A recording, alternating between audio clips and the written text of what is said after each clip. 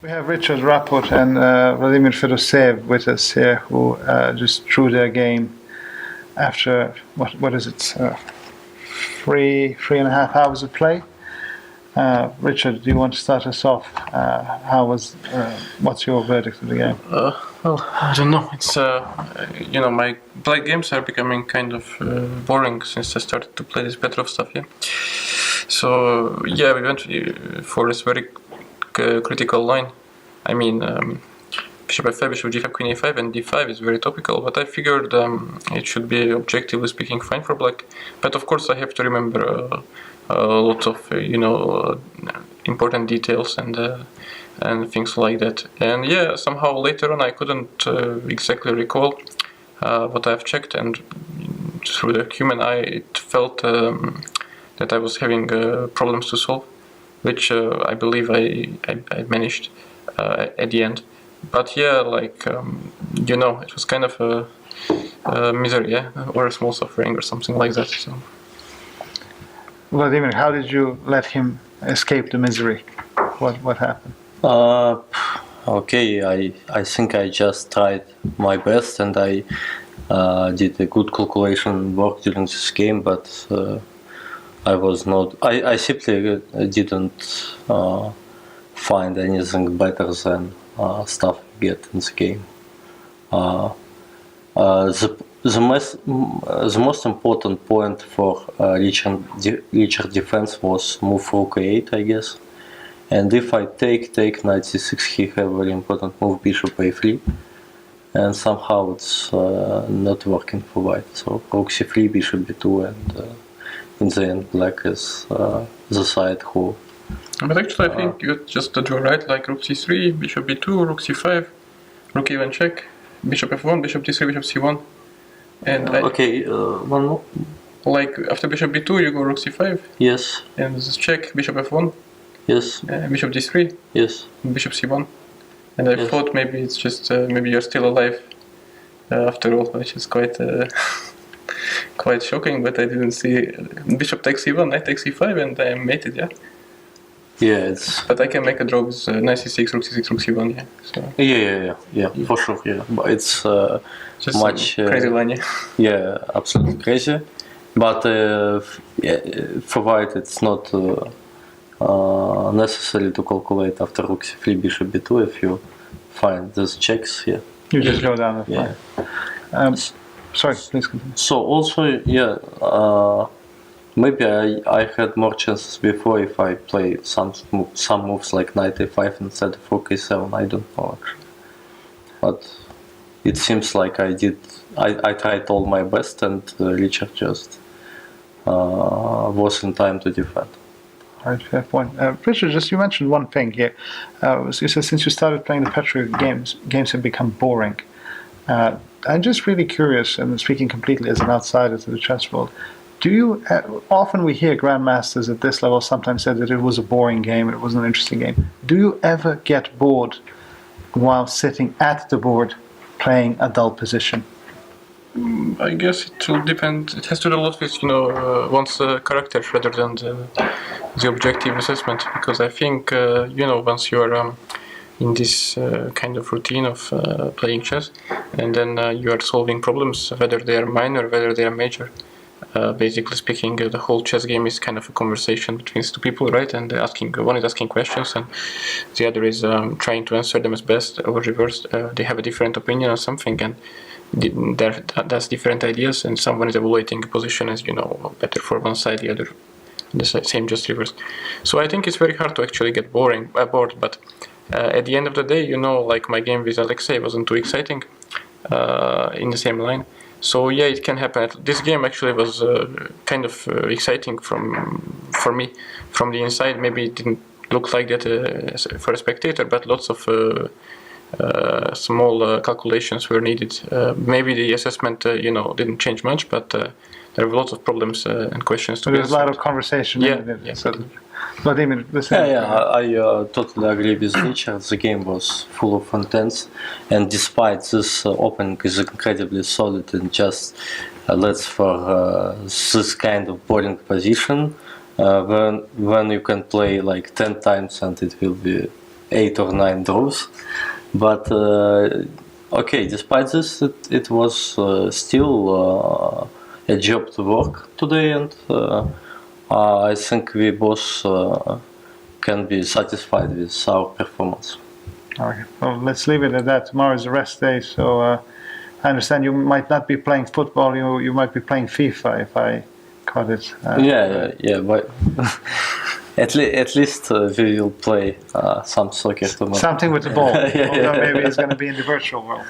Okay, well, good luck at that as well. Thank you both so much, and rest and good luck.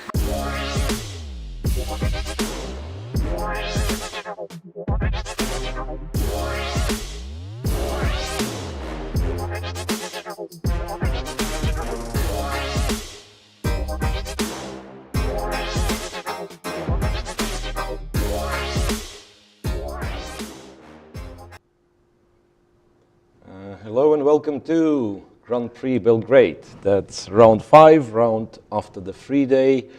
Well, we are back with Teodora Injac, and I'm Miro, if in case you've forgotten. Yeah. Hopefully players are full of energy after the free day, because honestly I'm not. It's raining here in Belgrade. The weather could have been better, but yeah, let's see what waits for us today on the chessboard. It's actually snowing. Yeah, well, to be more it's kind precise, of half raining, half snowing here in Belgrade. Yeah, I presume it's quite an unexpected weather for March. Yeah, we'll see. A lot of unexpected stuff happens nowadays. So we can see the standings after round 4. In the pool A, we have Andreikin and Shankland sharing the first place for now with 2.5 points. And also playing each other. Playing each other, yes. That will be very interesting. And in the third place, Bakro, who is only half point behind, actually. So he also has chances to catch up with them, right? Yes, so he needs quite a few things to happen. Yeah. Like preferably... Draw today and... let's say draw today and then Andreikin to win, for instance, and then to beat Andreikin. Yeah, I mean, it's mathematically possible, let's say, because in some groups, like place 3 has no business whatsoever interfering. Yeah. Like, for instance, in pool B, Anish Giri is leading 1 full point in front of Nikita Vityugov, and then Amin Tabatabey and Pratela Harikrishna joined last, or third, fourth, if you like. Yeah. So for those, catching up with Giri is very difficult. Very difficult. Yeah. Pool C, we have Widit and Rapport, very similar situation to Pool A, since they're also playing each other today, so it will be very interesting. And Fedoseev is third, same like Bakro. He still has some chances, but will be difficult. And Shiro is fourth. And in Pool D, we have Vasher Lagrave, sole leader, after his victory over Pratke. Yep. And all the rest are draws, so basically, again, 3 players. Well, here it's not such a huge distance, right? So if some dramatic things happen, it can turn upside down in Pool D. So nobody lost a chance just yet. So here are the pairings. As we said, Shankland is playing with Andreikin. It's a very important game since they are both leaders, and actually the first move will be made on this board. In the Pool A, second game is Bakro against Grishchuk. Pool B, we have Tabatabey against Vityugov. Again, important game for Vityugov, who has chance to catch up with Anish, who is playing with white pieces against Harikrishna. Yeah, for Vityugov, it's very important kind of look at the other game, perhaps. You know, and then like, because if you draw and Anish wins, there is like no chance. No chance, yeah. Pool C. We have Shiro against Fedoseev and Vidit against Rapport. Again, 2 leaders are playing. And in Pool D, we have Alexander Pratke against Mamedzharov and Vasher Lagrave against Yuyangi. White for Maxim, and also like of course, with 2 games to go, with everything unclear. Yeah, but it's a very important game for him, because if he wins, it would sort of... not really secure, but it would, create really a big difference. Big statement, of course, right. And some of you, the attentive viewers, might have noticed that today we technically play round 6, not round 5, right? Judging on the pairings. Yeah. But this is done, we just discussed this with Teodora before the broadcast, this is done to avoid somebody playing three games with the same color in a row. So very often in those double round robins, a couple of rounds are shifted in order. So that's why. Yeah, so for the last round, for instance, we will have some interesting matchups, like Vityugov will have white against Giri, and if they maintain this 1 point difference, that of course should be a big game. Yeah. Today Shankland and Draken.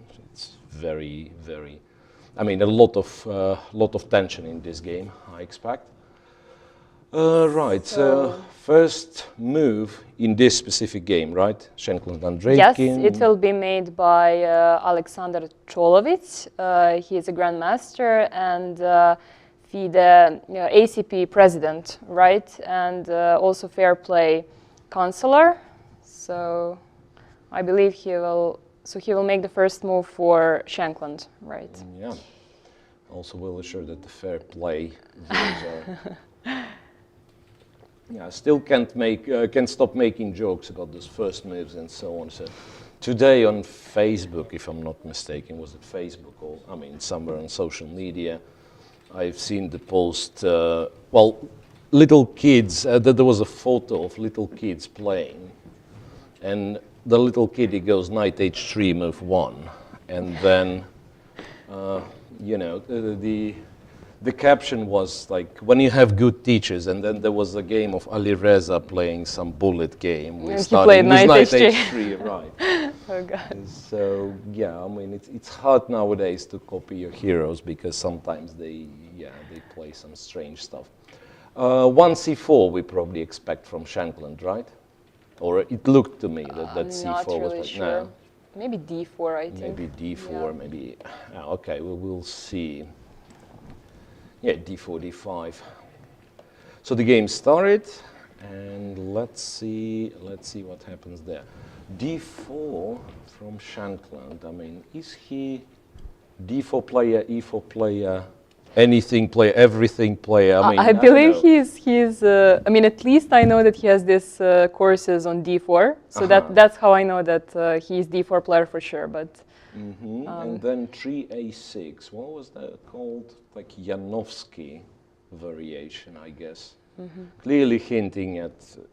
I mean, if you don't do anything, I'll take on c4 and I protect it, right? Yeah. So very often, I think practically all the time, white takes on d5, and then you have somewhat strange calls, but with black having the pawn on a6, right? But other than that, it would be a Carlsbad structure. So is pawn on a6 useful, you think? Well, or? Sometimes. They don't really play the Carlsbad, right? So they play something like knight f3 and so on. Because, I mean, it's kind of black doesn't really play the Carlsbad, right? How is that? Knight f3, knight f6, I'm guessing?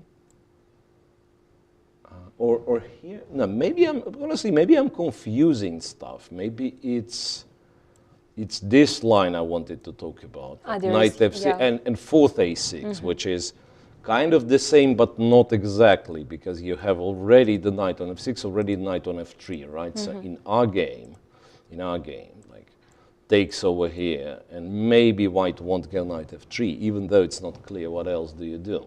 Yeah. Because, bishop f4 looks like I'm playing the Queen's Gambit with bishop f4, but interestingly, if black goes, after knight c3, if black goes bishop e7, and pawn takes, bishop f4, I guess you could do this, c6 and bishop d6 next, right? I think this is one of the lines. So accepting the tempo loss, but it's nothing special, considered to be nothing special. So I guess with the pawn on a6, it's also possible. C takes d5 played. E takes d5 will be played. Not much you can do. And I really don't remember what's the, the most challenging line. So after knight f3, I think black doesn't want to go knight f6 because of bishop g5. I mean, black will try to probably prevent white's bishop from coming to g5, right? Yeah, but there is also this line, right? Bishop e6. How was that? E3, knight d7, bishop d3, h6. Was it? Was it the line? I remember kind of good old theory when they would agree a draw here, like knight h5. And this bishop e5, knight Bishop g7, e5, bishop... knight g7. Yeah, yeah. The thing is, like, white strangely doesn't have a convenient move here, right? Like, maybe black would not take on g3 immediately even. But what do you do? Like, if you castle short, then yeah, then there is no rook on h1 and black can take. Yeah. And then the argument was I can go bishop e5. Then if you take, white takes with the pawn, I'm guessing, right? And the knight is stupid on h5. Maybe knight takes, maybe knight takes, yeah. It's just that we all know the theory used to be bishop e5, knight goes to g7 first, yeah, and then white would go back and black would go back. Yeah. And that would be, yeah, after knight g7, maybe you're even threatening g4, right? So kick the knight away, then trade the bishop, give queen g5, yes. So interesting, what's going to happen? Yeah, knight f6, bishop g5, bishop e6 played, yep. There was this queen b3 line, which was a bit more forcing. Queen b3, and then Knight c6. I'm not even sure. Yeah, I think knight c6 is kind of the main line, but then the question is, what do you do after bishop f6? Because queen f6 runs into queen b7, right? Then it's not... Yeah, and g takes is, I mean, at first glance looks not good at all, right? I mean, you've doubled pawns and stuff, but who knows? Maybe, once again, maybe some dynamical play. Okay, e3. E3 is modest. It could be, okay, I don't want to speculate, and probably it's not what Sam's intentions are, but it could be that he doesn't have anything special against this line, and he might even go for this, you know, bishop g3, e5, g3, and so No, on. I don't think so. I don't think so, yeah. Because, well, depending on kind of your views on the last round, he'll have black against Grishuk. So arguably, like if Sam makes a draw today, they're still standing sort of the same with Andreikin, and then Andreikin has the white pieces against Bakro in the last round, and Sam will have black against Grishuk. Yeah. So if he wants to kind of be a favorite in this race, he has to win today. Yeah, I agree. Otherwise, also, I'm not really convinced that this position which we saw is the right variation. I mean, after bishop d3, let's say knight bd7, bishop d3. Yeah. Was it here h6 that we checked? Or? I think so. There is also this bishop d6. That's the other line. That's the other line, bishop d6. But h6 exists, right? h6, bishop goes on g5. Yeah, for now it's knight d7. Maybe h3 also after knight bd7. Knight bd7, h3. To try to... Yes, but then what do we do after bishop d? I think bishop d6 is the move. And then in some positions you go bishop f4, right? Like bishop d3, if black goes h6, you're fine going bishop f4. And in fact, h6 might not be the most clever move, because this change in the structure, like white always wants f5, and also those double pawns, they support the knight on e5, so that's a little bit scary for black. Yeah, I remember there have been some like real subtleties, like after h3, for instance. I'm not 100% sure, but it might be that, no, wait. Yeah, bishop d6, bishop d3, and it might be that there were moves like queen b8, for instance. I mean, unpinning the knight, and sometimes wanted to play c5. And if bishop f4, then just c6. So you press on f4, and yeah, I mean, if white trades, it's kind of a regular Carlsbad, so black is not really terrified, and so on. And then it would be some queen c1, queen d2. So white wants to keep this tension, so on. But yeah, but that's very, you know, very uninformed view on this one. Of course, players know better. Bishop d3 was played, h6, bishop went to h4, so now this g5 and knight h5 is possible. Shall we move on? Yeah. Bakro and Grishuk, that's the Rui Lopez with 6d3. And, d6. Yeah, Grishuk just played d6. What's the b5 is kind of more common, yeah? b5 and then d6 probably, yeah. d6 immediately, it really starts to resemble this anti-Berlin line where, I mean, knight f6, d3, and then among other things, the other things would be bishop c5 and stuff, yeah. And also you can just play d6, interestingly. Yeah. It's not that terrible. It's not the most popular, but by far not the most terrible move. No, but it feels strange to allow bishop to come to c2 at once, maybe. Kind of in one go. Yeah. Yeah. Yes and no. Yes and no. I mean, honestly, I do not understand those positions too well. And sometimes, yeah, sometimes you would argue bishop c2 is just a win of a tempo, right? So you go to b3 later on to go to c2, but it really depends. I mean, I'm not sure if black plays b5 at all in those setups. I mean, sometimes it's like going to d7 and then going knight e7 and knight g6. Yeah, so they try to avoid going b5 at all. Because later on, as we all know, in the Rui Lopez, like you play b5 and doesn't matter where the bishop goes, maybe c2 this time. a4, and it's kind of a hook all the time, right? Like I go a4 and it immediately becomes sort of awkward for black. Yeah. So, but here it's like I would describe it as Grishuk doing Grishuk things, playing some flexible position where perhaps him alone understands what's going on the board, and yeah, and this is what describes it. So does black have some, let's say, some King's Indian plan with g6, bishop g7? Is it? Well, it's not necessarily a King's Indian, but perhaps this bishop goes to g7 eventually. So I don't think you want to play d5 in these cases, right? At least not too early, right? Compared to Gioco Piano, when, as I say, bishop would be on c4, b3, and so on.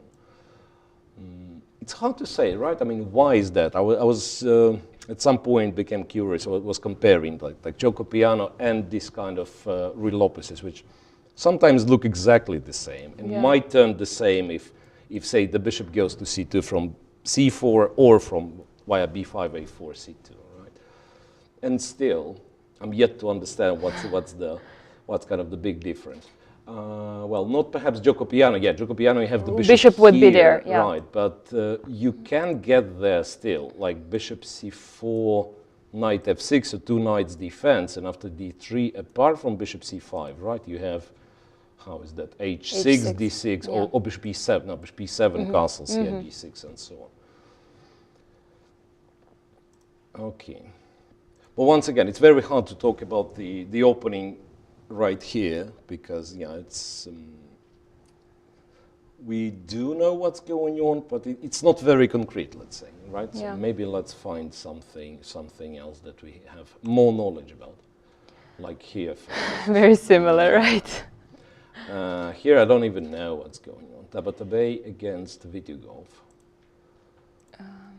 So it's D3, Italian? Right, and c3. Okay, so at least we could say the knight is a little bit, because when I've seen this position, now we will get there. Rook e1, castles, black doesn't play a6 or a5, interesting. So once again, that's beyond my understanding. Like look what happens. White goes h3. I mean, I'm being perfectly honest. I mean, I've never understood what's going on here. Because, look, white goes h3 and black plays a5. So to me, it looks like black implies that, you want to play b4, I want to stop you. That's why I'm playing a5. So you think white then, had... then the question comes, Why why couldn't I play b4 move earlier? Or, I mean, if you say, instead of castle, I'm playing a5, then once again, one move early after after h6. Why can't I play b4 here and so on? And there is no answer to this. Not b3, but b4. Yeah, there is no answer to this question. So that seems to be some quirky agreement between the players. So that yeah, okay, now I play a5. So all the moves, like one by one, are understandable what they're doing. Yeah, like h3 prevents bishop g4 on knight g4. a5 fights against b4, or maybe even like black wants to play.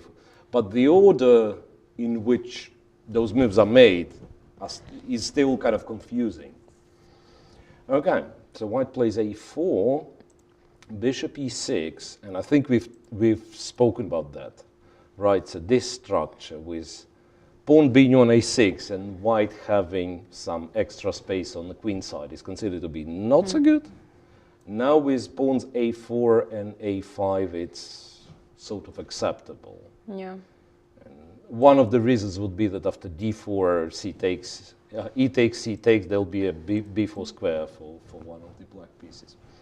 White went bishop e3, and after capture on e3 takes with the rook, which is logical, right? Yeah.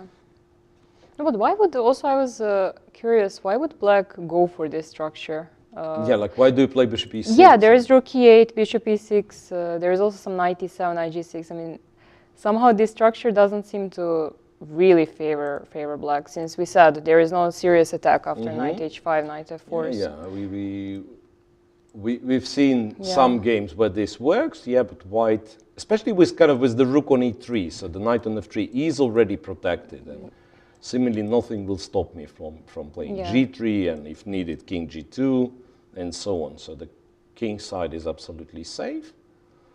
And then I don't know what's the plan for white. I'm not even sure.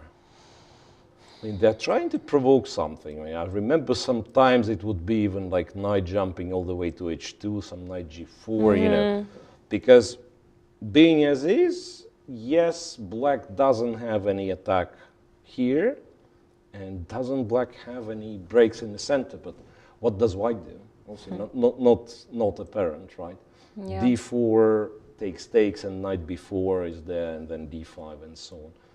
So I guess like bringing knight to g4, it's kind of trying to force some change in the structure. Like black would play g5, I know what I'm supposed to do. g3, king g2, try to get h4. But while black is not doing anything, right? While black is not doing anything, I don't know what he does. Like queen d7, b6, maybe double on the f file, and wait.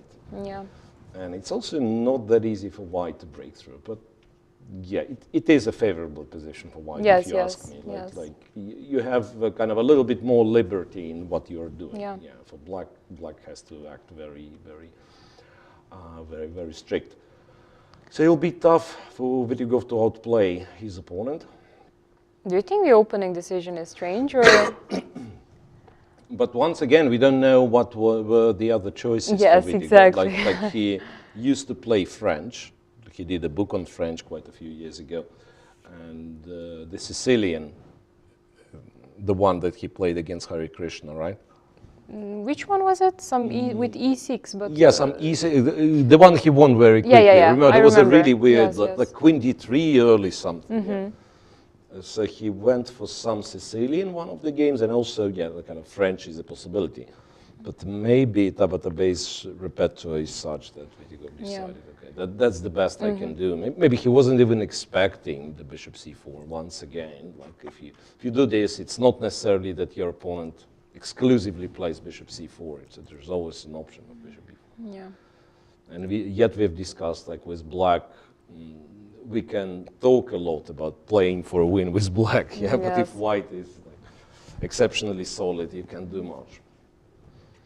Maybe the other logic could be that it's a last chance for both Tabatabai and Hare Krishna to try to fight, like with 2 rounds to go, being 1.5 points behind Giri. So it could be this, this logic that I'll stay solid. Yeah, even though I kind of need to win, but you need to win more. More than me, yes. And then, yes. Go beat me, and maybe I'll get my chance, all right, and then we have Giri, the leader in this group, against Pentala Hare Krishna. Here it's the Ragozin. for the third And time. Yeah, it's the Rogozin for the third time. 2 times it was seen in Mamedyarov game. Mamedyarov's games with white. Yes, Mamedyarov was white, and Yeah, it yeah. was Pretke and it was Yu Yang-gi. Yang-gi to play against Mamedyarov. Right, and I think in one of the games we were discussing that if white has any sort of quote-unquote critical continuation, it should be, or it might be, let's say, provoking the knight to c6 at least, right? So check, knight c6, c3 is what is played in our game by Anish Giri. Queen c2, rook e8, and rook e8 is connected with going e5 somewhere. Bishop d2, bishop went all the way back to f8.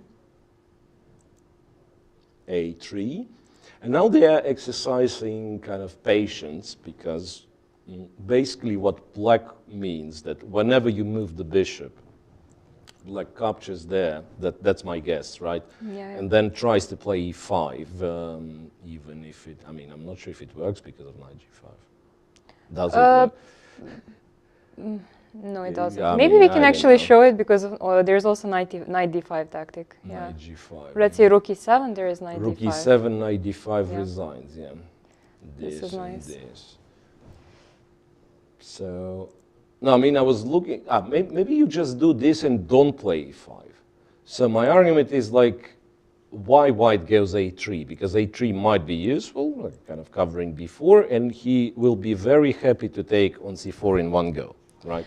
Compared Yeah. to bishop e2 line, okay, an extra tempo of a3, covering b4. I just think there might be some also knight before c5, like two connected Ideas, moves. yeah, yeah. Yes, so a3 is very useful. a3 and black goes a6. Black goes a6, also perhaps waiting for this knight to be moved, for the bishop to be moved, and then he'd take on c4. Also, we should say that queen c2 feels a bit unnatural because it's like white played with Queen queen h4, twice, right? but that queen will find itself probably a bit misplaced after some bishop d7. Yeah, so yeah. it's anyway, it will have to go back. It's kind of, this time, I'm sure it's kind of backed with some logic. Exactly queen c2 move here, because you don't have that many moves in this position, like a3 perhaps forces black to take, but he's fine with it. I'm guessing like takes, bishop d7, threatening knight d4. Yeah. And if queen c2 now, black already can try to play on the light squares, like knight a5. Yeah, if you take, then yeah, this knight goes to c4. Some c5 might happen. So black is very happy. Moving the bishop, black takes on c4, right? Going bishop d2, I'm not sure what's the problem here, but might as well be like taking on c3, going knight e4, simply fine. No, I just think there is no problem with transposition, honestly. Maybe, yeah, maybe, like bishop d2, but you will have to go queen c2 later on. Yeah. Yeah. Okay, so after a6, what does white do? Perhaps have to mention that in such positions, cd5, ed5, practically never good for white, right? Because the bishop stays. I mean, an attempt to play it queen's gambit style, right? Carlsbad structure style. The bishop is left here. It's not on g5. It's not on f4, right? So, Yeah. so bishop is quite passive, and then I mean, you could play this bishop g4 and try to claim that this is still playable, and probably it is playable. It's just that it doesn't offer any sort of advantage. But you do have, once again, you do have a lot of useful moves. Rook c1, maybe. I don't know if you have a castle long here. It might as well be that you castle. I haven't seen it, yeah. Maybe h3 also. Yeah, So- h3, sometimes even go in g4. Yes. If Mamedyarov was white, Yeah, we would yeah. see it, yeah. But not only that, but h3 kind of implying that black, once again, it all depends on evaluation of, say, e6, e5, or dc4 and e6, e5 things. Because black is also like, if none of this works, then it's not that many moves for black, right? I mean, Yeah. what do you do? Like, you probably end up playing some h6 or something. Bishop d7 is not really a development, Yeah. right? It might be counterproductive. No, sometimes they try to play b6, bishop e7. Yeah, I also seen that. Yeah, but here specifically, this is maybe the moment I'm taking, right? I mean, so the knight is Yeah. vulnerable, and e takes. Okay, probably no tactic, but bishop d3. You don't have what would be a usual maneuver in the Queen's Gambit, bishop g4 to h5 to g6. It's an inclusion of h3 and b6 clearly in White's favor in this version. But yeah, we'll see. That's a rare case, at least for this tournament, where Giri spends time in the opening while his opponent practically doesn't. Okay, so there is that. Yeah, we can move on. I think we can move on to pool C, right? Yeah. Pool C. What's the other? Shirov plays with Fedoseev. That's some Naidov, I'm guessing. Or no, it's not Naidov. It does look like a Naidov, but it's actually what you call it, a Sveshnikov Sicilian, right? D6, knight D5, exchange, and then Magnus was doing knight B8. I also think so, yes. Here it's knight E7 and knight F5. Quite an original way. G6.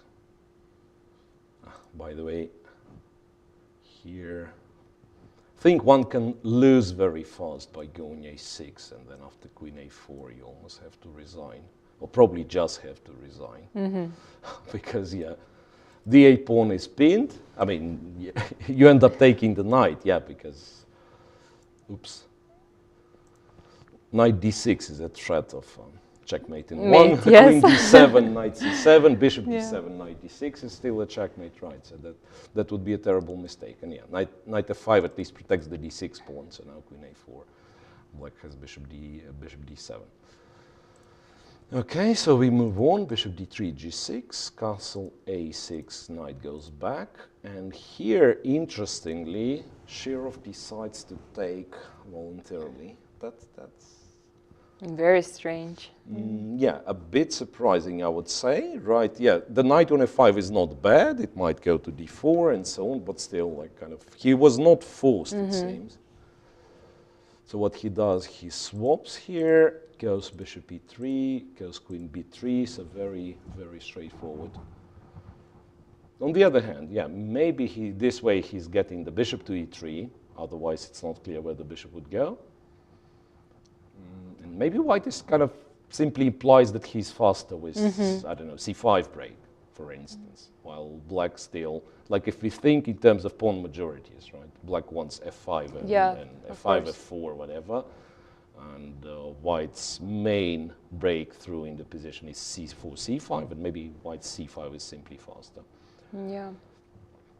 But it feels strange, right? It's like the moment he captured on F5 looks extremely surprising, but maybe now that I'm looking at it, maybe it does make sense. And also, it was played relatively quickly, right? So it's move 15, and players spent like 10 minutes each. So that means the position is not unheard of. So should black try to defend the pawn? Yeah, is it really hanging? That's what I'm thinking about. Like, do you defend the pawn? In which way you defend the pawn? Maybe you're, I don't know, playing like rook c8 and claim that, I'll be attacking c4.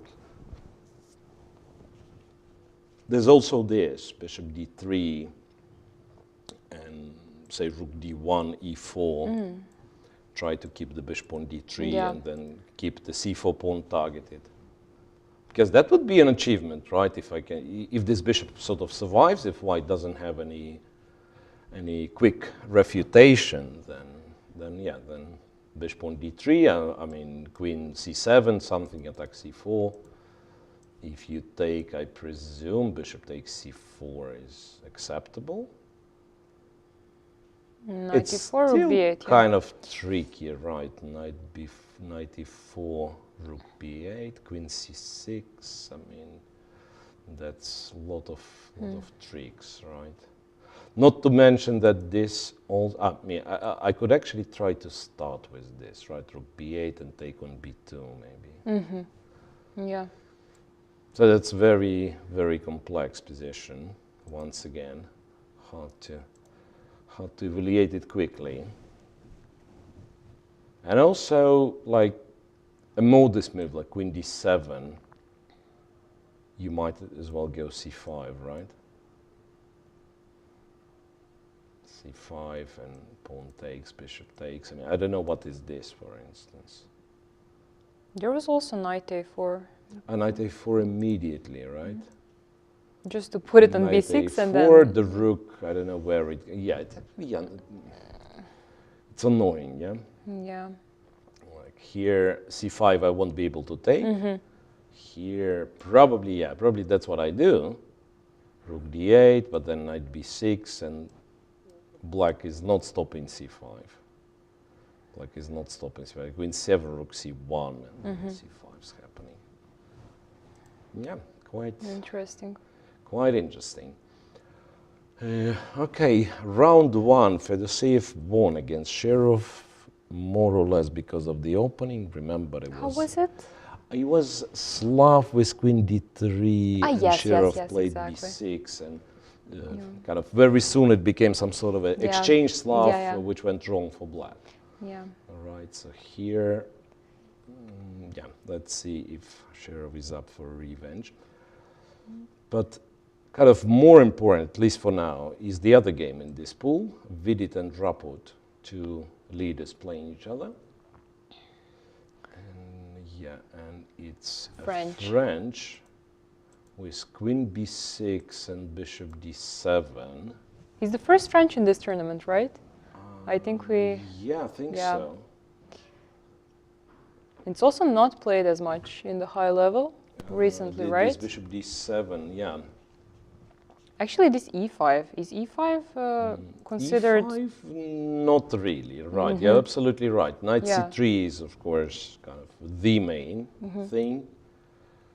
Some people still play knight d2, even though it's not much. If anything, yeah, e5.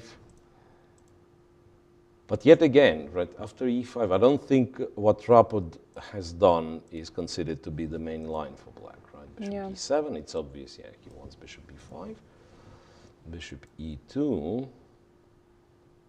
Yeah, bishop e2, not much you can do. And then the thing is, if I remember correctly, if you go bishop b5 at once, then white has this c4 move.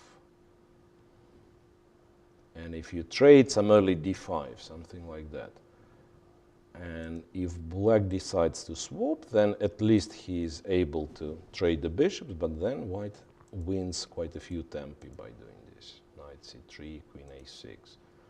What's surprising that Vidit, on move 9, he's already down to 112. Okay, a4, preparing knight b5, I'm guessing. Yeah. Which would create a threat, first of all, of knight c7, and would also allow white to castle short. So what we are playing against a4? Can't really stop knight b5, so maybe bishop b4. Oh, bishop b4 Bishop makes b4? sense. Yeah, I mean, it's, once again, it's an interesting and I want to say ambitious move, right? So one more time, if we switch to our version of chess where you're allowed to castle, right? Yeah. Doesn't matter that square is this square is under control. Yeah, we were, for those who are uninformed, a couple of days ago we were discussing, like, let's modify rules of chess so that castle, not Kramnik chess, but the opposite direction, right? You can capture with the castle, you can castle on the check, you can castle via the control square and so on. So, no, but what I'm trying to say that black doesn't necessarily want to take on c3, like bishop c3, bc3. If I somehow manage to force, it's not a bad change of a structure for white, because he will also have bishop a3 and so on. But how do I force white to take? Like queen b3? No, white says black says I go knight c6, right? And this pin stays. If I play bishop d2, then Okay, here it's less clear because knight b5 might be still a threat, right? But maybe I'm just on time with knight e7. Who knows? Knight b5? Ah, no, wait a second. Knight b5 There will be also because knight there is d6, also knight yes. d6, yeah. Knight b5 is serious. Yeah, maybe knight d2 I will actually have to take. But now bishop is on d2, so if you take Yes, with pawn, at least yeah. it's kind of a little bit more improved version. Maybe, in fact, you take with the bishop because you also have these plans, like b4, b5. Yeah. Yeah, it is very complex strategically, this one. Ah, you could do this maybe, which once again looks like beginner's play. Bishop d2 and then stop knight b5 by going a6. Or just go back to, no, come on, this can't be right. No, but This can't be is right. knight b5 that much of a threat? Ah, if we say play this or something. Yes, and then just go back a6. I mean, I don't think white is actually threatening it really, yeah. But at least I can castle now. Ah, and then you go a6 and you say, okay, I'm playing this position, right? Knight goes back, knight d6, I don't think it works. Yeah, yeah. So knight c3 and then you do something. Knight e7 to g6 or to f5. Yeah. But black spent a lot of moves to change this bishop. Yeah. Yeah, it's interesting. It solves the problem of a light square bishop in a radical way because you have two openings with similar, say, pawns formations in the center. It's the blockade, the advanced Caro-Kann with e5, yeah? Yeah. And this type of French. And in French, black is always complaining about this bishop being stupid, right? In the Caro-Kann, very often, the bishop would be on f5, but if something opens, like bishop b5 check is not uncommon, you know. And then the bishop is missing because Yes, it would be, better off would be on d7. So in our version, at least, yeah, black did spend quite a few tempi, but no more worries about the light square bishops. Still, I believe, like, usually white would be better in such cases because, like, it's only one factor that you got rid of, the bishops, line, right? yeah. But still, there is space advantage, there is development advantage for white. So white should, like if we see the structure, white should try to play on the king side, right? Yeah. And black should play on the queen side. But also this bishop will be missing for some attack, right? Let's say if bishop was on d3, this attack would be more dangerous, like on perhaps. h7 yes. and so on. So black would practically be, yeah, it would be impossible to castle short for black. Yeah, still, I don't find those positions to be much fun for black. But yeah, we'll see. We'll see. So what? Maybe Robert yeah. knows what he's doing. Yeah, Hey. before it's still possible, right? I'm curious if a4 is a first surprise for Robert.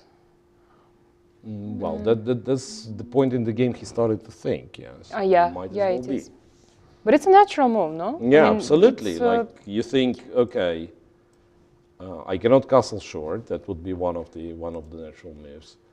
So what should I check? Well, queen e2, which is probably boring. Knight e2, but then don't know. It kind of takes some time. Well, knight e2 is not that pointless, right?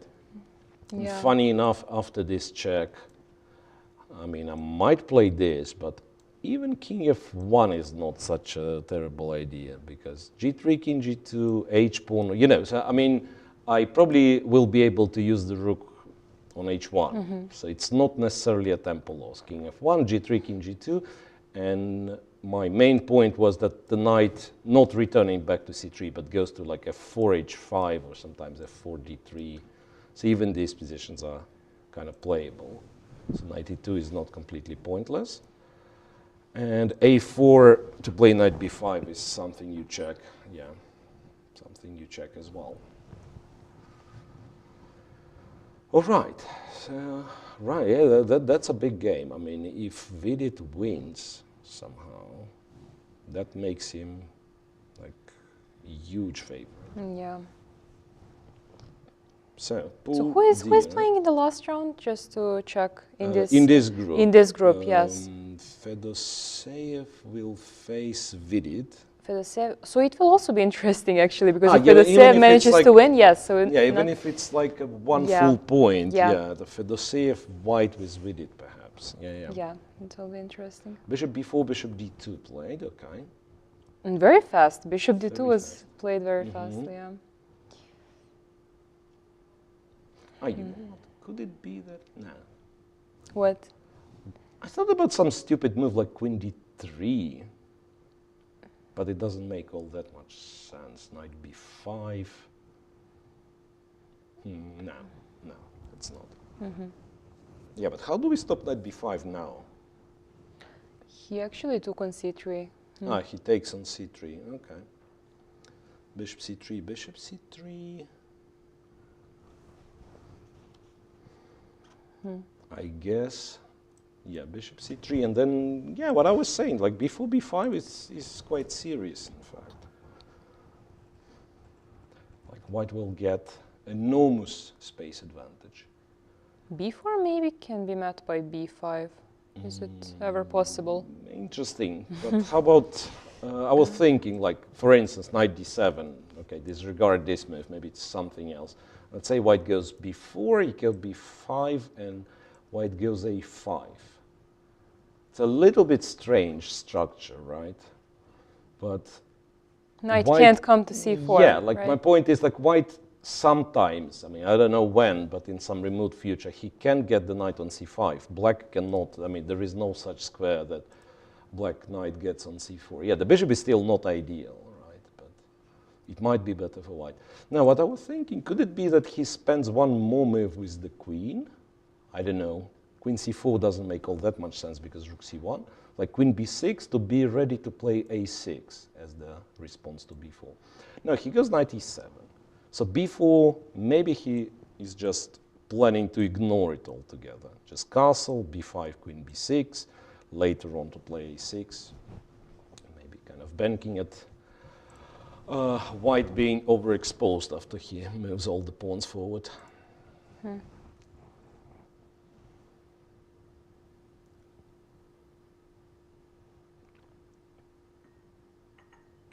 Okay, so this is it. Let's move on. Group what? Pool D, where we have MVL on +1 as the sole leader facing Yu Yangyi. And this is the Petrov, right? The Petrov defense, bishop d3, knight c6, so the same thing. For the third Same time, thing, yeah. Interesting. And wait, one of those games was actually played by you. Oh no, one was played against Shirov. Shirov Rapport, that one I recall, And what was the other one? What was the other one? Predke. I think Predke against Yu Yangyi. In this group.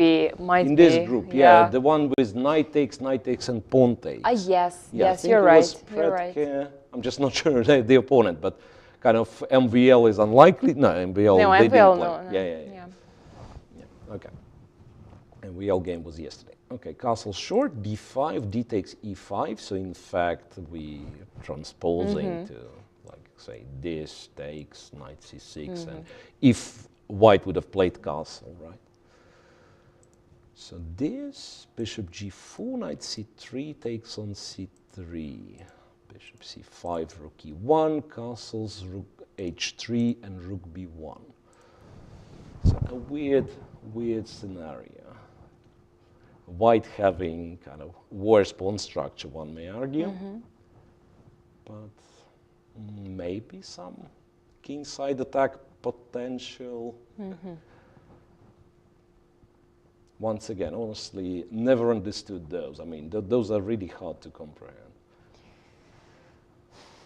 Like, when you play g4, and I mean, you end up playing g4 sooner or later. It's like when it's good, when it's not good at all. Right? Yeah. Because sometimes it's like g4, move the knight, go f4. You don't care like swapping the bishops. It's just good. Sometimes, yeah, g4, bishop g6, and you move the knight. They play some f5, and it's a disaster. So MVL apparently knows what he's doing. He's got some 10 extra minutes. So we'll see. So what does black want to play? Here. Yeah. B7 not even Not hanging. hanging, Yeah, yes, not now I even understand. hanging for real, right? Is it?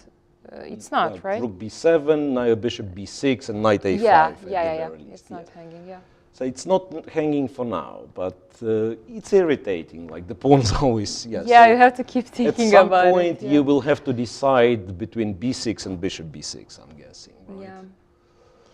There is also some funny idea, probably not, but I thought like Rook B5, you know, Rook B5 and Rook D5 is a threat. Yo, you can maybe show it. Yeah, like, let's imagine, I don't know, Bishop B6, Rook B5. It's quite naive, but yeah, Rook takes D5, Bishop H7 being a threat. If we go Knight E7, then I might claim, okay, so now I have B4 square and I go to G4 or H4. That's, of course, imaginary lines, probably not good for white, but at least, you know. So, by the way, Knight E7 is a mistake already because Bishop H7, yeah? It's all hanging on black's ability to take on G5 with the queen. Right. And this way white gets a huge advantage, right? You have to go, or maybe just wins because King G6, G4, also a check on D3, right? Yeah. So Knight E7 is already annoying. Okay, so that changes things, really.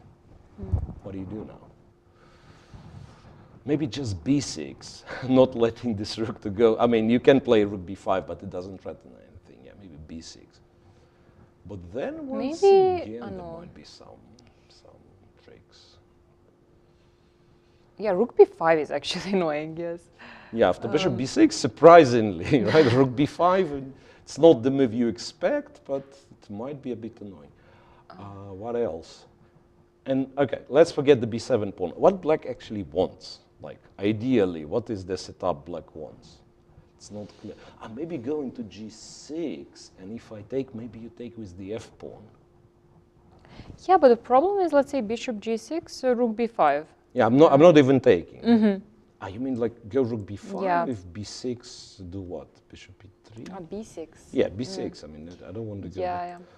Now, we're thinking like if white takes, then those are actually known to be dangerous because, like, if this ever happens, you don't have the H pawn. Like when, let's say, white comes here, threatens checkmate on H7, but your pawns are all right, you have H6, right? With pawn on G6, you have H5. With pawns doubled, that's a very serious threat. Just come to H4 with the queen and it's a checkmate. But very common theme would be to take like from the center, right? And then the rook is all of a sudden playing and you're hoping for some sort of blockade on E6, F5, so that's actually good. So the thing is, I'm guessing now, not rook B5, but the thing is white might not react at all. Just, play knight D4 or something. Knight D4 and then maybe threatening rook B7 as well. And those positions, if they happen, by the way, could have captured on C6 intermediate quite possibly, but yeah, let's imagine somehow black does it in such a way that white doesn't have any intermediate moves. That's a serious question how to react to all that, right? Because yes, better structure, blah blah, but what to do? This advance shouldn't be underestimated, right? Perhaps to mention that this kind of positions are not really good for black because black's majority here is like it takes quite some time to set up in motion and it's not attacking anything substantial, right? Like you attack in 10 moves, you'll threaten to win the pawn, and by then white already has the pawn on F5, the bishop on G5 just wins. Yeah. So those we know from various like Nimzo and so on, you know. So I'm not even sure. Like F6 could be something that you're looking to make work. Yeah, I wanted to ask is, does white want to play E6 after F6 ever?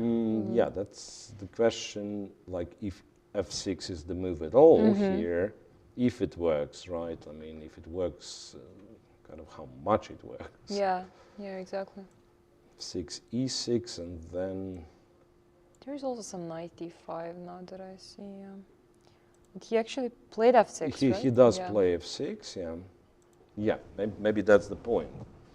That black actually has to challenge the e5 pawn as soon as possible. Yeah, he cannot really postpone it too much. Yeah, like taking on f6 is not an option for now, it seems. Queen f6, right? Yeah, I Yeah. think queen f6 simply. e6 seems to be forced, like e6 or like g4 followed by e6. But even then, like after g4, this might be an alternative, right? I take and you go e4, and maybe it's just good for black, Yeah. right? So after f6 practically forces me to go e6, it seems. After e6, knight e5. What? Knight e5. Does it work? Bishop h7, king h7, knight g5, some funny lines. Once again, don't ask me what happens if the king goes to g6, because I have no clue whatsoever. I mean, it works for white in this line, it seems, right? Check on h5 and take on e5. So if you take f2, it's still not clear, right? Because you take on f2 with the bishop. Now, I was very happy with this until I found out bishop g3. And the mate is threatening. Yeah, the mate right? is threatening. There is also Bishop g5. bishop g5 with the tempo. You're absolutely Yeah. right. Yeah. Also spotted bishop a3. Also possible. Bishop yes. e5, e7. Yes, it's nice. No, but this works. But the whole sequence, I don't think it works for white. He feels this kind of artificial, Yeah. right? So e6, yeah, quite possibly knight e5 is the move. If not, you might have like queen d6 or something. Queen d6, even though probably in some form you'll take on b7, and while black will be trapping the exchange, you'll You will do something. develop. Yeah, you'll inside, develop yeah. some initiative. I mean, it's actually important not to go g4 because this check. I wanted to say, yeah, like while you're trapping the rook, I go g4, unpin the knight, Yeah. you know, and win. Yeah. Yeah. Well, unpin the knight works. It's just it's black who is winning after g4. Yeah. So that's not one of those Petrovs where everything is quiet. Yeah. It's clearly the conflicts on the board. White is sort of forced to get, the initiative, the attack, basically, right? So. And white is under pressure, actually. Yeah, it's not black who is... in a way, it's white who's under pressure. I mean, it might as well be that white kind of wins somehow, like on computer level, like mathematically, it might be that, okay, e6 and then some sacrifice on h7 in 5 moves or so on. But like from human standpoint, it's white who has to do something. Like black will play quote unquote normal moves. If white doesn't have a clear plan, then maybe e pawn will be just lost. Yeah, right. Okay, we have what? We have one more game. Predke with Mamedyarov. Those are still the guys on, and I want to say on 50%. Predke has lost Yes, to yes, MBL. Yes, So Mamedyarov minus and one. Guillaume. Yeah. 50%. This is yet another Italian with h3, h6. Again, seems to be some strange agreement. This is still, like, I mean, if you want to play b4, just play b4. No, they start with rook e1, and then a5, and then this. There might be some... there has to be some reason for sure. But obviously, obviously there is some explanation. All right, so f5. Here.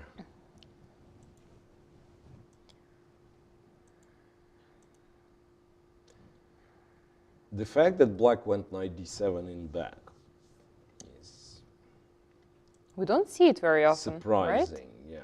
This kind of play in Italian. I remember, you know, it was FIDE Grand Prix Riga, I'm guessing. Must have been 2019, so already quite a few years back. And Schach was, it was a knockout event back then, and Schach made it to the final against MVL. And they've played quite a few of those Italian, MVL being white, and Schach was struggling. So, I mean, strangely, he was trying different systems and he wouldn't be able to equalize. And it kind of resembles what he's doing now. It kind of resembles those matches. Like he has the same feeling. Like he was not sure. He was trying this and that and so on. So here I'm not entirely convinced what's going on. The bishop on b6 being, I want to claim, the main problem for black with this structure, with this setup, right? So if, let's say, one thing, if black manages to ideally win the pawn on d4 or at least force white to push the pawn forward, then the bishop is in play. But if we imagine that white just keeps the position somehow, goes bishop e3, right, and manages to never push the d pawn. So this bishop is actually quite silly. Or even, who knows, I mean, maybe takes followed by bishop e3 is playable. Might as well be. Yeah. So like the bishop is practically locked from the game. And yes, for that white paid his price, like exchanged one of the bishops, right? But still, that's like knight g3 I'm taking with the pawn, let's say, right? Bishop e4, bishop d5. That will be one fantastic bishop on d5, yeah, and the other one will be a really silly bishop. But even like the fantastic bishop, I go here, bishop is somewhat hanging in the air. If bishop d5, I'll have knight g6, knight f4, right? Yeah. So in terms of plan, I mean, I don't think it works right here, right now. But kind of strategically, that I believe the activity of this bishop is one of the most important factors in the current position. Knight h5, what else white can do? Like I'm afraid if you take on h5, go g4, something will fall. Rook I mean, I'm f3. not sure what, but something will fall. Yeah, rook f3. There is also knight d4 possibly. And then, yeah, this is hanging. If knight takes, it's rook f2 and queen h4. And also, I mean, who knows if... And this might be lost. It might be lost. Yeah. Ah, wait a second. But here's king g3. King g3, This yeah, is right. tricky.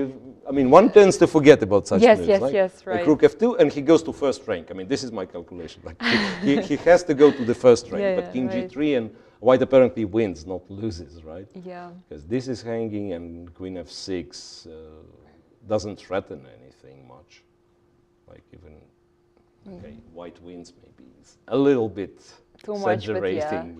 yeah. Bishop e3. Somehow one turns to believe in white's position when he discovers this. Okay, I think the move was played. Bishop d3. Ah, okay, trying to trade the bishops. Also makes sense. So now bishop d3, queen d3. But it's more or less the same, in the same vein, right? Bishop d3, let's pretend none of this knight h5 or something works. White just takes on d3. Now if you take, I guess pawn takes, right? If queen f6, not sure. Probably bishop e3 and so on. For some reason I want to say white's better, but it might not be accurate. I really don't know such things. It's clearly not your... the meaning of gioco piano in Italian is a quiet game, right? So it's certainly Yes. not a quiet game. Yeah. If anything, Shankland and Draken was... Shankland and Draken wasn't there. What was the Italian when... There was one Italian which looked like a quiet game. Vitigov's Italian looked like a quiet game until he went d5, right? And this one that we don't have on the screen right now is not a quiet game. Yeah. Okay. So it would be good if we can see the odds of all the players. Yeah, we have special stats, yeah. right? It's not that not very easy to see for me, interestingly, but those are the odds for the players to qualify, right? And I believe Giri's odds. Oh, wait a second. But what are those odds? To qualify for the final, for the semi-final, right? Yes, to win the group. To win the to group. win the Yes. group, so which more or less is the same. Yes. right? Yes. Yes. Which more or less is the same. Nobody's on 0, right? I see Grishchuk is on 0. Grishchuk's on 0, 1.5, and probably doesn't add up. Like he wins 2 games, but then one of the 2 players somehow has to still have more points than him. Yeah. Also, Tabatabai is on 0 and Shiro. Yeah. Tabatabai is on 0. Because Giri has 3 points, right? Yeah. Also, it's interesting to see that, let's say, Andreikin and Shankland don't have the same percentage, and they're having But the same. then you probably kind of weight the rating of their opponents in the last round. Yeah. Let's assume if one of them wins, he's clear favorites. If they make a draw, then one plays with Grishchuk, the other one plays with Bakro. And at least for the statisticians, you play Bakro with white or Grishchuk with black. So that's clearly not equal chances. So once again, those things they are not taking into account, let's say, the form, the current form that player is in right now, but only the rating. Okay, so anyway, that gives you the rough idea of what chances are for the players. I think we made a full circle on like every game, right? And Yes. I would ask for a quick break for the commentators. Yeah, maybe show some ads, maybe show interviews from No, actually, the day before. stay tuned because now I think we will see some materials and archives of chess history in Serbia. So well, those must be nice. Yes, Yeah. so stay tuned, guys, and we will be back very shortly.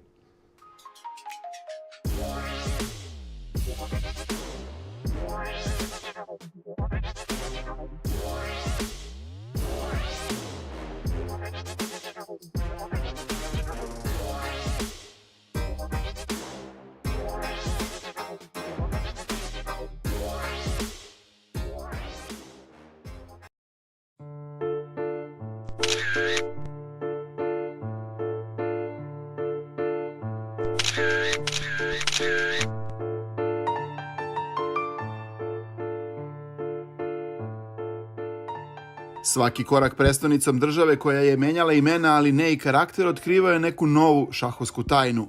U Beogradu, svetskoj šahovskoj metropoli 20. veka, uživali su svetski šampioni. Najtalentovaniji igrači iz celog sveta stasavali su za najveću scenu, a silno motivisani ljubitelji šaha, makar na 5 minuta, uspevali da ukradu slavu jačim protivnicima. Valjda i zbog toga, nebrojena šahovska armija iz čitavog sveta u njemu se sastajala kao Dunav i Sava, a tako je i danas.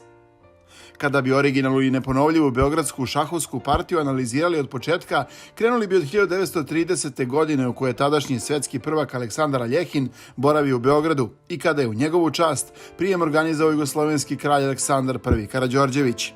Njihova zajednička crno-bela slika nije sačuvana, ali su ostala polja istih boja da se ne zaboravi. Odmah po završetku Drugog svjetskog rata proslavljeni velemajstor Svetozar Gligorić osnovao je na Terazijama šahovski dom. Bio je to početak zlatnih godina jugoslovenskog šaha. Već 1950. na bini velike sale Kolarčevog univerziteta odigran je dvokružni radio meč Jugoslavije i Sjedinjenih Američkih Država. Nastupili su najbolji igrači obe zemlje koje je umjesto table delio okean. Potezi su prenošeni telegrafski, a Jugoslavija je rezultatom 11,5 prema 8,5 izvojevala pobedu nad četvorostrukim olimpijskim šampionima. Godinu dana kasnije, nešto bliže reci, Beograd je na železničkoj stanici dočekao svog Boru Ivkova, koji je iz Birmingema doneo titulu prvog omladinskog prvaka sveta. Na početku druge polovine prošlog veka, turnir Oslobođenje Beograda postao jedan od najjačih na svetu. Priliku da odmere snage sa eminentnim gostima, a često ih i pobede, koristili su najbolji šahisti Jugoslavije. Verovatno i zbog toga reprezentacije Sovjetskog saveza i Mađarske baš u Beogradu često su igrale protiv naše reprezentacije. Za te mečeve vladalo je ogromno interesovanje. 1959. u velikoj sali Doma sindikata odigran je turnir osmorice kandidata za izazivača svetskog prvaka, među kojima je bio i Svetozar Gligorić. Veliko interesovanje publike privukli su 16-godišnji Bobby Fischer, koji je tada postao najmlađi velemajstor na svetu, i Mihail Talj, koji je pobedio na turniru, a zatim je osvojio titulu prvaka sveta. Deceniju kasnije, Svetozara Gligorića je u rodnom gradu u četvrtfinalu prvenstva sveta zaustavio upravo Talj. Razvojem nacije razvijao se i glavni grad, a sa njim i veoma interesantni šahovski život u klubovima, koji su bili pokretači nezaustavljivog entuzijazma. Anegdota u njima bilo je više od odigranih poteza za sve ove godine. Mladi su stasavali uz idole, popularnost šaha kod dece bila je na vrhuncu. Brojne simultanke i još brojniji učesnici slike su koje ne blede. O 1970. godini i Beogradu govori se i danas po čitavom svetu. U meču stoleća sastali su se najbolji šahisti tada neprikosnovenog Sovjetskog saveza i ostatka sveta, za čiji tim su, pored ostalih, nastupili Fischer, Larsen, Gligorić i Najdorf. Sala Doma sindikata bila je mala da primi sve ljubitelje šaha. Mesta nije bilo ni na platovu ispred sale. I tadašnjem gradonačelniku Branku Pešiću bilo je teško da pod otvorenim nebom prati prenos partija. Posle 8 dana spektakla, Sovjeti predvođeni Spaskim, Taljem, Korčarem, Botvinikom i Smislovim bili su bolji za 1 poen, 20,5 prema 19,5. Tradicija ženskog šaha u Beogradu takođe je bogata. 1965. održan je prvi osmomartovski turnir za dame, čija nit nije prekinuta ni danas. Spisak najboljih svetskih igračica koje su na dan žena mirisale ruže u našem glavnom gradu je izuzetno dug. Zajedno sa turnirom rasla je i Alisa Marić, koja je 1991. igrala čak i meč za izazivačicu svetske prvakinje. Na tron se popela kineskinja Xi Yun. O meču pretendenata na svetski vrh u muškoj konkurenciji iz 1977. i danas se priča. Viktoru Korčniju prijao je boravak u našoj prestonici. Sa 10,5 prema 7,5 savladao je Borisa Spaskog. Bio je to neverovatan meč, pun preokreta. Korčnija su posle jedne partije navijači nosili na leđima, a ne jednom desilo se da se pristalice dvojice velemajstora potuku u centru Beograda. Pri kraju 20. veka Investbankini turniri privlačili su krem svetskog šaha u glavni grad Jugoslavije. Na jednom od 6 turnira trijumfovao je Gari Kasparov, a na radost domaće publike isto je učinio i Ljubomir Ljubojević. Strast Beograđana prema igri na 64 polja nisu ugasili ni ratovi. Neko bi rekao šta je šah ako ne učenje na sopstvenim greškama. Sigurno i zbog toga u ovom delu Balkana postoji neka nevidljiva sila koja privlači poklonike drevne igre iz celog sveta. Zbog njih, kao i zbog miliona ljubitelja šaha koji će partije iz Beograda pratiti preko interneta, potrudit ćemo se da sačuvamo sve što je bilo dobro u prethodnih 100 godina i dodamo energiju sa početka novog milenijuma. Ne sumnjamo da će radost sa kojom ćemo organizovati FIDE Grand Prix stići u sve delove planete zajedno sa razglednicama ukrašenim crno-belim poljima.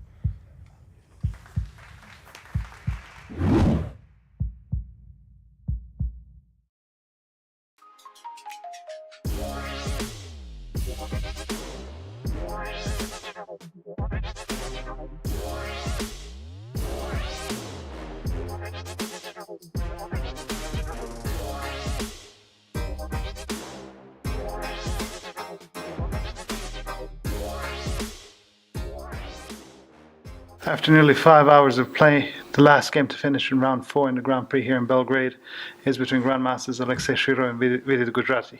Thank you so much for joining us after such a long and tough game. I imagine you're both very tired. Alexei, do you want to start us off? What's your verdict on the game? Okay. In the opening, I played some very old line, which is taking on e4, taking on e6, knight g5. I had the feeling that I analyzed it back in 90s, and decision was that it was about equal. But okay, of course, nowadays chess theory is different to 90s. But I thought white was not worse, so I could try it.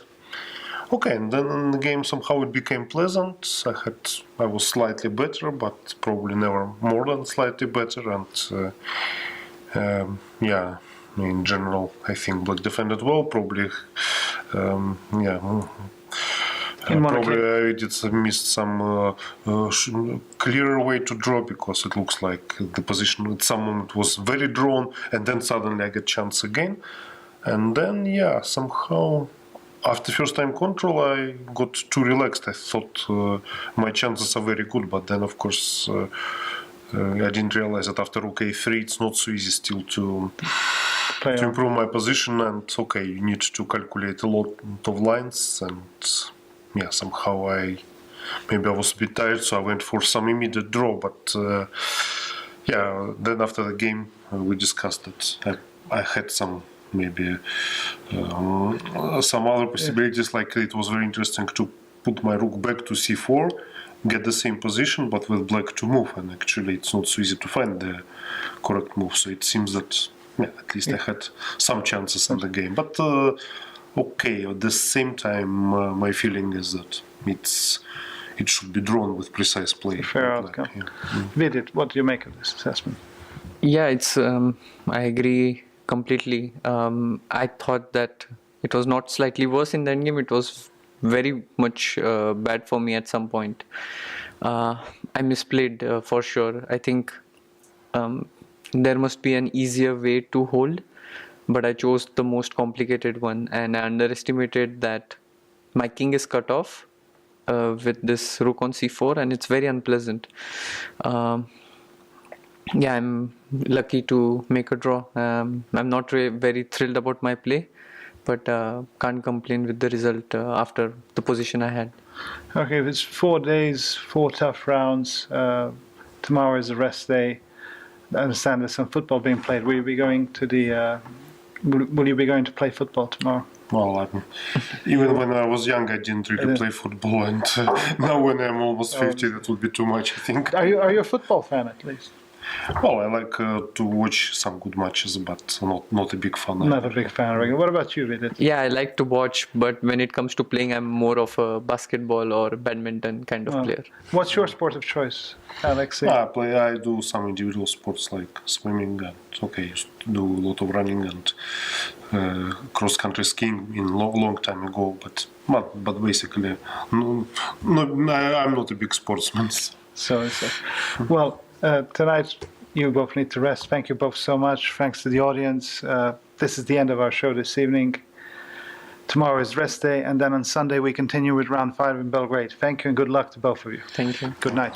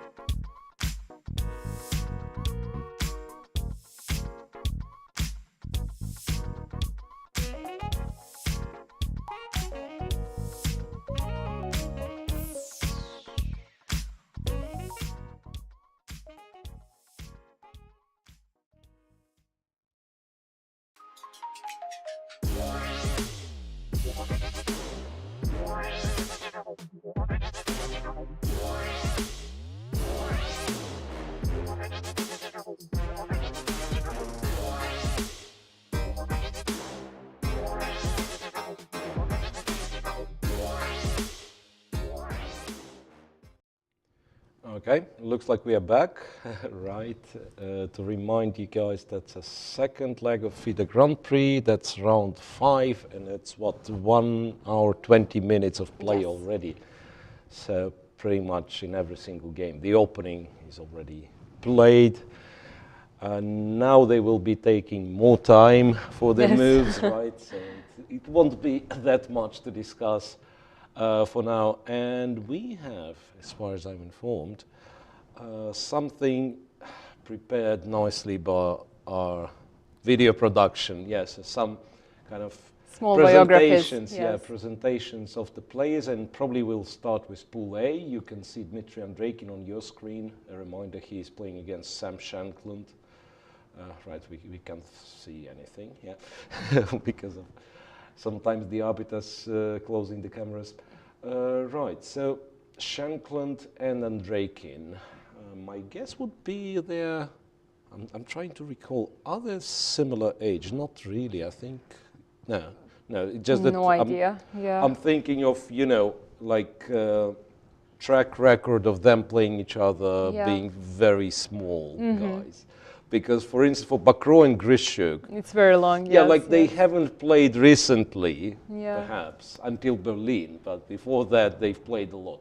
Okay, so for Sam Shankland, gold medal at the Olympiad as the reserve board, but if I remember, so two, no, not two gold, those are two different gold The first one medals, is individual, right? Yes, it's individual on reserve board. The second one is, 2016 Baku is when the US team tied with Ukraine, I think, and they won on tiebreak, won the Olympiad. Then what, we know of Capablanca Memorial Tournament in Cuba, right?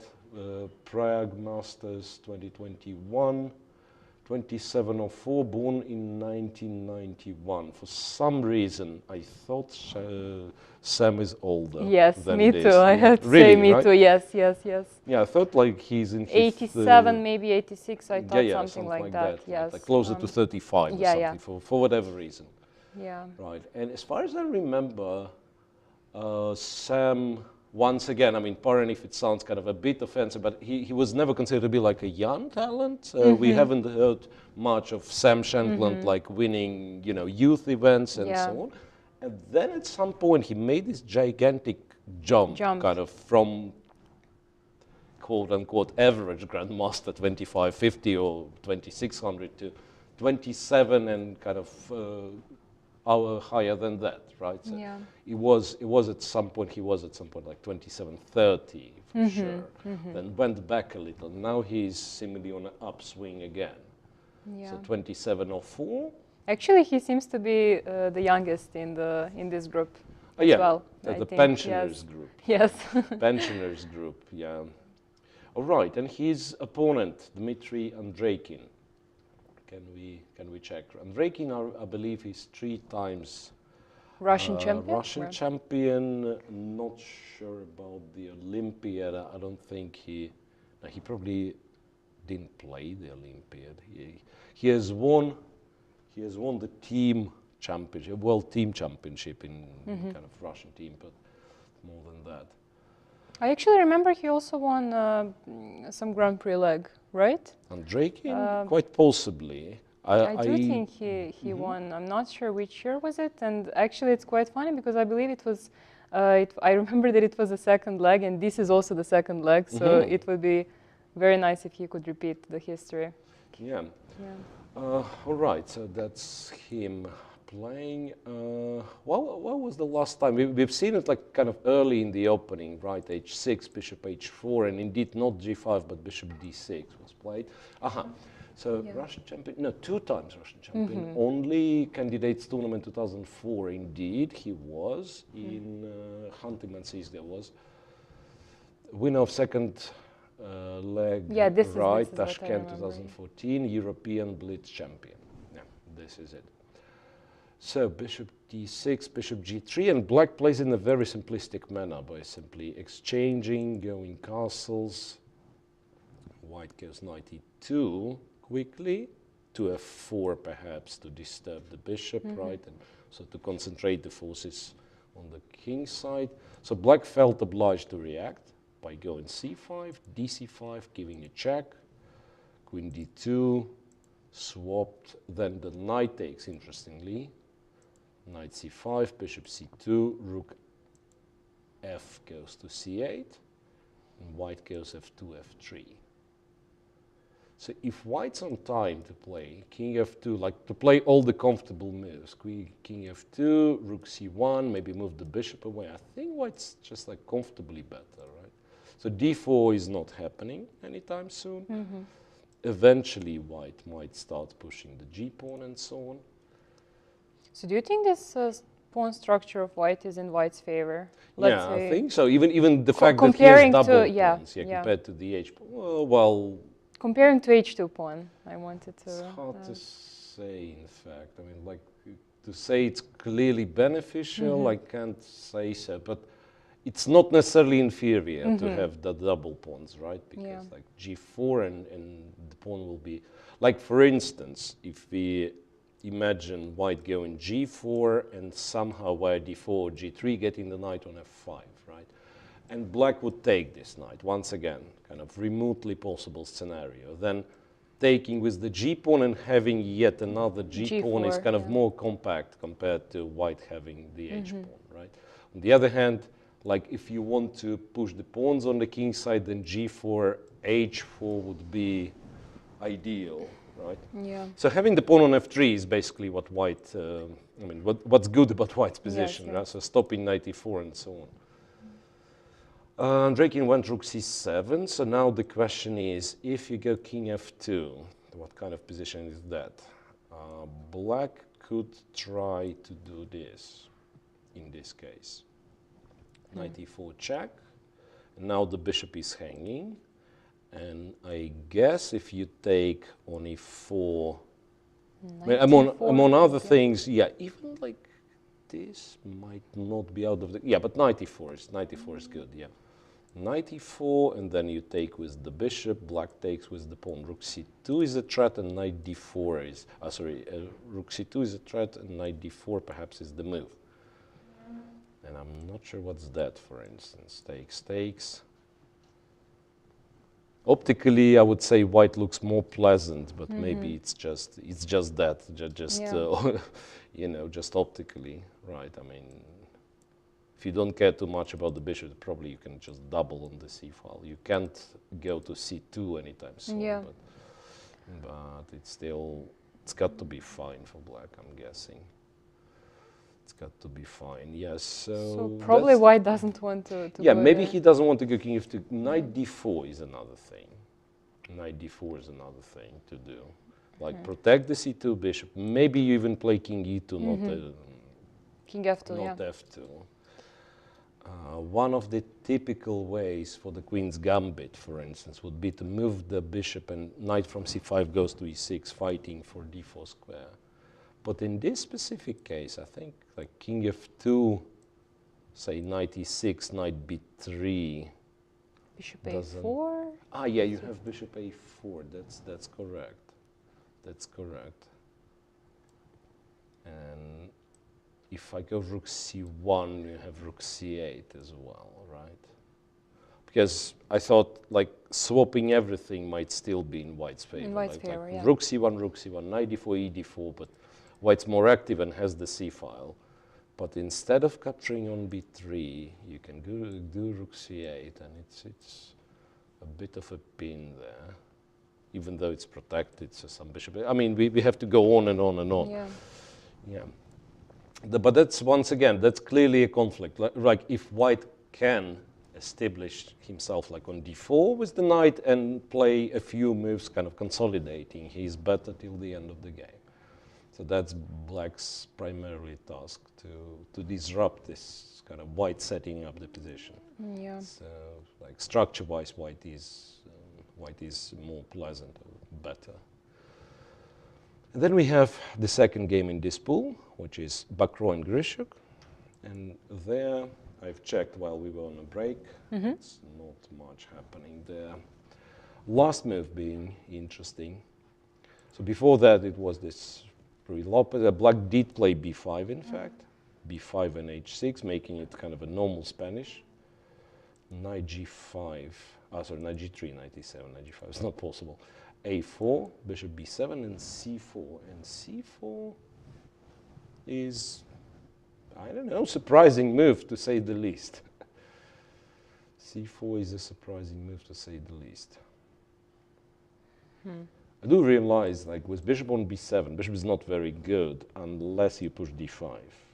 Yeah, that So makes sense. maybe that's sort of the point of c4. So if you take bishop takes, right, then maybe a5 to nail the c. But c4, it's, once again, it's something that I've hardly seen in such position. Also very easy to sort of forget about from black side. Mm-hmm. And black doesn't probably want to take, right? Yeah, you don't want to take. I'm guessing if b4 is played, I'm guessing white has some ideas connected with c5, because I'm thinking like if you don't do, basically if you don't play c5, you do something else, bishop b3, I don't know.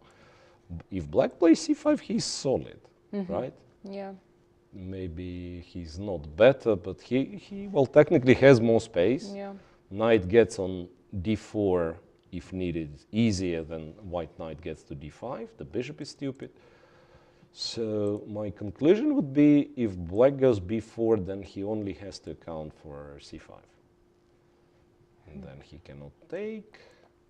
And if he plays some knight g6, let's say, then cd and... Maybe even bishop d6. Yeah, bishop d6 is also an option. Or, wait a second, maybe start with c5. Maybe it's a little bit more precise because bishop d6, d4, well, maybe it doesn't work, maybe it does, right? So it's kind of extra thing to think about. To think about, yeah. Yes, and if you're planning c5 anyway, maybe we start with c5 because we're more or less guaranteed that we'll take this pawn. I don't think we are scared of, say, this, and then knight d6, queen d6. The other thing is that these things might be happening. Yeah, this Bishop looks h6, very knight dangerous. h6, yeah, take the third guy. And very often it's also uncomfortable for black to move the king because after that, knight f7 is already interesting, but also you have knight g5. And then taking on h6 loses the queen, with probably a position that is better for white. And other than that, I want to take with this knight, and this knight will return to f5 with a check. So these are the dangers for white's position, and therefore b4 might be not the greatest idea. And is it maybe possible to, let's say, play c5, try to give Just that to pawn? play c5 like this, right? But then he's capturing here, don't know, something bishop takes, let's say, and here. Yeah, bishop c4 is And he's planning for bishop c4, and it starts to resemble. Wait a second, it was Carlsen, Swidler, was it? Like last round of candidates, 2013 in London. I mean, the famous game that like Carlsen, and not the game itself, but it was this situation, kind of the Carlsen and Kramnik were leading. They both lost in the last round. Yeah. So, but what I mean, Carlsen was doing something very similar, and till some point it was working for him. So even like if you lose this pawn back, and it seems that black has kind of a convenient structure, but you cannot deal without d5 because otherwise, just like the bishops are too different. Like the white bishop pushes to f7, and black bishop doesn't do anything, kind of being shut down by the e4 pawn. Yeah. So yeah, well, it's a challenging position, in fact. Like c6 is also something. I mean, it keeps the pawn, but that's about it. It's an ugly move to play. I like c4. Maybe he does take after all. I don't know. Maybe he does take. Bishop Bishop takes. c4 does like still. Yeah, c4 is an unpleasant move to face. I agree. No, it feels like instead of bishop b7 that it was more flexible to play, let's say, bishop d7. I mean, to try to sort of control both sides of the board. Or even this. Yeah, rook b8 is also nice. Rook b8, and then who knows? Maybe play bishop e6 after knight g6, right? Yeah. Bishop b7, c4. Also, more than half an hour difference on the clock. Also, move 14 and Grishuk is down to 30 minutes. Yeah. No, also c4 is such move that it shows great understanding of the position because I don't agree. think, I agree, and especially then the pawn was on c3, and you expect in the Ruy Lopez, like you expect white to care about d4. And exactly, yes. And maybe exactly that's why he. I don't know if we could suspect Grishuk of like missing c4. He's of course a very strong player, very deep player, but really like a move bishop b7 is normally played in anticipation of d4, right? Yeah. And then all of a sudden everything makes sense. You press on e4 and so on. Yeah, so Bakro really shows understanding. Yeah, c4 is good. Is it possible to try to keep tension with c6? Yeah, that's what I was thinking, but there is still this c5 thing. And And like with bishop being on b7, pawn being on c6, I won't be surprised if like any single tactic that we enter works for white, right? Yeah. Like for instance, knight g6, I don't know, could d4 work? Or just, even like takes you go c5, right? Maybe I'm over-optimistic with this d5. Maybe c6. But once again, even if white trades everything on or starts with this, right? Trades everything on b5, trades on a8, and then plays. It's like b5 might be a bit weird. Yeah. So there is like no easy solution, no solution that you would play a move and say, okay, now I'm confident about my position. So everything is like, leaves some questions. Okay, so maybe we can move on. Yeah, let's move on. Grishuk will keep thinking. Just quickly, Shankland Andreikin, rook c7, knight d4. Now he simply doubles on the c file first. Oh, we were checking bishop d7, yeah, right? We were checking bishop d7, so maybe there is no point in it. Maybe just double, and in fact, maybe this knight needs to be transferred somewhere, like e8, d6. Sometimes they do this because it looks not bad, but it's restricted in his kind of ability to move forward. Yeah.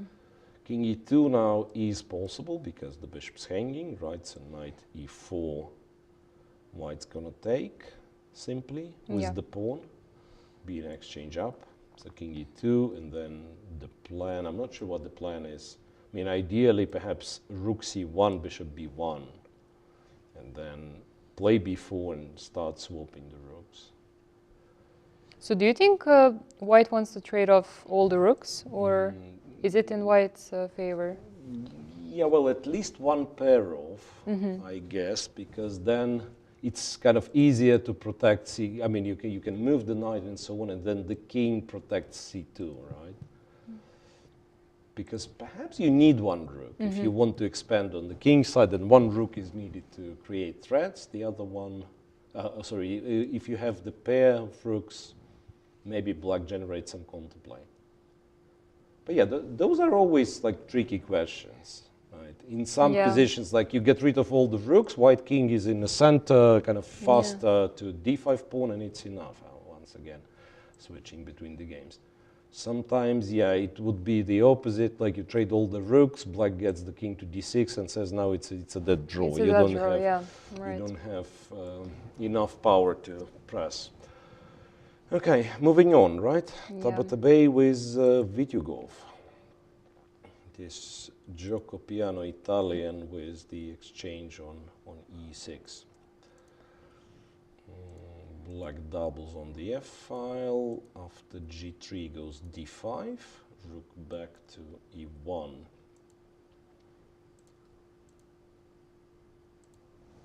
Queen c2. Okay. So we guessed the plan correctly for white. Yeah, we guessed the plan correctly. The question is black trying to say that this is sort of a fortress, strangely enough? Still, I don't believe in black having like real attack on the f file, but how does white improve? Actually, not very happy with rook e1. I would think rook e2 to keep this going, right? Yeah. So now, for instance, goes knight c5. Those are such complex positions to play. Like on every move, you have to consider. Like he takes, goes knight d3. It might be just nothing. It might be that I'm losing after knight d3. Knight d3, rook a d1. Probably rook a d1, yeah. This is what kind of tempting to play. Black still has this knight on c6, not very comfortable, right? You know what? With these pawns, a4 and a5, there is also D4. like this setup, yeah. Because, like for white, it's never comfortable to take, right? I mean, here specifically because knight d4, right? But even, let's say, if somehow pawns are exchanged, not knight d4. Knight d4 is much stronger, of course, right? Even if pawns are exchanged, the fact that there is a b4 square, I think it changes it in sort of in black's favor. So it could be, yeah, that black, say, especially after rook a d1, kind of goes d4 and says, I mean, basically I'm doing nothing till the end of the game. I'm shuffling the rook here and there, and you can't really improve the position much. And maybe it is correct. You still have plans like rook f1, move the knight, yeah, maybe get it to c4. So we are still playing. But this is typical Giocopiano. Like, it's very hard to kind of chew through all the ideas that are there. Yeah, it's very solid. Yeah.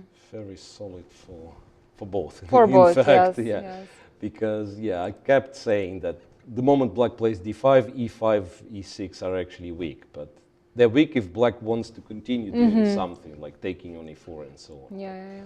But just like if he keeps it as is, it's not that easy to demonstrate something.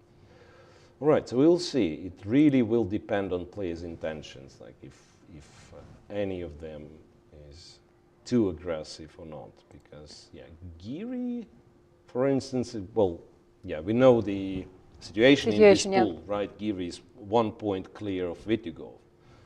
So you want it or not, you have to keep an eye on Giri's game and act accordingly if you are fighting for the first place in the group. Yeah. And Giri seemingly got a very pleasant position, I would argue. So this was the last moment we've seen.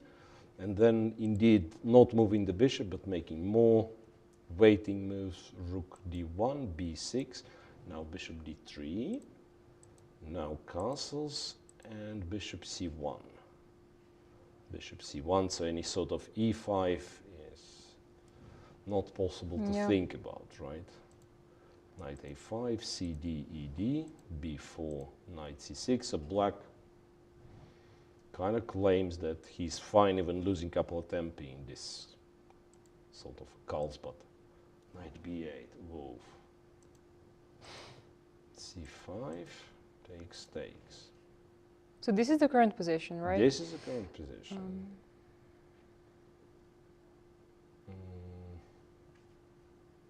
It feels strange to force white to push b4. I mean, it doesn't feel like it's in black's favor at all. Yeah, and even like those positions, is it that good? Is it that good? I mean, I don't quite understand. One of the thoughts that I'm having, I mean, apparently it's not very clever, but even something like this, right? No. Like takes, that's what I thought. Takes, queen takes, I'm taking c5. But perhaps... yeah, black will manage to defend. The pieces are not too good. Knight d7, yeah. Yeah, no, I mean, first I thought this, but then maybe it kind of works for white, because I'm opening more files. Seemingly I'm safe on the diagonal by going f3, right? After knight d5, black has to take with, knight, bishop, whatever, queen c5. And then, queen e4, I have f3, so I was hoping this is good. But you're right, black will not capture on c5 immediately. He'll do some knight d7 and so on, and probably be okay. But even if I can consider knight takes f7, that means... the position is good, the position should be good, yeah. I mean, I might want to try to improve on this by going... queen b1, it's sort of an X-ray on the b7 bishop, right? But it's not a threat, right? Like, if bishop from b2 was able to take on f6, right, it would be a threat. Being as it is, it's... I really want to find kind of a good move for white, and it's not that easy. And is typical plan with f4 possible, maybe?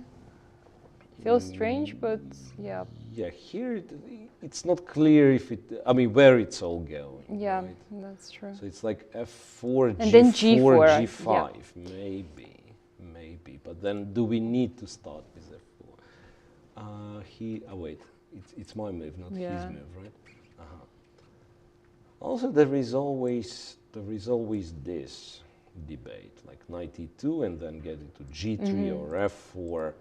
Also, I want to take on c5, so I'm practically forcing black, or at least I assume that I'm forcing black to go c4. Bishop f5, and who knows what's that? I mean, again, oops, sorry, no, it doesn't. F3, I mean, F3 and try to play e4. Yet another possible idea. So after knight e2, you think black is forced to play c4? But what else? C takes. Forced in the sense that kind of if he wants equal chances and counterplay, right? Because maybe you just take d4 and say I will defend this isolated pawn, and maybe you're right, but that's depressing. No, I thought maybe knight bd7. What if I try to? After knight e2, like knight bd7, but still, if I take, I thought maybe knight takes. Yeah, knight takes, pawn takes, and knight c5 or something. Yeah, knight c5. c5. But even this position, like let's imagine you're to move, right? So bishop d4, whatever. The bishop is so bad. The bishop is so bad. So even if you, like, say, take d3 and something takes d3, even this looks very pleasant for white. Maybe white's not winning, but we'll keep pushing till the end of the game, it seems. No, so I think it's kind of, okay, let's call c4 kind of principle, right? So that's what black should do if he thinks the position is still fine, right?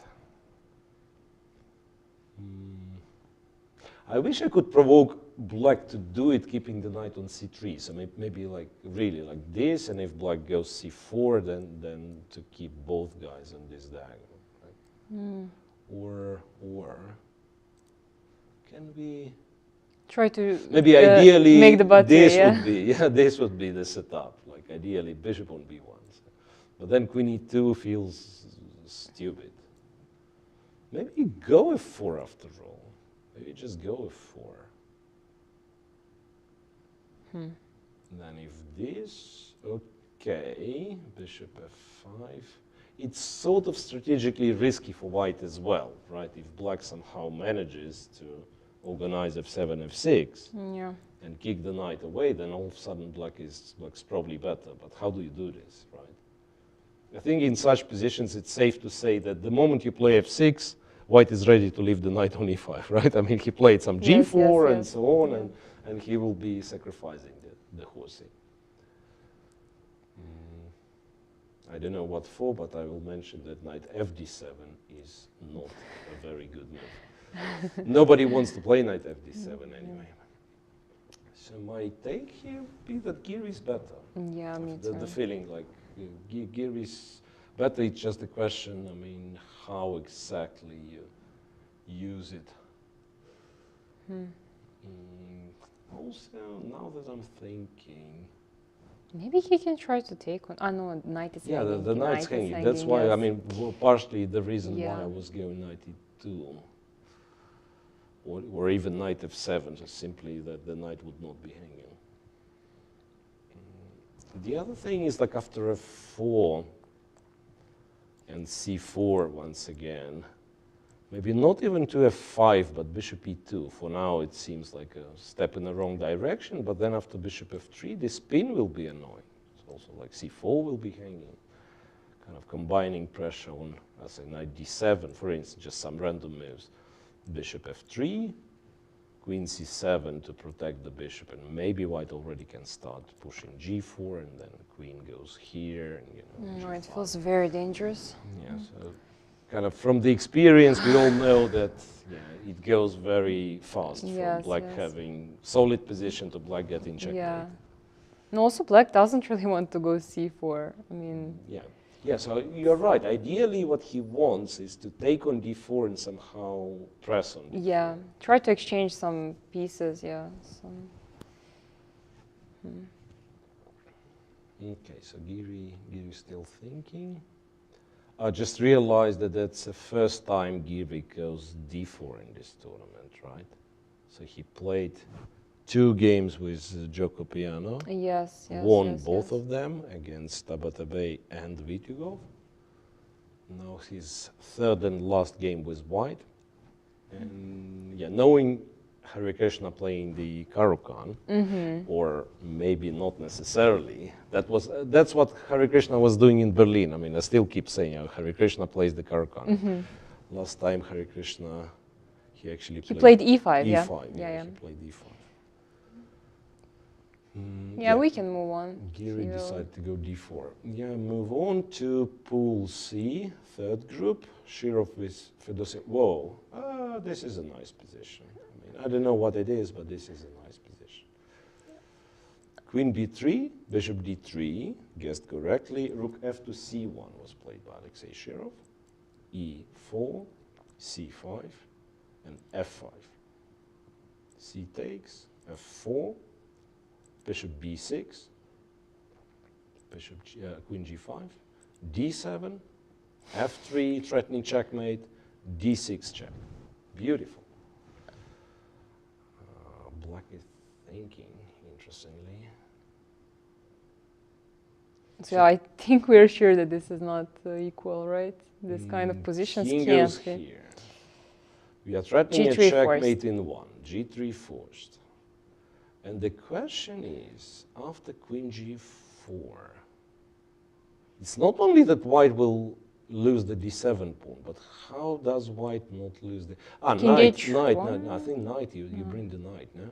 Or maybe King h1, but King h1, I'm worried about these things. Rook Like F5. Rook f5. I guess this wins. Because Queen h2 is the threat, we all know, right? G4, bishop e5. G4 Yeah. is bishop e5. Yeah, G4 Yeah. is bishop e5. Hang on, Queen e6 is a possibility though. Queen e6, so that Queen h3 is possible to block. Again, g3, yeah, check, check go was- here, g3, Queen g4. You're saying King h1. I also thought this could be the move and then get the knight to e3. Like this and this. So that the c file is open, let's say. But in all those cases, in King h1 case, in knight d5 case, what happens if Black takes it? Because it's what? It's equal material and this terrible king that, I mean, one wrong step and it's immediately, actually knight d5, just realized, Queen h3, knight here, No, there is bishop d4. bishop h6, bishop d4, Yeah. right? Maybe, yeah, maybe still force the knight to e3, then take. It's very unbalanced. Some rook c7. This can also be very Yeah. dangerous for black as well. Very unbalanced stuff. And I think you do take d7, right? Or not necessarily with black. Like you do this or Queen f5, which is the same. So queen g4, what is better for white? King h1 or knight d5? That's the... That's the serious question. I was thinking rook d8, or it's too clever just to go rook d8. No, but then it doesn't make sense. Then you can wait for d8 Yeah. to happen and take Yes, it. yes, right? yes. So it doesn't make sense. Because I think there is a fair chance that white simply gets checkmated. Wait a second. So we do this. Hang on. If king h1, it's hard to believe black is not winning, but apparently he's not. This rook f5 and queen e6, right?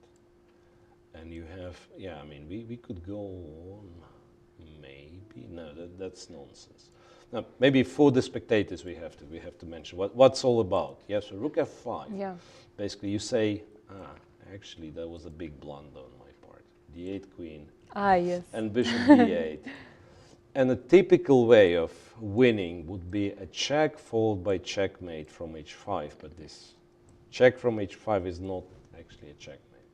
Yeah. So this attack fails, and that means king h1 is possible. Okay, he goes queen f5, and Shirov played knight d5 nevertheless. So it doesn't go king h1. Okay. No, you know what? Maybe the point is that after king h1, I actually do safely take d7 first, and also threaten d6. So it's not, I'm not kind of all in on a checkmate, right? I can also like take the pawn, take the other one, and say I'm a pawn up with bishop on d3. Yeah. And by the way, your king is still weak, right? So that's why knight d5. Black can also take, right? Here, Yeah. well, it's less clear, right? I go here, now knight d6. I probably Queen d6. take queen d6, probably take g7, give check, and pray for this to work. There is also bishop c5. I keep blundering. But yeah, this is what bothered me. Queen h3. Knight e3, right? So what's the material, just to understand? Equal. Equal material, Equal okay. material. I'm sorry for asking. Both sides having threats, because I believe like taking on g7, giving a check on d4, it might not win immediately, but that's sort of a threat, right? Like, yeah, then rook f5 I was thinking, and then bring the rook here. But there is always this queen e6. But queen e6, yeah, the stupid pin is always there. It's always there. It's really interesting. Who traps whom? Right, because at first it looked black's attack is just like overwhelming, but not necessarily. Bishop h3 always falls into this check, right? So bishop h6, Yeah. wanted to cover e3. There's always a check. So what is your first impression? First impression, unclear. I still prefer black. Okay. And the move should be queen d7. Yeah, regrettably. Can't really checkmate. So take d7, and what was rook c7? You know what? Maybe this is not so scary after all. Like, if you go bishop c5, fine. I'm not sure if it's such an achievement. Queen e6, like bishop takes, rook takes. Okay. But b7 is a rook, queen b7? Queen b7, maybe. Yeah, okay, this is too clever. I thought bishop d4. You take the other one, king g8. I'm sorry. No way. Yeah, like takes, king g8. Yeah, I can't really take on e3, like let's say white goes knight e3. Yeah, yeah. I can't even take on e3. Yeah, this is playing with fire. This is playing with fire. Who knows? Maybe I'm absolutely wrong. Maybe white just has everything under control.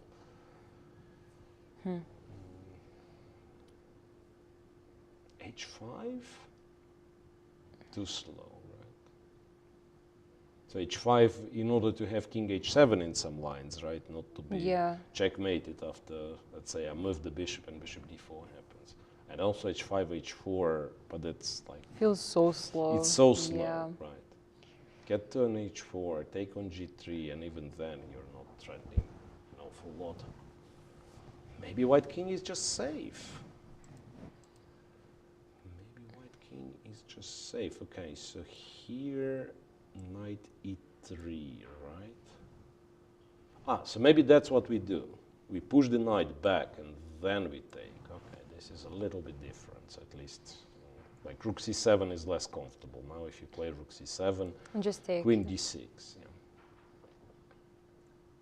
It's perhaps still not the end, but at least a bit more confusion.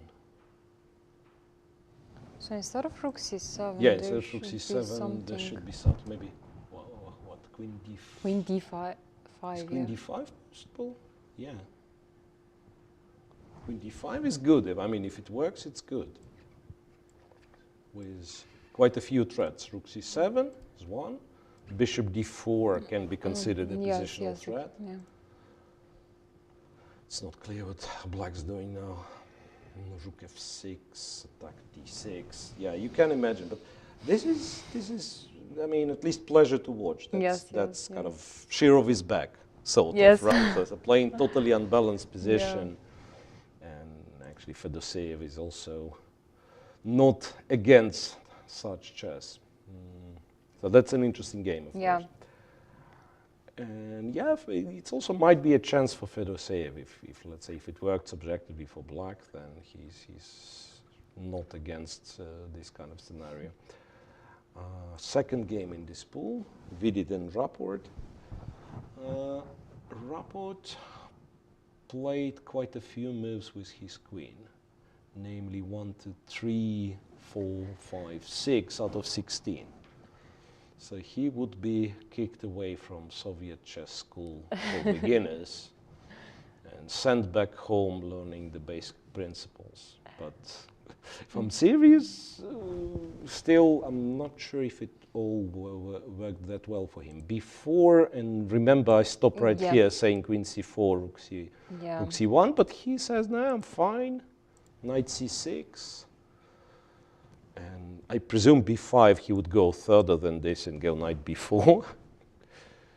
So white plays bishop d2 first, queen d3, queen e2, and here I'm a little bit surprised because I thought, actually during the break I've seen that he went queen c4, and I thought, how clever, because white will not be able to castle without exchanging the queens. And the fact that he decided not to exchange the queens is a big surprise. Queen a3, and now white castled. Unless, of course, he can take, maybe he can take a4. Maybe I was kind of way too optimistic for white. Actually, he played knight f5. That's the other argument. Yeah, of course. Now, I just thought b5 is a big threat. Like if you castle b5 and you have to go back, it's certainly, you know, unsatisfactory result of the opening. I mean, if you have to go to d8 or b8 back. But yeah, he's right, knight f5. So why go back if you can take the pawn? What happens after this? What happens after this? Castle short. Yeah, you're right. You're absolutely right. Castle short, queen. Now probably there is no way back, right? I have to. Or maybe there is way back, like bishop c3, but yeah, let's presume I take, and then black takes. Who knows what's that? Once again. It's like both queens are kind of in opponent's camp, surprisingly. You would expect it to be other way around. Like, yeah, it makes more sense if white has the queen on a3, black has the queen on b7. Knight e2 being a threat. Actually, yeah, once again, if you compare the minor pieces, I'm not sure if this knight is worse than the bishop on d2. Yeah. So, knight f5, but that's not the only way, of course, for white. I mean, bishop c3, maybe. Bishop c3. Yeah. So the thing is, he probably prepared the square for the knight, and after bishop c3, he might as well consider taking the pawn, right? Or just castling.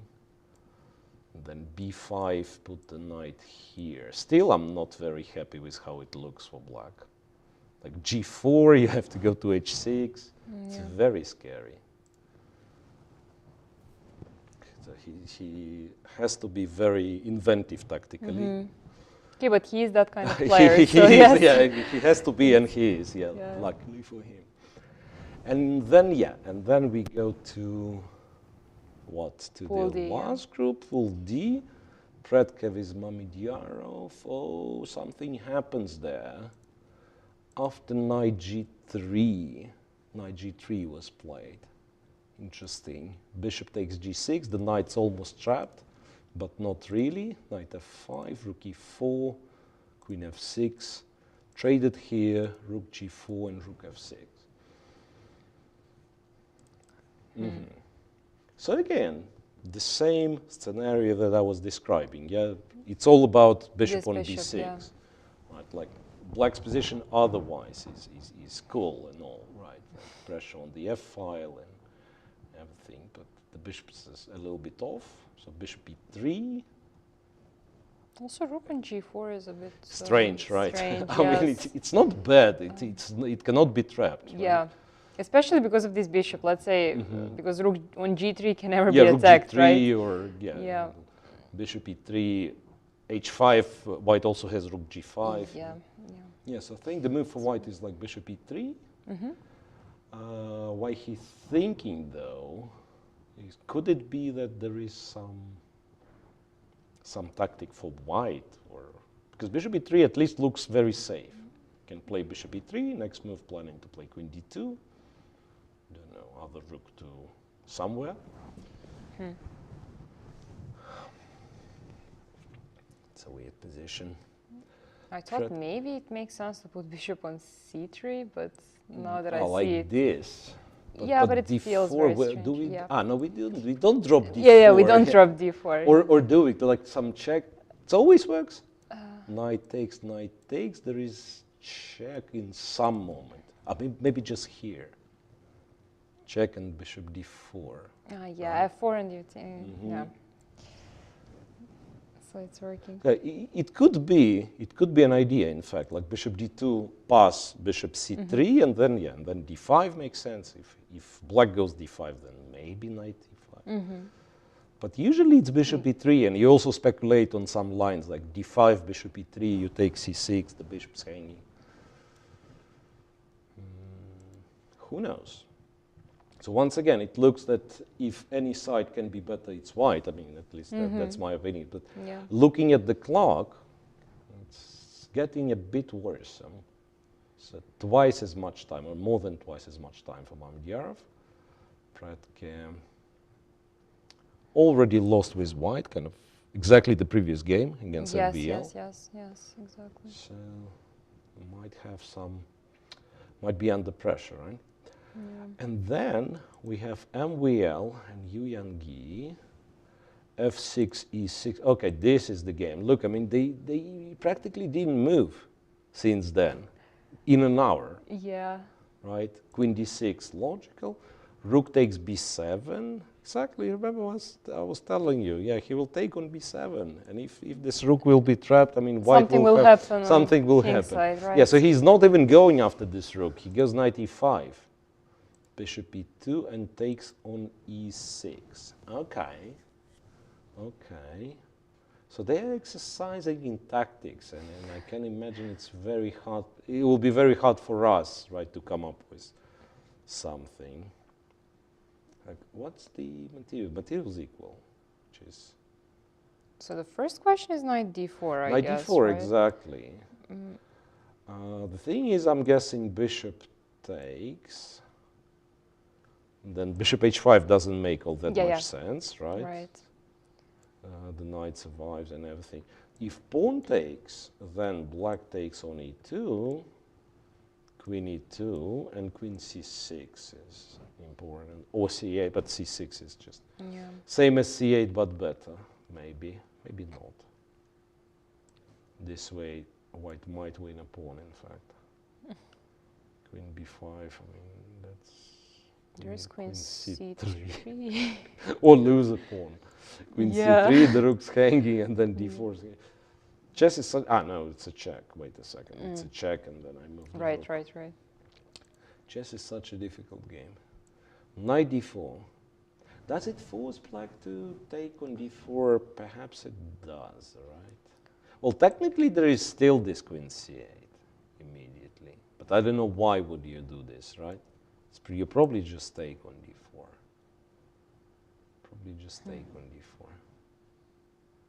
Does white ever take with the queen? No, but there is bishop e2, knight f3. Yeah. This and knight f3. So no queen d4. Yeah. Apart from knight d4, what else can he do? Takes on c7, runs into bishop f2, right?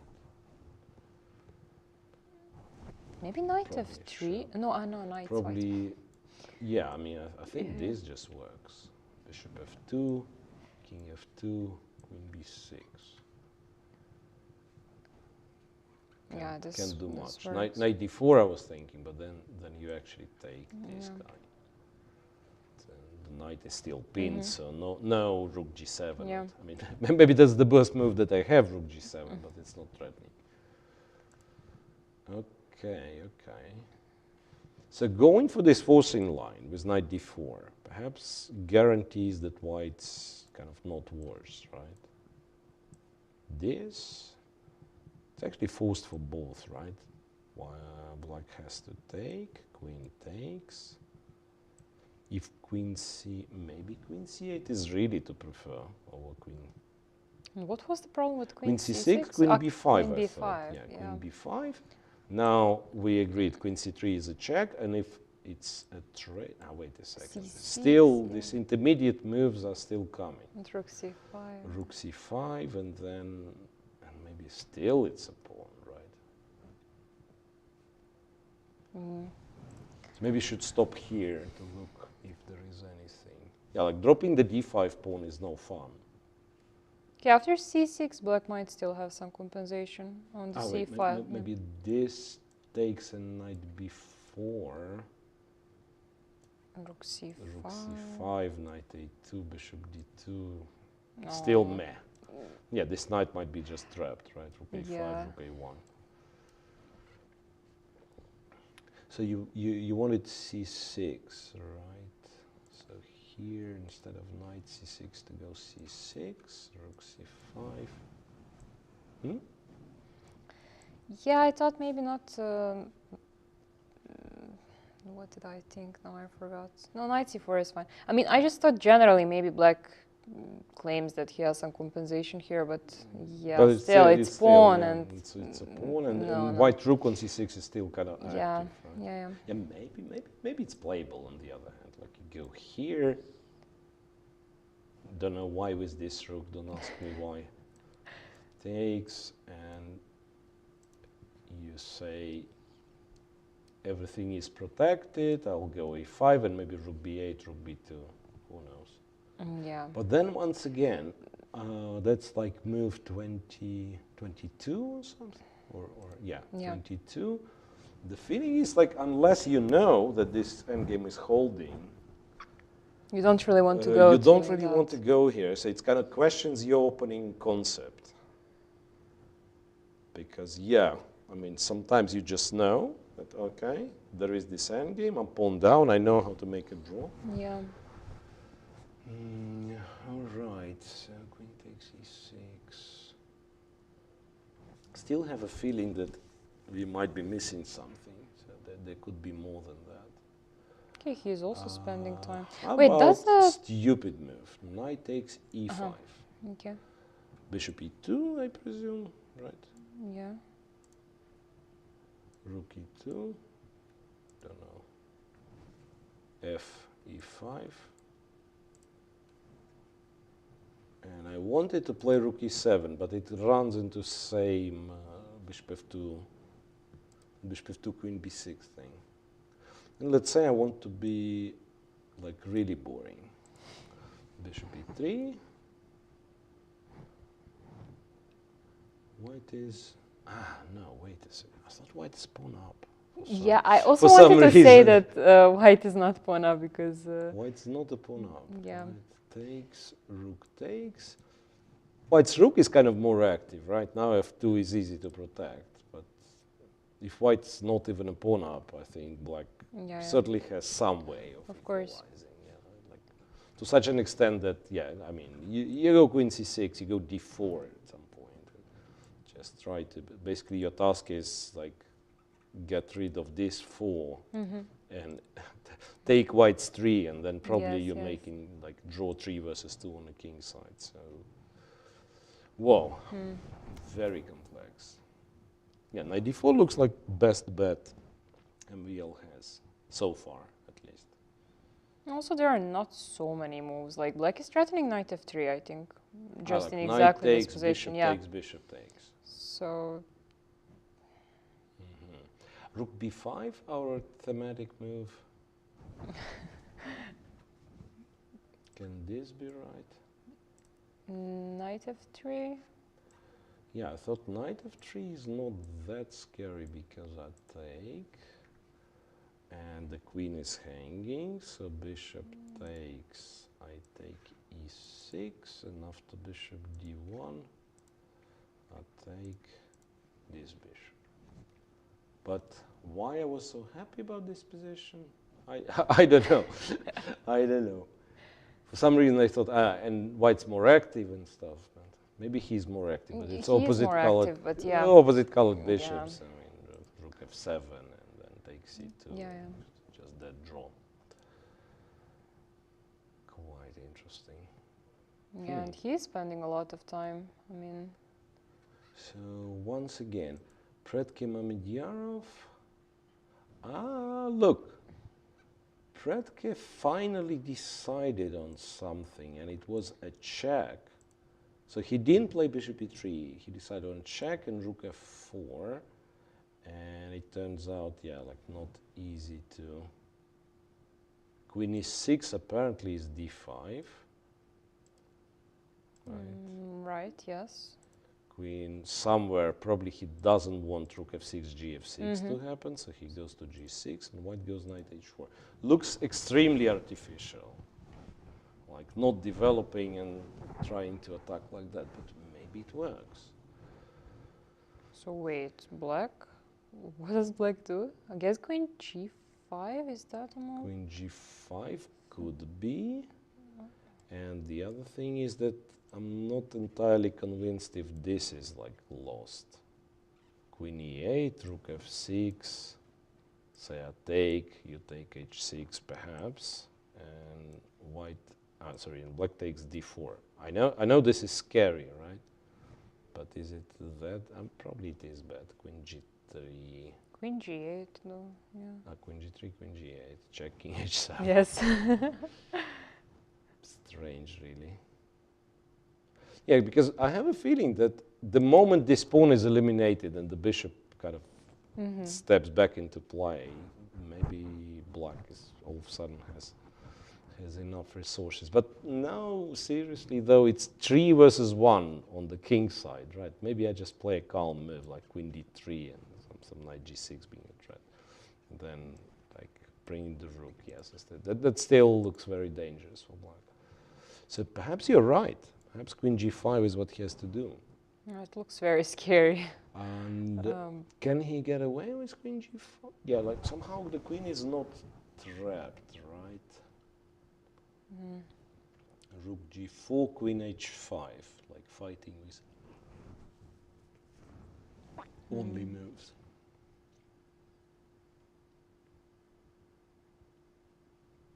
Knight f3 is a draw. And then knight h4. Could this be the case? No, I don't think so. Yeah. But if white already went into this, he has to have some concrete move. Because Yeah, d4 exactly. is hanging, so d4 it's, is hanging. You cannot go back to protecting exactly. d4. Yes.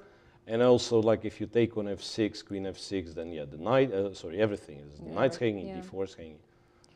So yeah, rook g4 forces me to go to h5, but then you are facing this, maybe not the same problem. Maybe now you can play bishop e3.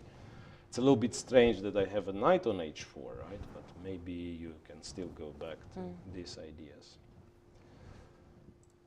Okay, we'll see.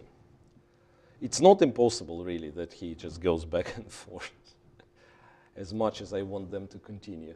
Rook b5, I guessed it correctly. MVL plays rook b5. I don't remember what we said. Knight f3. Knight f3, Knight yes. f3, and it's just a draw. Boring. Oh, which is stranger. But he's fine with draw, probably, right? Yeah, I mean. Yeah, quite possibly. So he's on +1. He decided, it's maybe too messy. Also, the position can be dangerous potentially. So. Yeah, like the thing is, I've declared that knight d4, and we get to this endgame, but maybe there is something else after knight d4. Yeah. So rook b5, is it that easy for black? We said knight takes f3, right? Yes. Pawn takes doesn't make any sense. So bishop takes, and then bishop takes. The rook's hanging. Queen d2, nonsense. Yeah, queen c6. right? I mean, anything clever, I just have queen c6. Yes, Like yes, g takes, yes. okay. I mean, the worst case, I go queen c6. Yes. So that means rook e6 will be played. Rook c. I think he's going for this seriously. So he decided, okay, it's a minimal advantage, or maybe not advantage, but like something minimalistic plus zero chance of losing. Maybe that is what's important for him. Yeah. This is kind of zero chance of losing. Maybe one tends to underestimate this position. That's like rook c5, bishop c2. Maybe he's on time, you know, to double on the a file with the rooks. Maybe still white has some bit of pressure. Because indeed, white rooks are much more active. Let's say I go bishop e3 and maybe say bishop a3, a5. Yeah, so maybe instead of bishop a3, I start by going rook a5. And then I have this idea. Who knows? Bishop d3. Still, actually, it's not entirely comfortable. So maybe white ends up winning a pawn, like rook c6, rook c5 is a threat. It's got to be a draw, even course. after he wins the pawn. Yeah. But yeah, maybe the combination of factors that it's zero risk, Zero risk, yes. and some pressure, and maybe that Yeah. made him decide in favor of that. Also, Okay. Yu Yang is not really fine with draw. I mean, he should also try to push, right? So he might not go for knight f3 after all. If But what do you do? It's kind of the alternative is queen c6. Queen c6, yeah. Right, but then maybe nothing happens. Maybe queen c6 is just a normal move. it looks weird, but yeah. Yeah, it could be the move again. Right, so I think that's kind of a first time when it's more than 2 hours and not a single draw.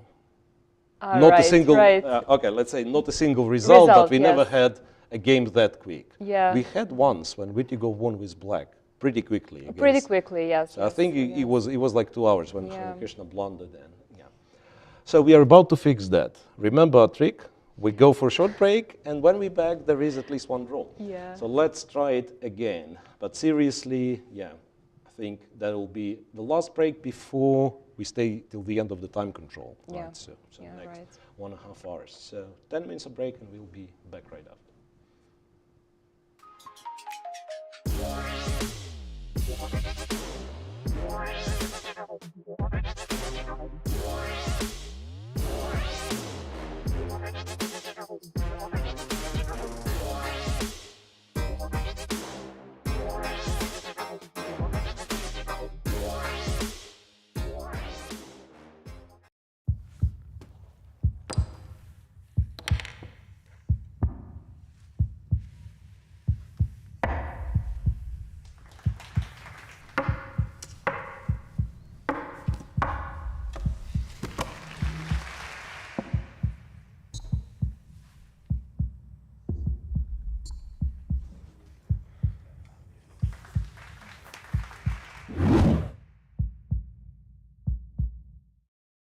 We have with us Grandmaster Alexander Trolovich, Councillor at the Fair Play Commission of FIDE and also ACP President.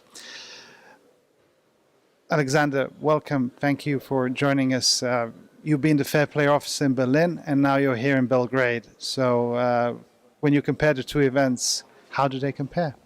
Well, hi Milan. Yeah, it's great to be here. Okay, first I have to say that here I'm just a visitor, not a fair play officer, but I had a chance to take a look at the playing hall and everything else, and I can say that it's simply fantastic. I must congratulate the local organizers, the Serbian Chess Federation and also World Chess, for choosing Serbia to host the second leg of the Grand Prix.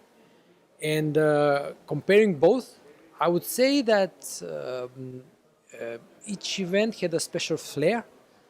For example, it feels more luxurious here in Belgrade because the surrounding, I mean, just around here and the playing hall and the rest area for the players and everything, it feels like vast, yeah, immense. Whereas in Berlin, for example, it had a more compact feeling where everything was kind of, yeah, you could say compact, yeah, where the players, everything was closer, and it was a different flair. Comparing, I would say both were fantastic, but again, I would like to say great job for the Serbian Chess Federation here in Belgrade. You yourself come from Macedonia, which was obviously part of the former Yugoslavia, which has a big chess tradition. It's been 30 years since this region had such a big event, especially in this country here. How do you feel about that, and what's happened to chess over the 30 years here in this part of the world? It's a good question, difficult to say. You know, when I arrived today, I met Nigel Short at the reception, and I told him, you know, Nigel, the first time I saw you was here in 1989 at the Investbanka tournament in Belgrade. And he said, oh, really? You remember that? Yeah, I was a kid. Yeah, my father took me from Skopje to come to here and watch the Investbanka tournament. And I remember it was played in just next door in Sava Center. And it was a fantastic event. I remember Kasparov was there. He broke the rating barrier at that event. And it was like, it made a great impression on me as a kid. And then, okay, that was one of the maybe reasons why I decided to continue with chess. And then, okay, we know the country collapsed, and but somehow the traditions, I think, at least in the beginning, continued.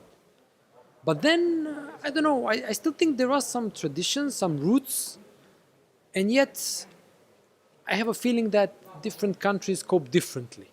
For example, Serbia, I think, is doing really well, as is Croatia, for example, for that matter. But Macedonia, if we compare, things are not looking that great there, unfortunately. Different reasons, I wouldn't go into those now, but I think, generally speaking, former Yugoslavia, again, maybe barring Macedonia, they are doing pretty well. And in terms of chess talent, and obviously this was once a country with a lot of very strong grandmasters, I think still, if you look at the number of grandmasters in the world, Russia comes first and then Serbia is second. How big is the chess pool here now of future talents, and how popular is the game now? Because you yourself work with young talents and young chess people. It's difficult to say because you have a very, I would say, an avalanche of players from the East. You have Indians, Chinese, Asians generally. And it's when you compare those talents with the talents from these areas, I would say there is a tendency for our talents to be more lazy, unfortunately, because I think even historically speaking, our people tended to rely more on talent and not so much on work, which worked in the past, but is not working anymore. So that's why I think, even though I'm sure there are talents here, but if they don't put in the work, well, they'll be run over by the others. So it's, yes, there are talents, but it all depends on them if they put in the work. Thank you very much for your time, and I hope you enjoy your time here in Belgrade.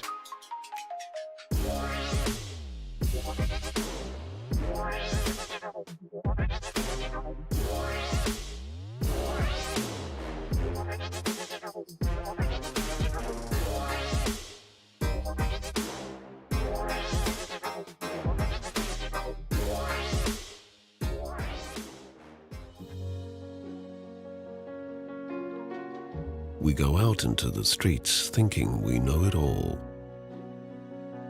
We travel to new sites thinking we have a plan.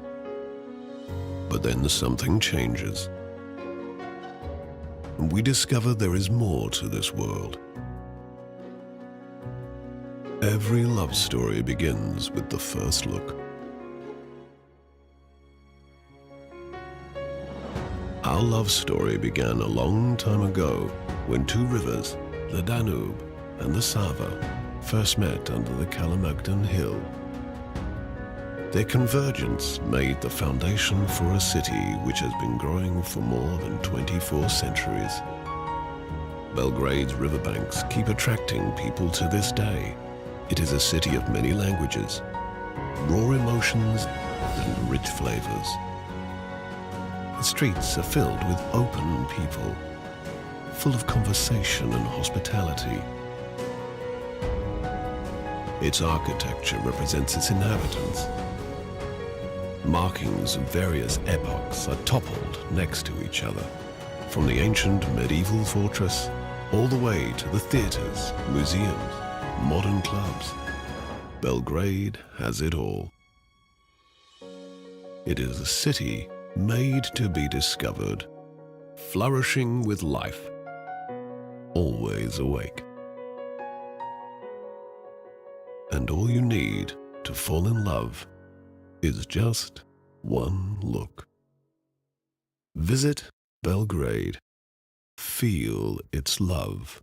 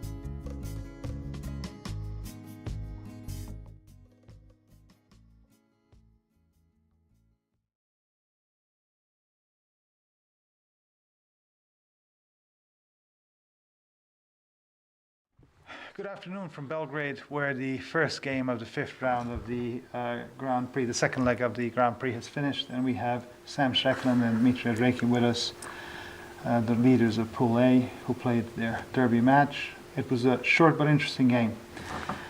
Sam, do you want to start us off?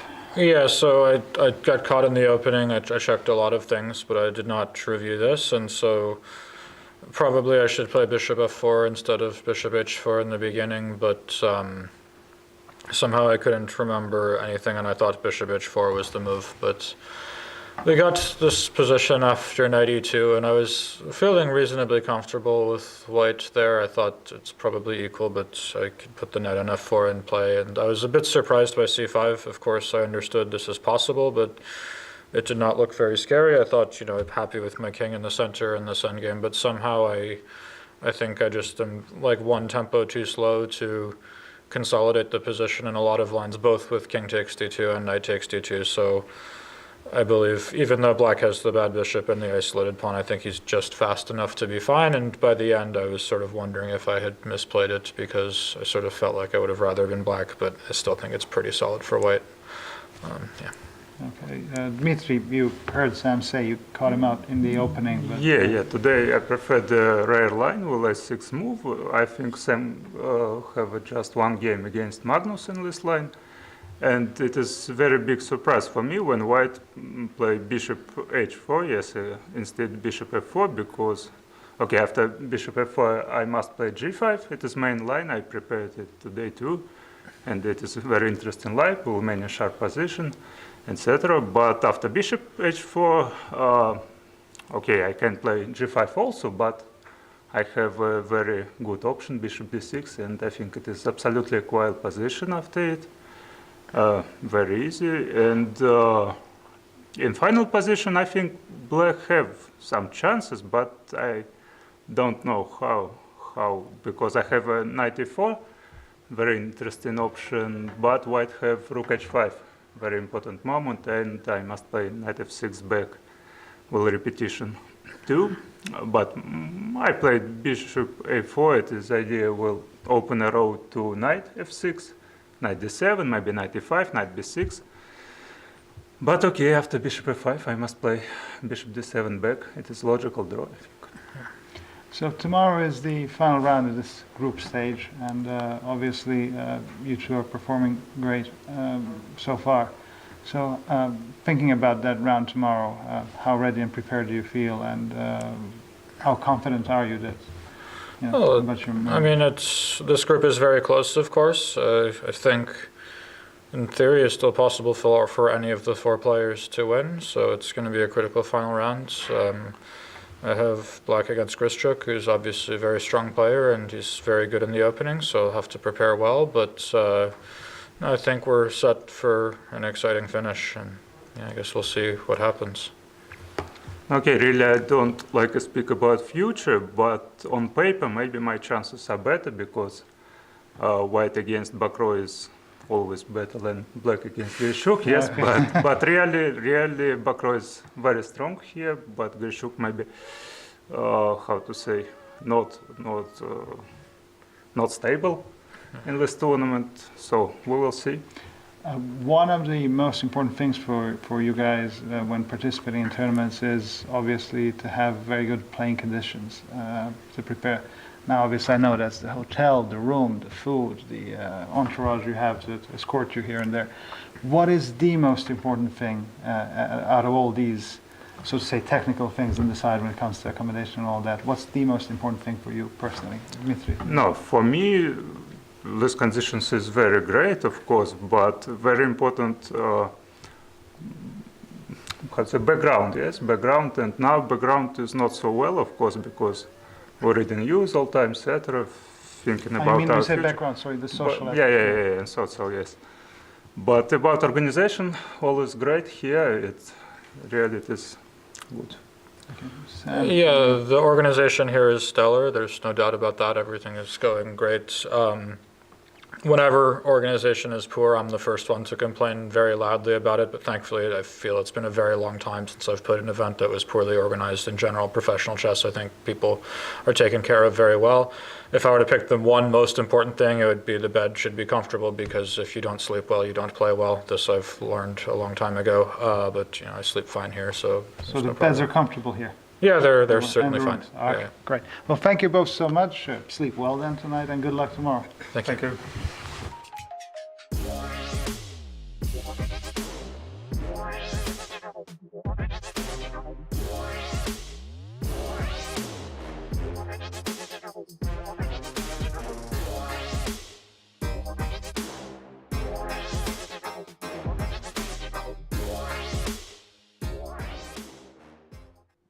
Okay, so we are back, and it seems our little trick worked. Yes, so as always.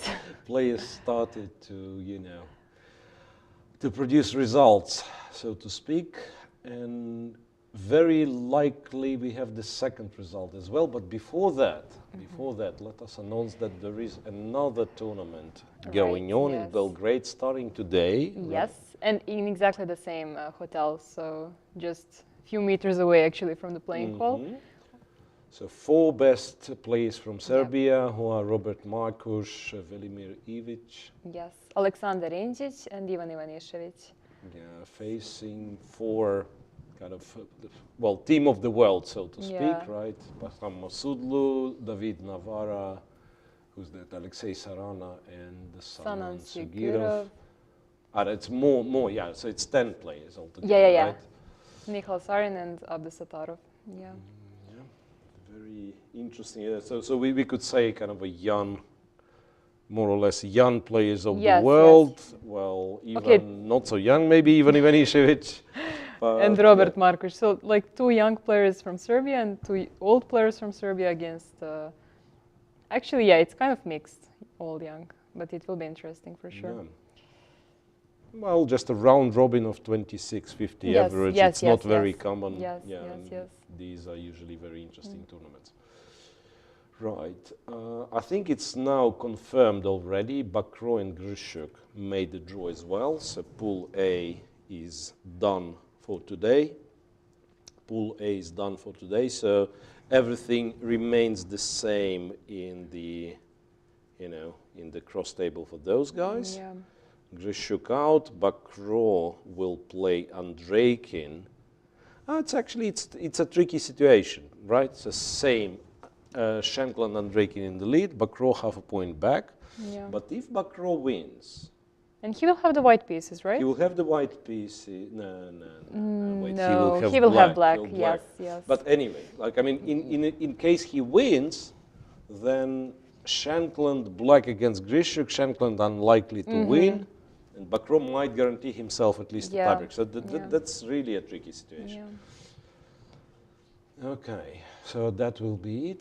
They've repeated, they've gotten to this position, and after bishop c5, White couldn't find a way to progress, so he went bishop a4, disturbing the rook. After rook e6, went back to b3, and then Grishuk repeated it once, and here he spent quite a bit of time looking for the way to continue the game, but decided to repeat and rook e8.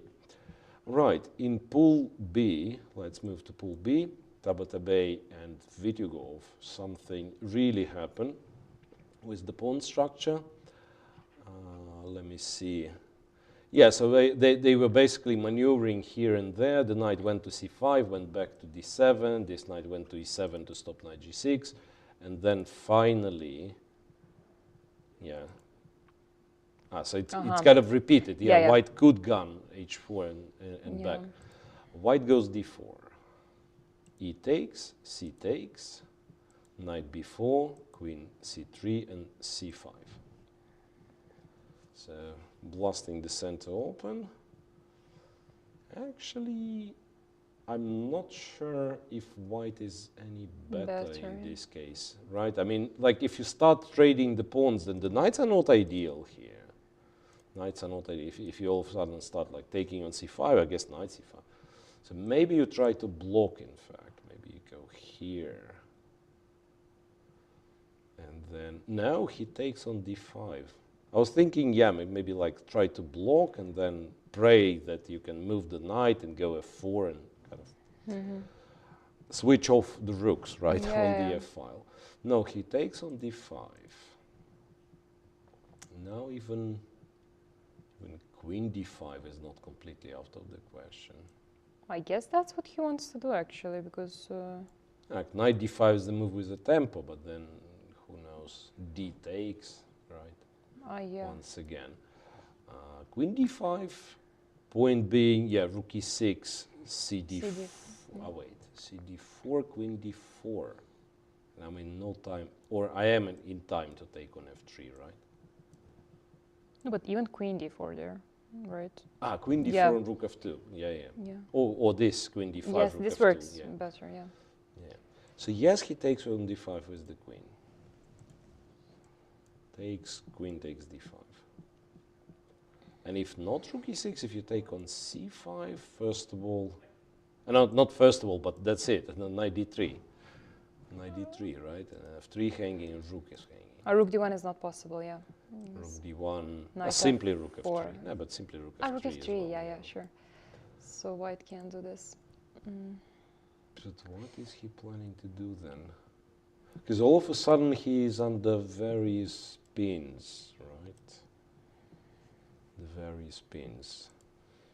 D takes c4 is not possible. Black is not threatening much though. If say b3 is maybe not the best move, but kind of to show that cd4 now I still can take on d4, right? And at least this is not threatening. Maybe it is still some knight d3 and so on. So I have a feeling like white is losing the thread a little bit, and maybe it's Vitigov's chance to play for a win. Very good chance. Yeah. What does white do? I can't.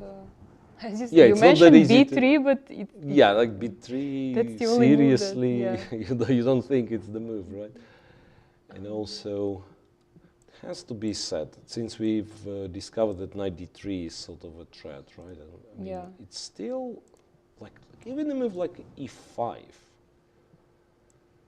because there is e6 regrettably, or maybe not. Wait a second, knight d3, e6, rook f3. I mean, even this. No, even this might be bad, might be just good for black. No, also is black threatening c4 maybe. That's why. A kind of positional threat, c4 and then knight d3. And knight d3, yeah. That might be a threat actually. No, rook d2 was played. Rook to d2. So now he's defended against knight d3, so c4 really is maybe an idea. c4 and then knight goes to d3. Yeah, I have a feeling that white misplayed it. Yeah. Okay, rook d2 actually is a good move, because rook e3 maybe he wants to sort of protect everything, but it feels shaky. I agree it does. Move 29, both roughly on 20 minutes. All the fun in front of us. And then, if, say, Vitigov manages to win, he might be getting closer to Giri, who I want to say is unlikely to win in this game. So quite a few things happen. At some point, he went bishop f5, traded the bishops. Went to break through with e4, and now I guess like knight d5 blocking the d pawn. He also offers the a3 pawn, right? Giri. Bishop c3, he wants bishop a5, not so simple. Not so simple, because I thought, what is all about? I go knight d5, I'm very happy, But bishop a5, attacking the rook, there is no rook c6. And moreover, rook e7 is not exactly a pin because it's protected with the bishop. So it's possible to take. Take with the knight though, so even this might not be. But look at it. I mean, how, maybe bishop e1 as well. How unlucky it is for black. Like takes here, Bishop a3, knight a3 protects the queen, right? Yes. You would think, okay, let's abuse this pin. Let's go knight b6. He goes knight e3, and then and bishop this. Wait a a3, second. This is the yeah. moment I can take. And But then there is he goes queen b3, b3, and then we have queen c1, and so on. Yeah, queen c1. Black actually holds, right? Yeah. So, but I found it unfair that, like, if black trades, it's once again like knight takes, and the stupid knight protects the a3 pawn. It feels like it's very close to a draw in all those lines, yes. And one would think, yeah, probably there is the way for black to find. He actually captures the a3 pawn, which might be only logical, yeah. And then what? Then rook e7 maybe. Then maybe rook e7, so it's a more harmonious setup in a way. Yeah, bishop can go back. If this, just trade everything, go to f8, you probably never lose this. Yeah. Yeah, like this, and then I don't know why f8, but just feels safer. It feels safer, yes. Yeah, bishop f8. You still control d5. Yeah, I think it's fair to say it should be close to equality. Yeah. And also, yeah, also Hare Krishna is quite a solid player, so I don't think, yeah, rook e7, I don't think he will misplay it. He actually, yeah, he made all draws, right? He lost to Vityugov this round, unlucky yes. game when he just blundered terribly. Right, so that's so likely a draw, and we are getting to a quite a position. Yeah, queen c4, by the way, is not a possibility, right? Because rook takes e5, and after queen c8, there is an intermediate check. Yeah. So after rook e7 has to. I mean, It's if forced he's to take planning, c4, if he's right? planning, yeah. I mean, there could be some intermediate moves, queen a2, don't know, queen a2, and so on. But he has to take it sooner or later, right? Yeah. Has to take it sooner or later. And once again, back to Vityugov. He did play rook c4. d2, c4, queen e3. Queen e3. So now, after knight d3, he can't take e6 because this is with a check. If rook e2, how about e5? And then queen e4. Perhaps that's the whole plan. That's the whole plan, that he's on time to do this. Kind of cover the diagonal. No, feels bad for white. Don't know why, but it feels... Yeah, I agree. I mean, it feels really, really shaky, and I won't be surprised if something will be found. Can I do it other way around? If I start by doing this, and it's still probably queen e4, right? Because my point was, yeah, if he takes knight d3, this is hanging with no, e6, check. No, it's much more complex. Black doesn't need it. Yeah. If he wants to go for this line, he'd better start with knight d3. But yeah, but I mean, it might cause confusion if Vityugov somehow wins, and Girvi Hare Krishna will be a draw. It will be this situation when, you know, you have a leader who's playing with the second place, and it cannot be a tiebreak. Like same as we had in Berlin, in Pool A, there was Nakamura and Yesipenko. Yes. And the guys are playing half a point difference, and they were playing in the last round, you know. So it's like in all other groups there was a possibility for a tiebreak, and here it wasn't. So it might be the same, exactly the same thing. Okay, so that was for Pool B. Pool C, things happening, because I was told at some point Shirov was clearly better. Shirov has won, actually. Oh, he has won already? Yes. Whoa. Interesting, yeah. I just completely missed it. Bishop c3, and the game finished because bishop c3, he goes queen f7. Yeah, that's nice. That's the reason why. And how did it come to this point? We 33 moves. Knight d5, queen h3, this, queen takes d7, rook c7, rook c1, so bring all the pieces into play. rook g8, bishop a5, rook takes b7, rook c2, rook takes, queen takes. What? Then I don't understand something. Because here, after rook c8, you could have taken, right? And you mean then bishop c3, or? Yeah, and it's exactly the same position. Maybe as in the game. Maybe it's mistake. I think it's mistake in transmission. Which one?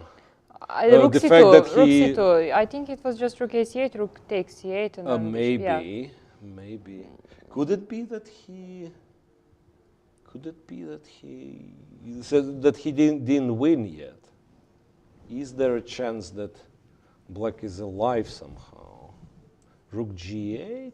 I still go queen f7. Yeah. No, he probably did won. No, he win. won. He won, yeah.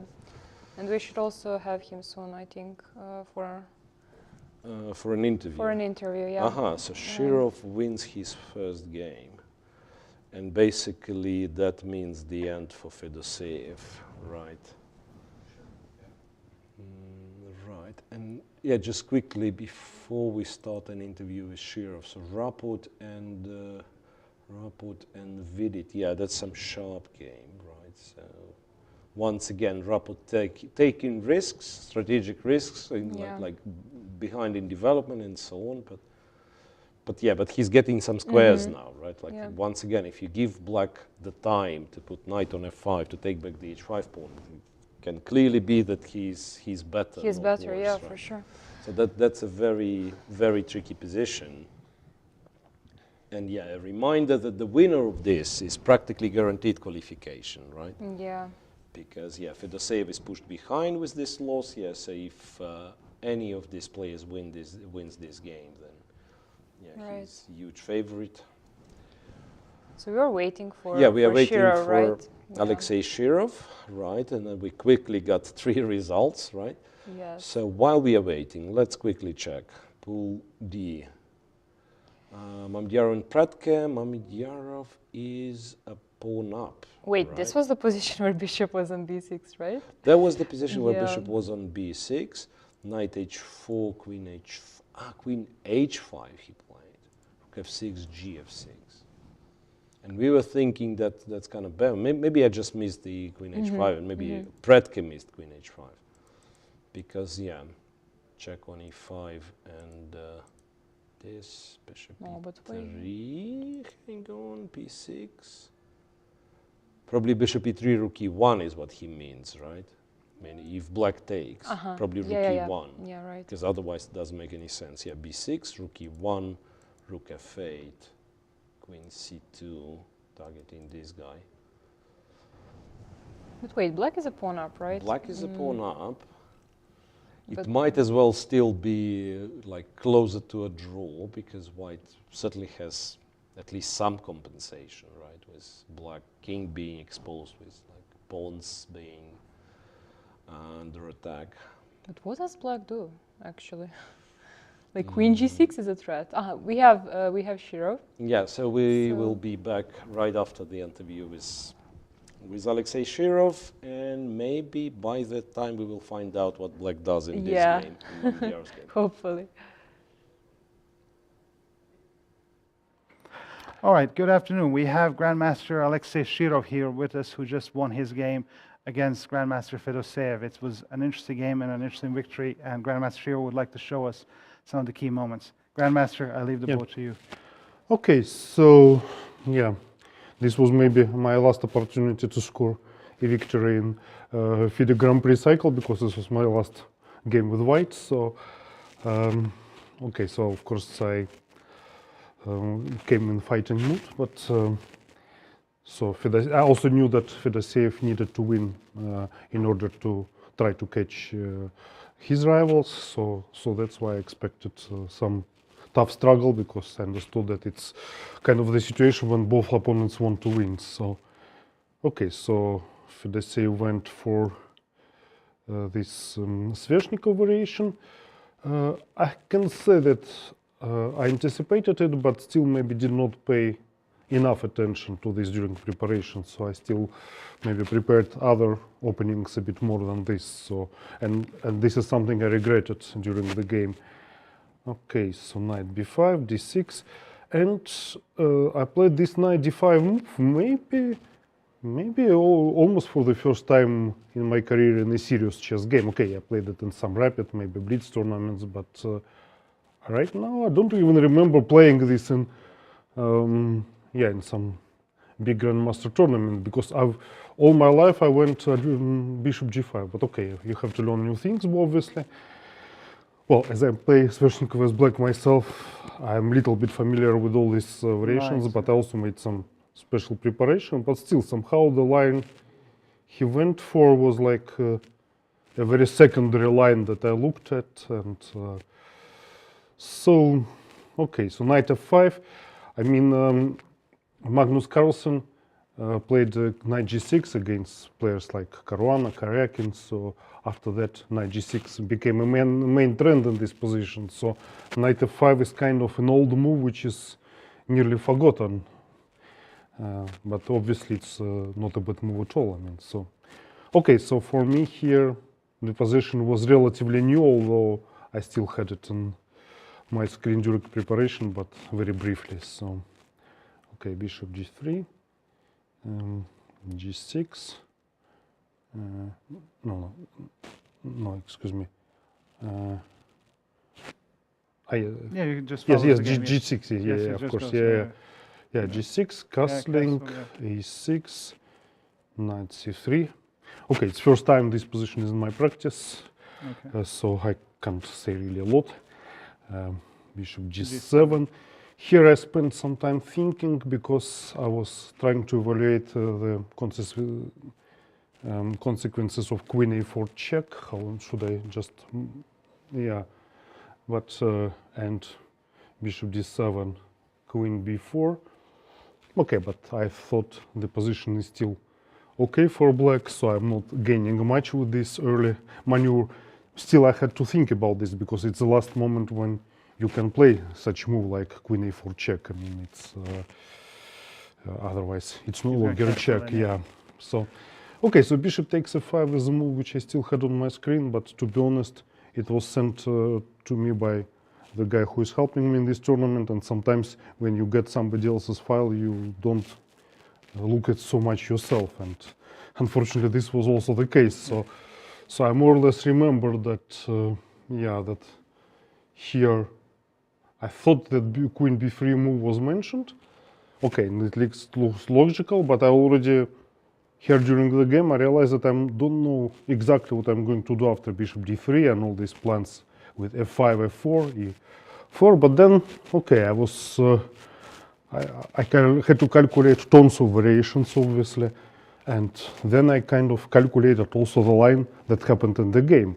Well, it's probably not the best line by both sides according to the computer, but at least I can be proud that when I played queen b3, okay, I can't say it 100%, but for sure when I played rook c1, I already saw the position that arose in some kind of, at least 7 moves afterwards.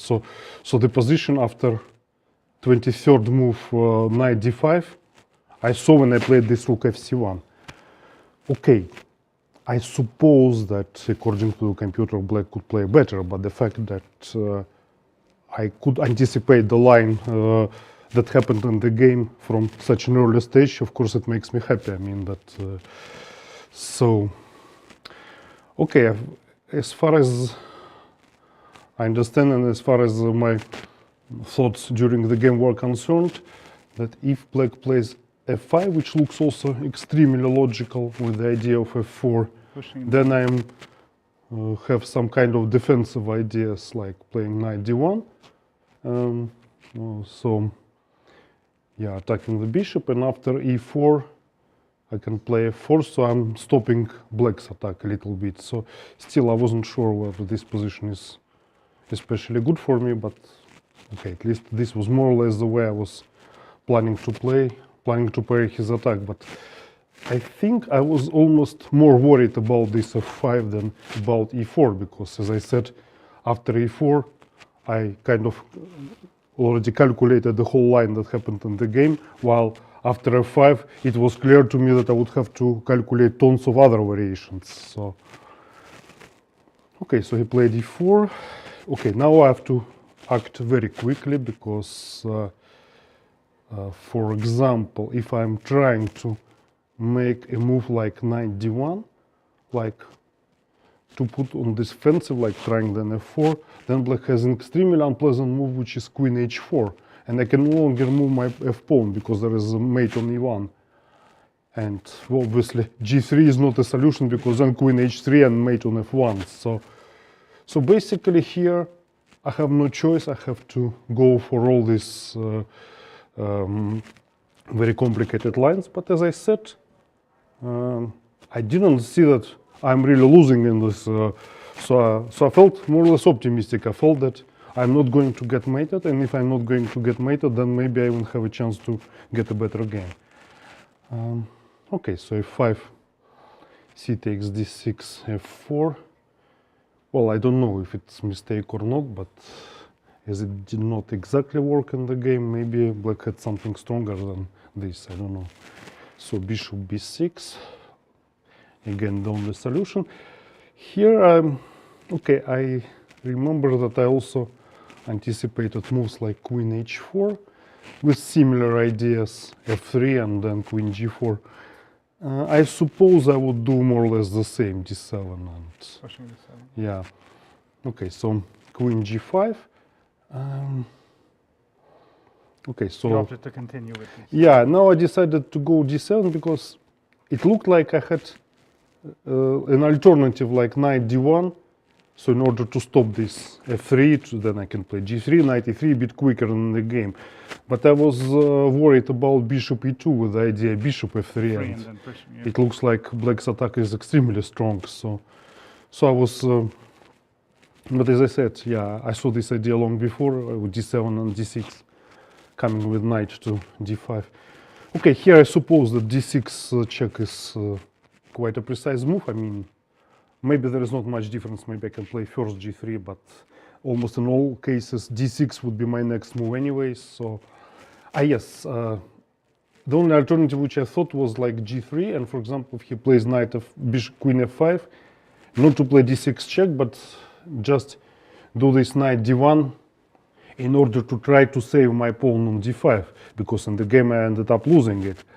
But somehow I understood that the most important thing for me in all these positions is the pieces activity. So, because for example here black plays queen d7, and then his next move can be queen b5, and if black changes queens, then with two bishops and also my inactive king and other inactive pieces, I don't think I can be better. So that's why I played d6. I realized that I should. That probably d5 is a better square for the knight. So king h8. You move g3. G3, okay. So obviously the only move, otherwise it's just mate. Okay, here I thought my opponent had some kind of funny move e3, because it looks like if I play bishop e3, queen f5, then there is no defense from mate, like queen h3 and so on. But I saw that I am not obliged to take this pawn. I can just play my main defensive idea of knight d5, and I can take on f2 with the bishop. So, and this looked okay to me. Okay, he can also play e2. Of course, this pawn is very strong, but I suppose that no, he cannot play because this bishop is hanging. Yeah, so this looks okay for me then. Okay, so he played queen f5. Okay, so knight d5. As I said, I wanted more activity, so I didn't want to have it on d1. And yeah, okay, the only thing which I can say that, yeah, I mentioned that I calculated up to move 23. That meant that I was looking. You saw this picture. Yeah, I saw this picture, but I thought, let's say about queen h3, knight e3, and then something, or queen takes d7. When I played 7 moves before, I didn't realize actually that he can first play queen h3 and then take the pawn. This is something that I missed when I was playing my move 16, but fortunately it's not. Doesn't affect your. It doesn't affect that much. I mean, so that my knight is not so active anymore on e3, and I'm about to lose my d6 pawn. And okay, as I said, okay, closer to the when it happened, I already saw this opportunity while he was thinking. So I was already thinking about moves like queen b4, queen d5, but queen d5 looked extremely natural, but still I wasn't sure when he plays queen b5, and I understood that if we exchange queens, then I think the best I can do is to fight for some draw, but not really for wins. So then I realized that it's better if I sacrifice the pawn and get the maximum of pieces activity, because okay, now queen b5 was also possible, but I think I have some, at least it's different because You have some my activity. rook is active. So okay, and now just rook c1, yeah, because I was also thinking about rook takes g7 stuff, but it doesn't really work, so it doesn't work. But now I'm really threatening rook takes g7, king takes g7, rook c7, and okay, and black would get mated. So, and suddenly it becomes that it's very difficult to pay this threat. It's a very serious threat in the position. So this rook g7 might be the only move. Okay, I was wondering during the game a little bit about the move like h5, because I was thinking about some lines, but okay, I was just thinking about this. I wouldn't say that it really goes, works, yeah. but so rook c7 check, so king can come to h6. Okay, I can probably just play queen c3, but I was thinking like this: knight g4, check, g5, queen takes b7, and I have Pressure on the of h5. mate and rook c6. But this looked a little bit suspicious to me that it might not work. Yeah, now I already see that it shouldn't work because of queen g6. Okay, I can still get his rook back, but that will probably be drawn position. So, okay, but I also understood that there might be something better for me. And even if we look at this position, it looks like mate, or at least some strong threats can be, yeah, are pretty close. Well, who knows? I mean, if I play queen c3, he can take queen b6. I can probably have perpetual check, because rook f5 doesn't look good. I mean, I take on f5 and then h4. No, but obviously you have h4 as mate. It's actually mate on 1. Okay, okay. Yeah, mate on 1. Okay, h4. Yes. Okay, so then that means that after queen c3, yeah, it looks like white has very serious winning chances, because if queen f6, then bishop d4 seems to be winning immediately. Maybe rook f6. Okay. No, it's still. It looks like still quite a complicated position with a lot of tactics, but maybe knight d5 can work, because now I'm threatening also bishop e3 check. And f6. Okay, so it looks like it should be winning for white. So rook g8 was, of course, the move that I anticipated, and somehow here I realized that, yeah, despite that I'm pawn down, I should really fight for the advantage, because I saw that I have such active pieces, so all I need is maybe to change bishops, then my knight will be stronger than his bishop on d3. And then I thought that, imagine that if this position is, let's say, we change bishops, but if we change queens and two rooks, then I'm pawn down and I'm obviously lost with this king. If we change just queens, okay, with rooks I have more chances, but still not so good. So what I cannot really do is to change queens in such positions. But at the same time, if you imagine if I change bishops and two rooks, then I'm still not worse with the queen, even with pawn down, but with more such activity. a good connection of queen and knight, I'm actually doing okay, but maybe not better. So But if we, but why should I change rooks if my rooks are active and his rooks are not? So, okay, so bishop a5 somehow makes the threat of bishop C3, b4, and sometimes I can also play rook takes g7 and bishop c3. Okay, these were more or less things I was thinking about.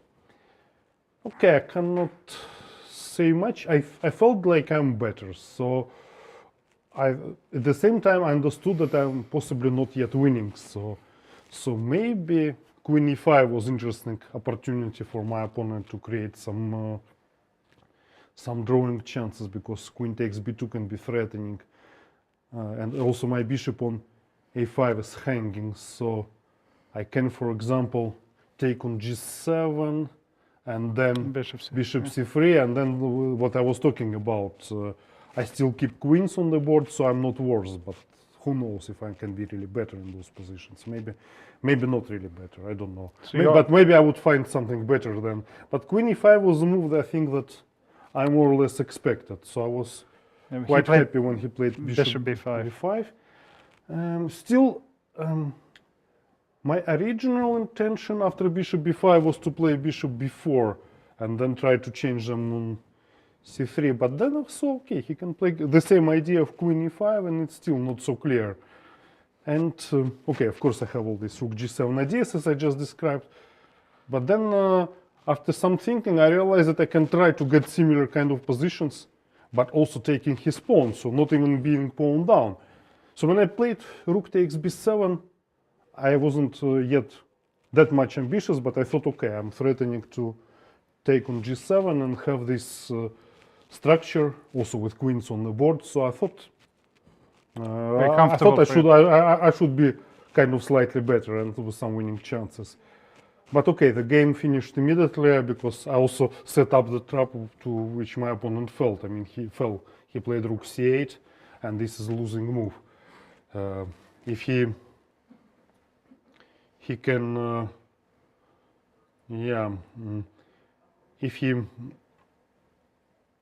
I expected some rook b8, which actually looked like a possible move, but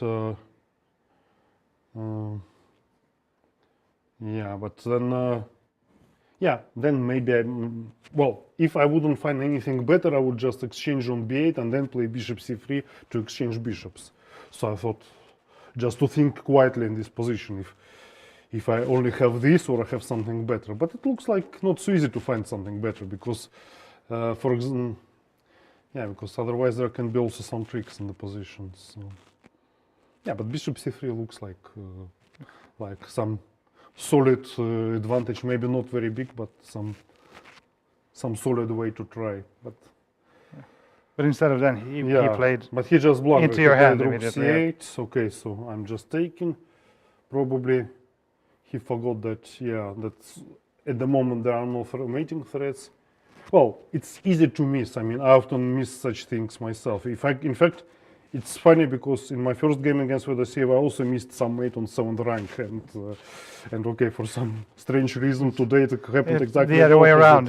Because after bishop c3, queen f7, and that's the black gets mated. So, and that actually means that black's only move to continue is to take on c3, but after that but he it's is clear very that weak.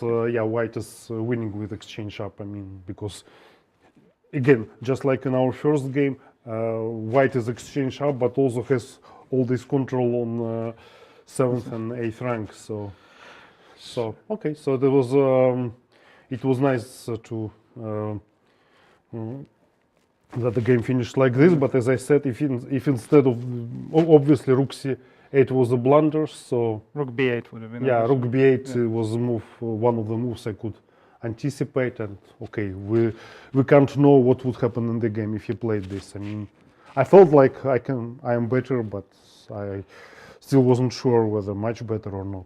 So a very sharp and interesting game, and always a great treat to have someone like you, of all people, to analyze the game live just after you finished it. How are you feeling right now? Obviously, 5 rounds have finished. Your performance is varied. So how do you feel today? Okay, well, not much to say. I mean, I'm happy that in all this Grand Prix cycle I managed to win at least one game. So being the oldest participant, it counts for something. So, because before this I had like I think 5 draws and 5 losses in 10 games without any single win. So now it feels better, of course. So overall, you're enjoying it now. Yeah. Good. Well, thank you very much for this, and good luck tomorrow then. Yeah. Thank you very much.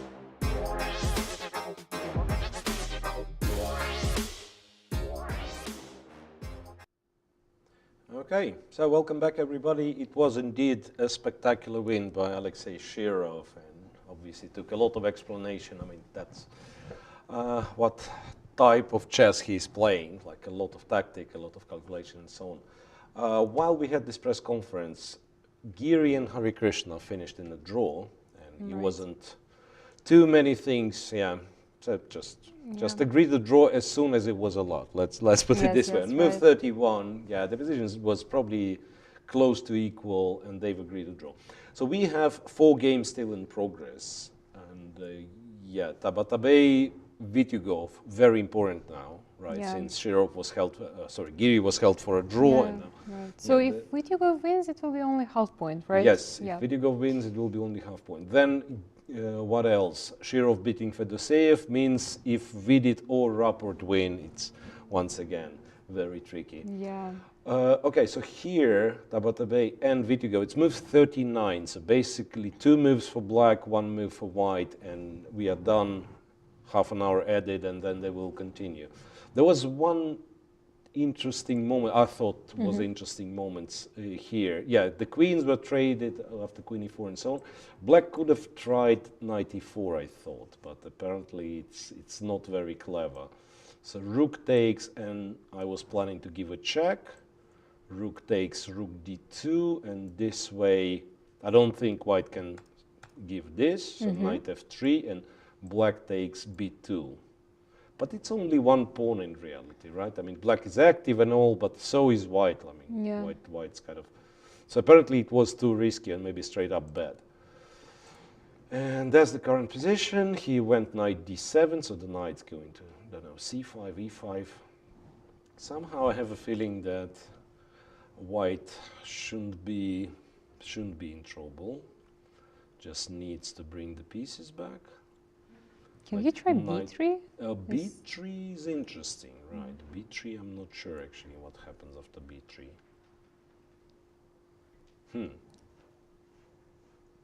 You're right. B3. Well, apparently he can go knight c5, takes a knight e5, and probably he wins the pawn back. So the knight is getting stuck here, right? Yeah. So I'm actually thinking, could it be that white needs to try to target this pawn himself, like going knight g4, and if knight c5 to play knight e3, and this way, I don't see, in fact, how black protects the pawn. But maybe black has... no, wait a second. I wanted to say repetition. It's not the repetition, because knight d... Or it is repetition. It is repetition, I think. I'm not... I don't know. Rook goes, knight d4, rook d2. Yeah, it's hard to make the thing work. Yeah, like knight f3, I still move, and so on. The rook is not trapped, f2 is not falling. Right. Okay, but what I wanted to say that here it's move 39, they will reach the time control, this game will be with us. Yeah. So I suggest we move on. Vidit and Rapot had something incredibly sharp, like here, for instance, b6. Look, and then queen b5 is a threat, and so on. And white king is not safe. So after a check, queen e1, queens were traded. And black is what, 2 pawns up? 2 pawns up, yes. 2 pawns up, but the king is very bad. The knight on d8 right. is still terrible. Rook h3, bishop d6, knight c6, he decided on. Rook c3 and knight e3. So he can take d4, but then I guess this check is what disturbs him, right? King d7 and check back. King c6 is possible. King c6 is possible, and that's actually nice, because check, rook c3, you have a check from e2 and win the rook. Right, but after king c6, rook takes f7. Black is still a pawn up. But, I mean, it's a sharp position, right? g7 will fall. Knight, there is no way making knight e5. But knight h4, threatening rook c1. Or maybe knight f4. Maybe just check. Knight f4 is another thing. You also have this, like check, and knight h... no. Knight h4, king h3, and we are back to this rook c7 idea. So it's full of tactic. And Vidit is down to 30 seconds. And Vidit, he's played, after b6 he was already on seconds, so he's basically playing on increments. So far does it well. Knight f4, by the way, or knight h4 for this matter, can be played even before capturing the pawn, so no checks for white just yet. Rook c1 being a big threat. I think, objectively, perhaps Rapot is much better, simply winning. What do you do? It's a threat of a checkmate, right? I mean, there is knight f1, so... it's not exactly a checkmate, you're right. But still, very close to, okay, let's say he captures, right? Let's say he captures. What do? We give a check, knight f1, and knight d4, right? Unless there's... it's possible, actually. Check here, check here. Now, I'm absolutely forced to do this, like to give a check and to take on c1. It's a check on e2, king h1, knight c1. Black is a pawn up, all pieces active, black is winning. Right? So he played king f1. he played king f1, but then after king f1 it means knight takes d4 leads to a draw now. Yeah. Because check, and you can't go here because rook 7 means the rook. You could go to d8 though, because it's still a threat of a checkmate, kinda, right? So now, no. Interesting. Still, I mean, it's such a lot of tactic, because I thought bishop e7, king c8, but what you have is rook b8, and you insist on repeating, and if I go to c8, then you have bishop e7, Right. and then trade the rooks and take on h4. Wow, that's really complex. Other version, what happens if I want to take this one with a check simply, and then decide on where I'm going? And then you go to D. No, to D3, I thought, yeah. Oh, wait, but if you go to D3, I just go back, right? And yes, white has some compensation, but you know, it's a pawn. Knight f3 is coming also. Knight f3 is coming to win this. I still think that black is in a position to win this. And let's not forget, I might just play once again. Might just play knight f3. Try to be kind of more positional, right? You go knight f3 and take on d4 and so on. So Rapport might make it for the second time in a row, right? I mean, if he wins today, he'll have what? He'll have white in the last round against Alexei Shirov. Yeah, and where draw will be enough, right? Mm-hmm. And also, what about his first tournament in Berlin?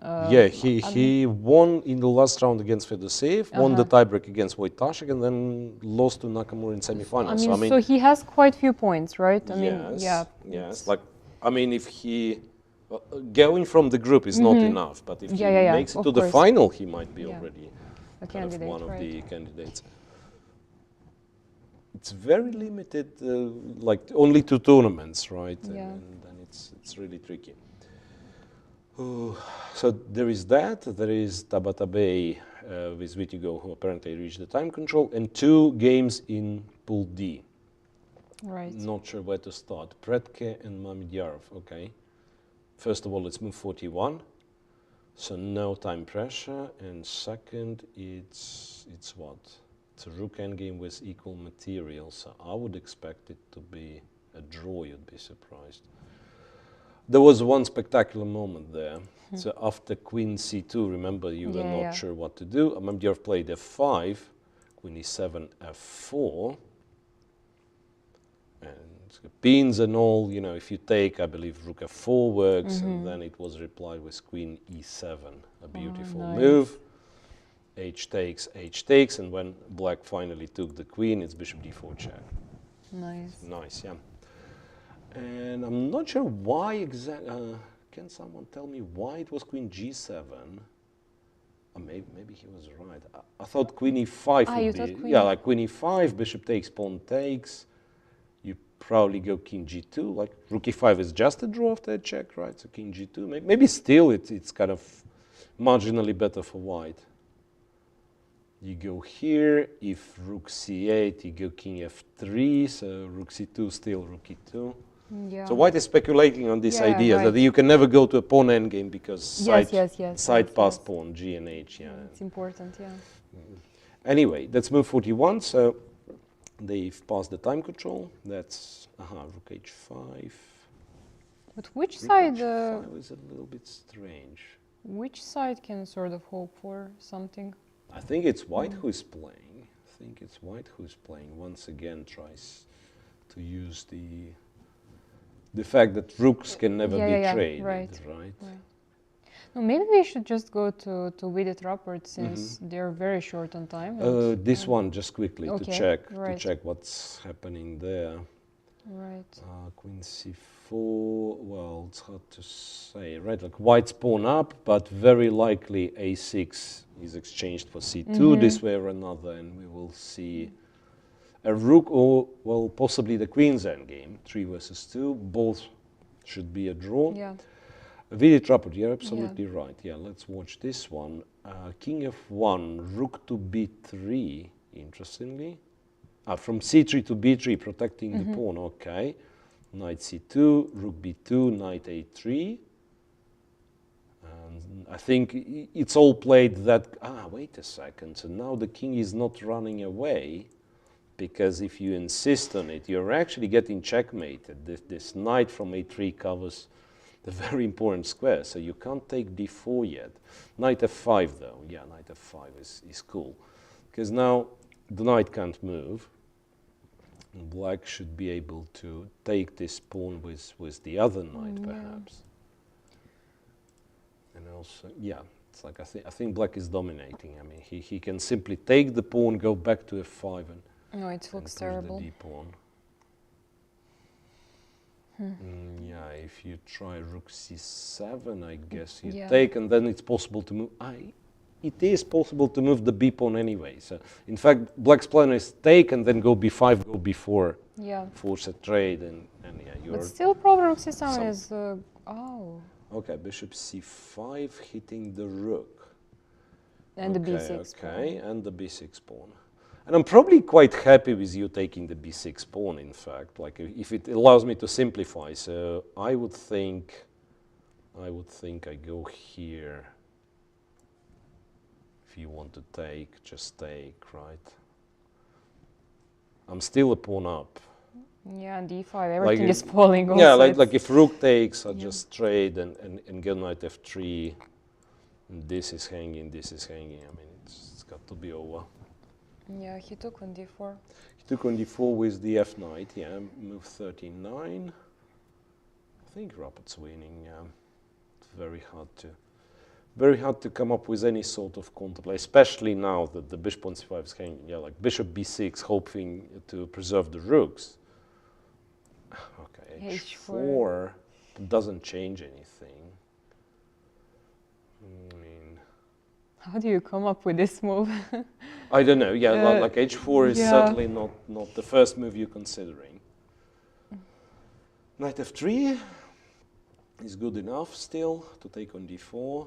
Knight c2 is a little bit strange, but might be good in fact. Yeah, rook b3 also. Rook b3 just to keep an eye on this knight, and practically forcing white to take. Yeah, forcing white to take. Okay, he's about to make a move. I think he went knight f5. I saw. Knight f5 back, hitting this. Also planning to take now that d4 knight is no longer hanging. I think it's over. Yeah. So what they reached move 40, so no time trouble. And Richard Rapport, yeah, I think he's done well. He's done well. So he actually beats Vidit 2-0 with this. So he won with white, yeah. Right. Vidit started with 2 wins, 2 out of 2, right? And then Rapport beats him for the second time. But I wanted to say actually that it's sort of clash between 2 different styles, right? Vidit is more of a solid player, and it feels like it's not really comfortable to face Rapport. Yeah. And especially in this kind of opening, I mean, I don't know if it's the opening to praise or to blame for this win, right? But like, it's clearly a provocative opening, right? And perhaps to punish this, to prove the advantage, he had to act kind of more in a more decisive fashion in a way, right? Right. Also, Rapport lives in Belgrade, so it's his home city. So local player. Local player, leading in the Pool C. Yeah. Okay. So. What's that? Okay, here we are done with time control at least. So we will be thinking, quickly checking what's there. Mamediyarov and Predke, move 43. Hard to say. Rook f3 check, g4, rook b5. Yeah, I don't think, in fact, like any of those players been playing for a win. I mean, you kind of do make moves, but yeah. b2, b3 perhaps. A b3 and then what? Actually, still the rook is a little bit awkward. Maybe you go rook c5, and then rook c1, and you chase from behind. And what about h5? H5, I thought, is it really beneficial? Like h5, take, and maybe you help white to create a passed pawn. I wasn't sure. Yeah. Wasn't sure, but maybe it's fine. Yeah, go h5, and then the moment white goes king f4, you go king f6. I mean, trade and go king f6.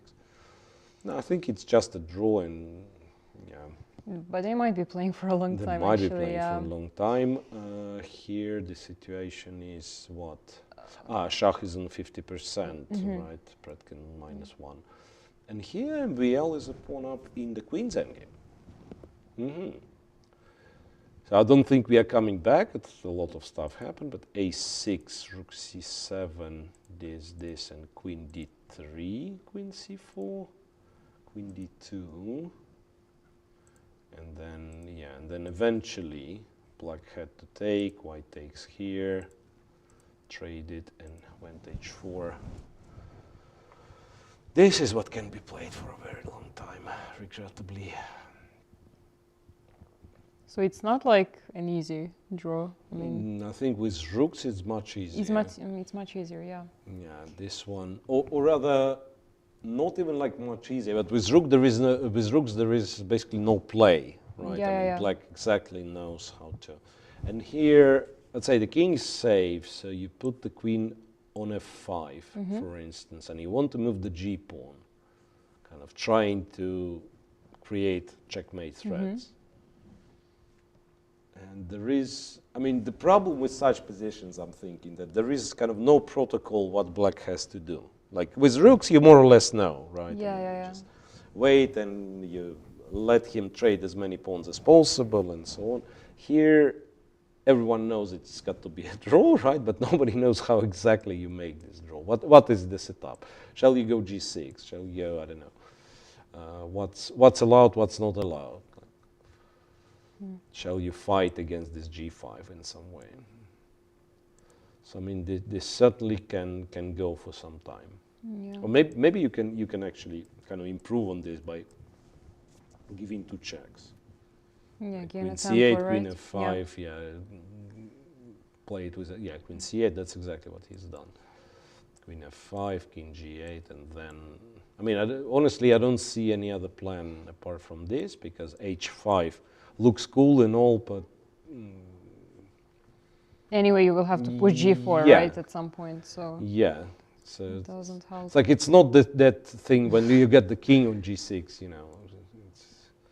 So I guess a g4, g5 is realistically the best chance you have. To check plate, king g8, g4, for instance, and yeah, and I mean, black's problem is that white always gonna try something. Maybe not much can be done because there is always a check. Yeah. But also you could speculate on queen's exchange all the time, right? And right. check, and then let's say eventually I'm running out of checks, I move somewhere, and then you have a check and push the pawn further and further and further. Yeah. And one of those cases, it's a draw, but you still have to make moves. Yeah, g4 played. Yeah. So Maxime and Evgenij will play it for some time.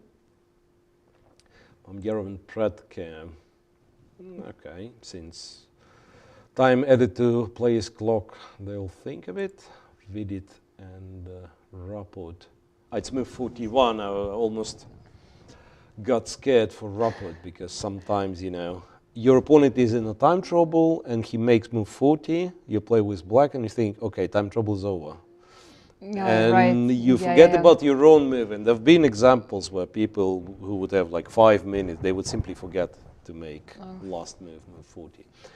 But here everything's under control. Rapod is to play his move 41, and I guess there is nothing wrong with him taking this guy or not. No, yeah, he can, right? Rook b3, threatening to take, okay. But why he could also take immediately? The h4 guy, or d6. Or d6, yeah. I mean, why would, I don't think he wants to take on d6, I'm not sure. I'm also not sure what he wants. Why rook b3? Feels like he has calculated something.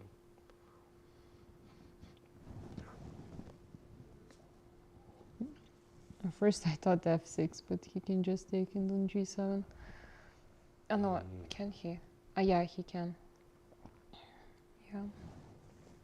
Are you meant to go f6 f6 but here? yeah, just ef6 is unnecessary. I mean, f6, gf6 though. Yeah, gf6, but then this h guy's pawn. hanging. No, but the Yeah, guy it's hanging, and so it's does hanging. the h pawn. Maybe that's the Right. point, that then he has, you know, like has the rook on the Yeah, third rank, so you can't actually play bishop g3. Right. Maybe you just win yet another pawn. No, this is also annoying from black side because you just want to finish the game. And, Yeah, I agree. And it's not sometimes, finishing. like, yeah, it's winning. You know, it's winning in many ways. Yeah. And sometimes it's very hard to force yourself to kind of seriously think about these positions. Yeah. Can you just return back, maybe? At first I thought, yeah, okay, let's just get rid of these knights, but I think I may make situation worse this way, right? The check, king goes somewhere, knight f5, and then white actually starts with the, maybe he doesn't start with any checks. And he will take on f7, I guess. How is that? Check here, and he will give a Yeah. check first and Yeah. then take on f7, yeah, that's might be winning, but why do you need this, right? Why do you need this? What about Tabatabai with Yugov? Yeah, let's see. It's very... Let's see, some simplifications happen. There, b3, you were absolutely right, in fact, was played. Knight e5 and knight c5, so more or less the same. Knight g4, knight takes c4. Why is it even in play? Why is it even in play, this game? I mean, it's so confusing when, you know, you have a bunch of knights on the board. Like, how not to blunder something? Like, for instance, now, after rook d4, the knight's almost trapped, right? Yeah, where does he want to go? b2, I'm guessing? Or you're trying to say that this might be like king e2 and then king slowly going there. Interesting. Wait a second. I mean, I will make all the preparation moves like Of course, f4, yeah, knight e3 or knight e5, yeah, but just the fact that the knight's getting stuck on b2. Okay, now we have to double check. So this, what else? I mean, knight b3 maybe. Knight b3, yeah, the knights are known to be tricky pieces.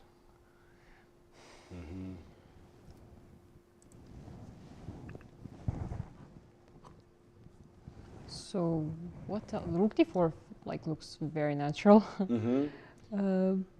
What Yeah, else it's hard to is- suggest something else. Rook e2. It's kind of ugly. And I can't really attack b6. I mean, first of all, it's defended, but even if it... No, maybe rook d2, rook d4, you go here, and some rook d7. I don't know if it does anything on d7. Yeah. And then whose knight is getting trapped, right? I'll have to go to h2 or something. So, I mean, my problem is that I don't even know who should be playing for advantage here. No, it's very concrete because, yeah, I think it will be clear in, let's say, 2-3 moves. What happens? Yeah. But it feels like, I mean, I like this structure, b6, a5, these knights. I mean, when I first see the position, it seems like black is sort of nicer. Yeah, so black is the strongest side, it would seem, right? But it could be really that white needs to play... no, wait a second, rook e2. I just realized there is also rook f3. Like hitting this guy. And rook c2? Yeah, rook c2. Maybe now it works. Because the original rook c2 after knight c4, I was worried about h5 again. And there is knight e3 because the f-pawn pin. But with rook on f3, it's different, So if this was played, and then rook f3, and I can go here, and now h5, then knight h2. Yeah. That's confusing. That's confusing. Okay, one more time. What's left? Vidit loses to Rapport, but didn't lose yet. Tabatabayev to go is this. Predki Mamedyarov is rook endgame. Yep. I actually listened to you and went h5, Shahryar. Yeah. And MVL with Yu Yangi, it's potentially the longest game. Yeah, potentially the longest game. Unless Black just starts getting some checks. I mean, I'm not sure. Check here. Yeah, you said Queen f3, right? Yeah, Queen f3, that's what I thought. Queen e5 and say King h3 or King g2. Maybe it's hard to get g5 then. I mean, I've never really understood such things. I just know that if white is persistent, like with black, you cannot really make a draw unless he blunders perpetual, right? Yeah. So he can do it for like shuffle for 30 moves, 40 moves, then play a pawn move, then shuffle for another 30, 40 moves. It's got to be a draw, of course, but with, once again, I will not say anything smart. I just want to say with rooks, it's much easier draw. And also for black, I mean, of course, let's say if one pair of pawns if one pawn gets traded, like, there are some pawn endgames which might be draw, right? Mm-hmm. I don't know how to show it, but... I mean, this is lost, but if, say, black king is on d4 now, or even I think on d4 it's a draw, right? d4 or d3. Yeah, but this is a draw, but it's not happening. Yeah, the king is still right. far away. No, but this discussion, in fact, is somewhat relevant because white will not trade. Black will not trade. Will give a check in g2, and now, for instance, the question is if say g5 is possible. I don't know. Just to expand, maybe it's stupid. I don't know. Maybe you don't need to play g5 at all because say h5 and some queen c6, queen g6. Let's say like this, and queen f5.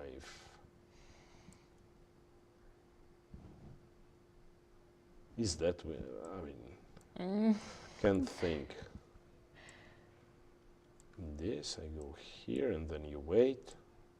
But I'm winning this way. Yeah, because of f3. F3, right. Because of right, f3, right. finally. Right, yeah. So that means black doesn't play g5. All right, this might be a long game and therefore a long round. Yeah?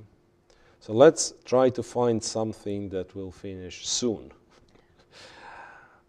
Yeah, for Mamedyarov, I think we both were right. Yeah, h5 was played, and when I said after king f4, you actually go king f6. He decided not to take, interestingly. Quite possibly because if you take king takes, and the king is still cut, right?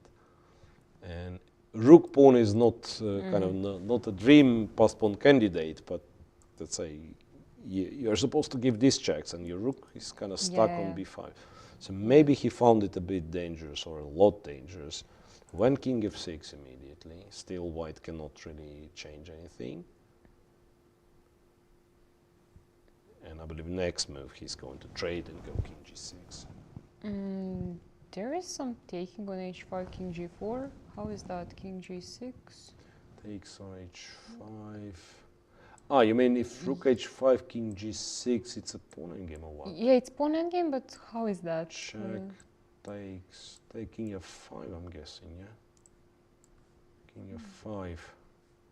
And then the d pawn's marching and probably... And it's a draw, right? Probably, I don't see how it's a draw. Yeah. No, first I thought king h4, king f, but there is king f4, king yeah. King f4, right, and then yeah, right. This is faster. Yeah. No, but it's fine. White just doesn't have to play rook f6, right? So he gets there, and he can say go over here after d5, go to c3. Then black has checks, and probably once again, probably it's a draw. Yeah. I think it's got to be a draw eventually. King f6, yeah. Fredkes down to 12 minutes. What does that make it? Draw for Mamedyarov. What's the last round pick? Mamedyarov will play with MVL in the last round. Also, some pressure on the players. Yeah. Shah, all draws if he draws this one. Evgenij, if he holds, also all draws. That's still a very, very solid, the most solid group of them all. The most solid group of them all. There's also h4 here, now that I understood. I mean, White's h4, yeah. right? White can try to push So black to take take. there, king g6. And let's say... then rook d3. Or rook e3. Rook e3 is also possible, yeah. You can try this, and something like c3, that's what I was... But once again, yeah. This check doesn't win the game, right? Well, then I can play rook c5, no?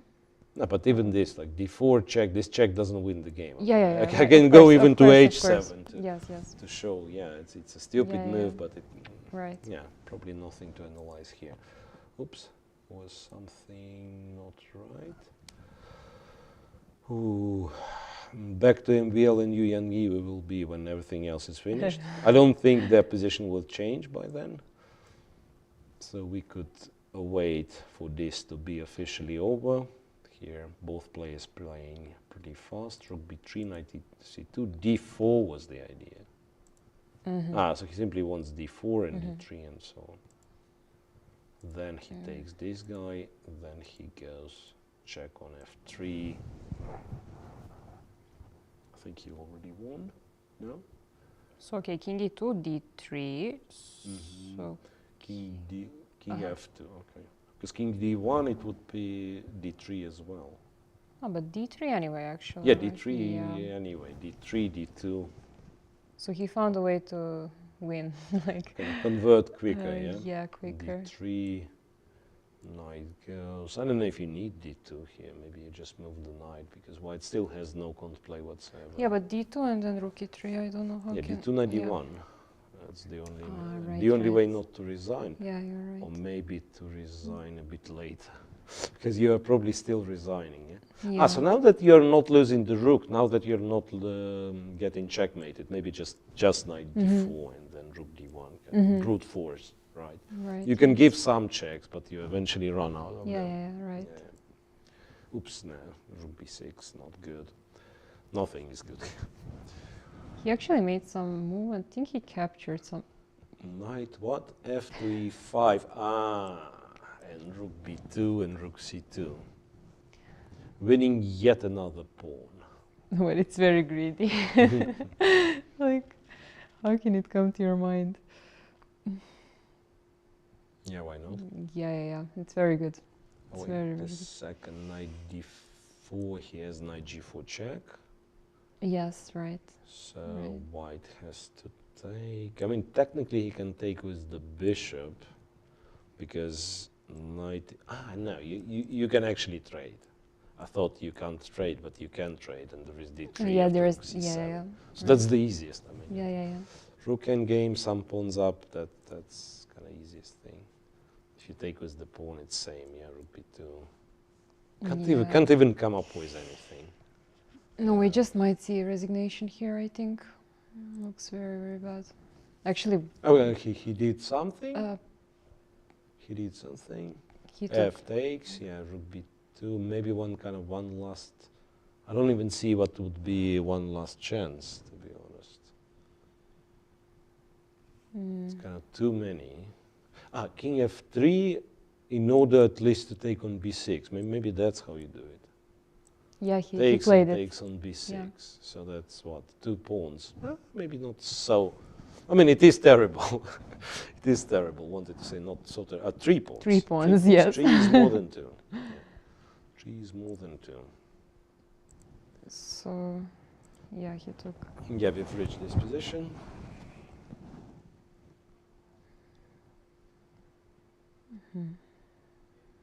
Still, the king is not in the game. F6, then e5. Yeah, the bishop is a tricky piece anyway. It's like the bishop on d6 restricts this king so much. I'm no longer happy with this knight e5, to be honest. Yeah, I understand me it's neither, winning, me neither, but yes. there was a feeling like a couple of moves were left. Yeah, exactly. And there's still at least some hope, some agony for Vidit. Maybe f5 now that I'm... F5. Okay, f5, f6, yeah. Yeah, I mean, f6, that's what I was thinking. Yeah. F6 takes, say, king, e4. Not that I'm planning anything, but it's kind of, I'm hoping for you to get, to go here, and then I go king d5, you know. Yeah. And king e6. This will not happen. Yeah. This will not happen. But at least some tries, some practical tries. Okay, so that still goes on. Tabata Bay, Vitugov. Still a very tricky game. And rook d4, knight b3 indeed. Rook d5, not d7 but d5. Rook to c8 and knight to e4. Controlling the c5 square. Oh, wait a second, how was it rook d5? H5 was not possible. Yes, I kept thinking, what happens after h5, what happens after h5? Yeah. H5 is not possible. After h5, what white takes on h5. Okay, fair enough. So knight e4. It's very tricky when all four knights are on the board. Like, if it was a blitz game, no way not to blunder something. Yeah, absolutely. I think, yeah, you just blunder something more or less immediately. Yeah. May I suggest some funny line? If it's funny. It's not funny, there is rook b5, yeah? Just wanted to say, like, white goes here, black takes, white thinks I'm brilliant and goes knight f6. And black doesn't take this knight, yeah? So if he takes, it's a perpetual, it's a well-known perpetual. It just goes to h8. Yeah. It's not clear if you have enough for the perpetual, yeah. You probably still have some, Right. But you can imagine how sharp it can get at some point. Yeah, well, actually, in this line, I mean, first of all, yeah, once again, there is rook b5.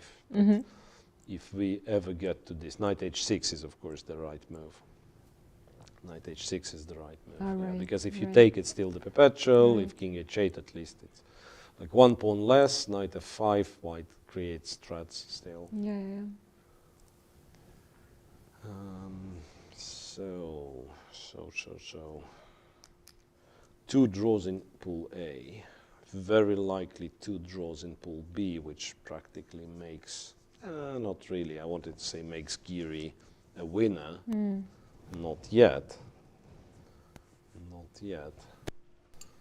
Then very likely both results in pool C, which will be Raport 1 point in front of Vidit. Raport having the white pieces against Shirov, so a draw would secure place for him. But actually, Shirov won last 2 games, right? No, only one. Only one, but he won then 2 rounds. Who did he win against? Does he have a victory? He doesn't have. No. This is the first one, right? His first win in the Grand Prix, not only Belgrade. Ah, right. Okay. In Grand Prix altogether. Yeah. 94. Yeah. Now this awkward moment, you know, when the games that are kind of decided, they finished, and those that are in progress, they've reached this moment where people kind of continue thinking and stuff. After rook c3, rook c3 check was given, f6 was played, and rook b7 cutting the king on the 7th rank. I mean, I don't believe it's possible for Raport not to win, but he did create himself some slight issues. He probably doesn't want to go e5, right? No, I don't think so. Like e5, king f5. Okay, this is sort of a threat. I mean, you can give this check. There is knight d8, so... Yeah. Well, technically, you might do all that if you're kind of a harsh person. You might do all that and then go d3. Right, and there isn't even a check on b8. The moment you move the rook, there is a check on d8, forcing the king back, or on d4 in reality. Yeah. Yeah, so you in fact, you do win this way, but just optically, you know, for the player who ever seen rook and bishop against rook, right? To see this position, you don't want to see it. Yeah. You don't want to see it, even though it looks like it's winning. I mean, how do you stop knight d4 or knight d8? Like pushing the king back, then going d2. 3 pawns are 3 pawns. Rook c4. Once again, some little threats. d3, king e3, d2, and then check from d4. So that's the threat. And maybe he's right, you know. Maybe he's right because, yeah, like what do you do with white? It's not even possible to create a threat. No, I mean, they should be over. Yeah. They should be over, and if you look on camera, it's clear. Yeah. At some point, they were, just look at Vidit. He clearly lost interest in this game. Clearly lost interest. No, he was also 2 out of 2. I mean, it's not... Yeah, for him, this tournament didn't go very well since the start, right? So he started brilliantly, 2 out of 2, beating both Fedoseev and Shirov, but then, then what? The round 5, that half a point in 3 games, right? Two of them against the same opponent, against Rapport, right? Right. But yeah, for Rapport, that's kind of the best scenario possible. Winning. So first he won kind of in direct encounter to catch up with it, and now he wins again, and he's 1 full point in front going to the last round. Do you think he will resign now? I don't know. No, I think he'll come up with more resistance in a way. Bishop a3, I'm guessing. Yeah. Bishop a3. I would resign the moment the king kind of comes out of the 8th rank. Or I would resign right now, or a few moves ago. I don't know. Depends on the mood. But now you're free to move the... no, you're not free to move the knight. Rook e7, rook e6. Yeah. I mean, still kind of minimal caution is needed, right? Rook c3 maybe. But we were there. Were we? Yeah. He played rook c4 here again. Right. Yeah. Ideally, you want this bishop to leave the diagonal altogether, right? So rook a4, he goes bishop c5. I mean, that's annoying. He did play rook a4, yeah. So now, once again, bishop d6 loses to check and d2. And then king d2, rook d4. If you start stopping this pawn, like rook b1 and so on, black is not against exchanging the rook. Yeah, so rook d4, king d7, whatever. Yeah, right. So the moment, you can win 1 pawn, but then immediately kind of resign the game because, will be 2 connected passers. So bishop c5, I was hoping. Bishop c5, and then... He played bishop c1. Bishop c1. Okay, so at least he controls the d-pawn. But now, can I actually play knight e7, I was thinking, in order to go king... Somehow the king is still not that easy to extract from there. Rook a7, nice. Brilliant. Nice, Winning back the nice. 7th rank, yeah. That's what you call technique, yeah.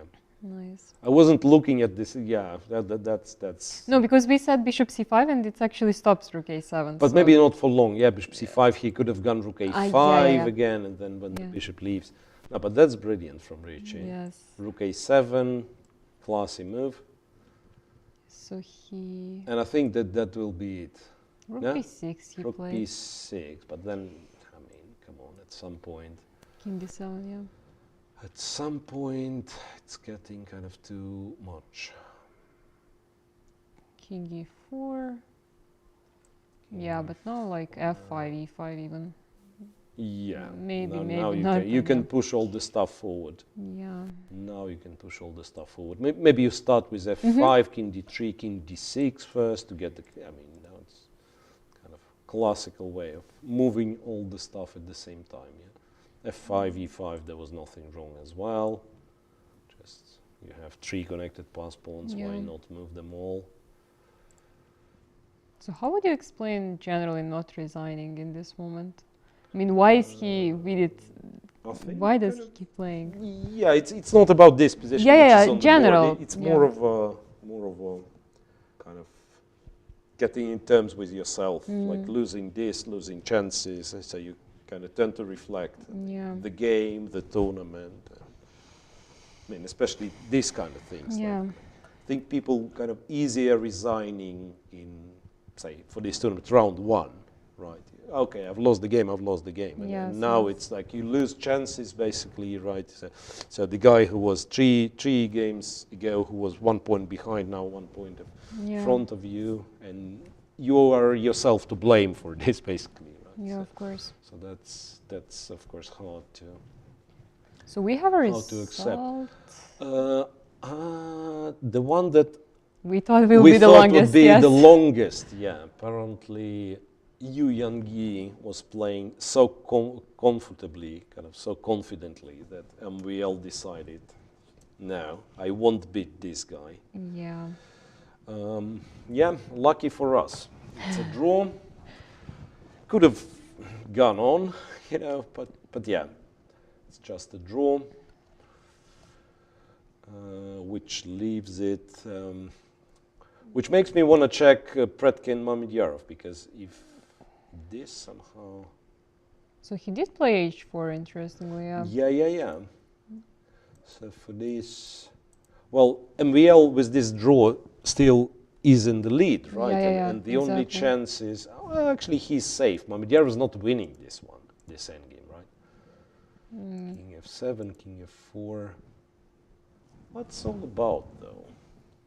What's all about? Where the king's going? If Shah stays like this, how do you make proof? You go with the king over there, or what? No, I mean, I really don't understand how you're planning to win. Then if black just stands, king g7, king f7, not guarding this. I mean, he can, by the way. What happens on a4? No, that I'm. A4 b4. I think that's. Oh, sorry. I thought actually for white, but I saw now it's black's move. So. Yeah, if black, if black stays and you go a4. Yeah. But I think then. And then king g5. This check and king g5, you mean? But that's an h pawn, right? So even if I go like b5, continue swapping stuff. Yeah, continue swapping stuff. So he played rook h5. Makes sense. King f4 goes rook h5. You go to g4. He comes back. I think that that's very likely to be the end of it. Yeah. I mean, you could argue I put the rook behind the passed pawn once again, but then the king is too close. Yeah. So I guess this is not happening. And the longest, interestingly, will be this game with 4 knights on the board. Probably. Very likely. So this rook endgame, it will peter out to a draw very soon. And what else? Vidit Rapport, not officially over, but efficiently it is. Bishop b4 check, king c7. Now I think we will see resignation. The rook is trapped, right? I mean, rook b5, rook bishop c5. Bishop c5. Hang on. A check. Yeah. Check here. I felt like Rapport went for this because he knows it till the very end. King d5, knight e7, I guess. Meanwhile, we are getting ready for a press conference with MVL and Evgenij. We might see more results, more games finishing during this press conference, but hopefully at least something is up when we are coming back. Maxime Shirlagrav and Evgenij just finished after, what is it, maybe 4 or just over 4 hours of play. Gentlemen, you drew your game. Maxime, do you want to start us off? It was an interesting endgame position, but you can start from the beginning. Yeah, I had an idea against the Petrov, and things got very complicated very fast. We were done to 20 minutes after 15 moves, and there were lots of lines to calculate. I feel like I had some chances. I don't know if I made the most of them, but anyway, I think I put a lot of pressure. I'll have to see if I could have done even better, but on my end, I think it was a reasonable game. Good. Grandmaster, you, from your end, was it a reasonable game? How did it go? Yeah, today I think maybe interesting game. Just opening, maybe my opponent gave my surprise, yeah, because I play my opponent many games below. Yes, I think maybe middle game I slightly mistake c6. Yeah, maybe rook 2, rook d5, queen g6, easy equal. Yeah. So tomorrow is obviously the last round of this initial stage. Obviously, you have 3 out of 5 now, if I'm not mistaken. So how will you be approaching the game tomorrow, given that you're in a very, I wouldn't say comfortable position, but you're in a very favorable position? I mean, I'll be black against Shah, who will very much want to win this game, so I look forward to an exciting game. I mean, I'm playing for these moments, and of course, I'm hoping to secure the lead in the group after tomorrow. But we'll see how it goes. I mean, I'm looking forward to it. Grandmaster, you're playing Predke tomorrow. Tomorrow I play white. Yeah. White, yes. So how will you approach the game tomorrow? I think just fighting game. Yeah, tomorrow. Yeah. Yes. I've asked this in a previous interview, 2 of your colleagues. So all of you know each other well, and some of you are friends with one another. Is it difficult to play against someone who is your friend, who you're very good with personally, or can you distinguish between friendship and chess? I mean, for me, it doesn't matter. I'm used to play. I'm used to fight, and I mean, against anyone, people I like, people who are friends, people I don't like. It doesn't matter. Would you rather play? Where do you feel more motivated, when you play against someone you like or someone you don't like, or it doesn't matter? I mean, you can get extra motivation from like people saying things or whatever, but in general it's up to me, up to my game, not up to who I face. Okay, Grandmaster, you, from your perspective, do you rather play? How difficult is it to distinguish friendship and playing against someone who is your friend? Okay. I think the same. Yeah. It's the same. No problem. Yeah. Okay. Well, thank you both very much, and good luck tomorrow with the final round. Yeah. Thank you. Thank you both. Okay. Thank you.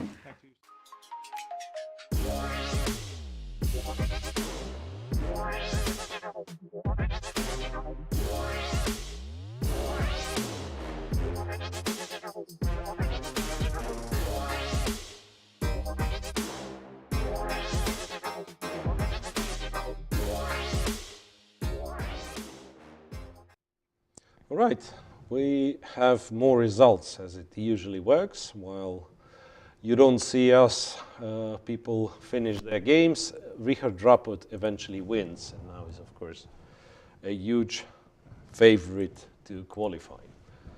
Those were the last moves. No surprises there. Yeah, Vidit, of course, has all the reasons to be disappointed. Yeah, right. And Teodora, do you keep a track on how many games black won and white won? Because at some point I even thought that black won more games, but that's wrong because Anish Giri and Vidit, they both won twice with white. Twice with white, yeah. And just my argument was that black wins games in this tournament right? Like I think MVL it's, one was black, Andrakin one yeah. was black, and so on. Maybe because of the first day. I'm not sure. First day we had 4 decisive results, and Maybe the impression was yes, such. Yes, yeah, yes. maybe you're right. Maybe Vitugov one was Vitugov black won with black, as well. yes. Yeah. So maybe that's the confusion. Yeah. Anyway, so Rapid wins with black against Vidit, going to the last round with 1 full point lead, and we are left with only 2 games in progress. Mamedjarov and Predke. We figured out it's Predke who is trying to play, right? Yes, right. This rook endgame, because at some point, Shah clearly hinted at repetition. King f4, rook h5 would have been a repetition. Predke, who is low on time, I have to say. So we have, press conference with actual analysis by Rapport. Richard Rapport. It's always nice to hear from him, especially when he's in a good mood. He won and has all the right to explain. Welcome, Richard, and we'll be back with what is left. I don't know, for the time being, it's 2 games, but let's see when we come back. Hello everyone, we are joined by Grandmaster Richard Rapport, who just won his game against Vidit. Congratulations, Richard. And could you please tell us what were critical moments in this game? First of all, I would like to say hi to everyone as well. So I had 1 day to prepare for this kind of important game. I was thinking what strategy to choose, and at the end I decided to go for kind of a suicide attempt. Because, I was playing the Petrov till now, which is obviously very solid, but like I had 0 chances in both of my games. So I decided to do something more aggressive, so I went for the French. He surprised me with third move e5. Maybe my preparation was flawed, but I didn't see him playing this way prior. Honestly, also first move e4 was a minor surprise. I figured if he goes e4, he would like to have like a grip over the game. Just generally like a very one-sided affair, because these Petrov lines are, safe, but maybe too safe. So he went for this. So I went for this kindergarten setup, changing the bishops. This is what you learn when you're 10 years old. Like, how cool is this that you can trade the bishops?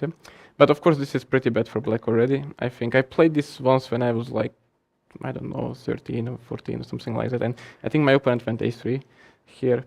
So we went for this. This was already strange. I mean, that he did this and he captured on b5, because I thought most people go knight c3.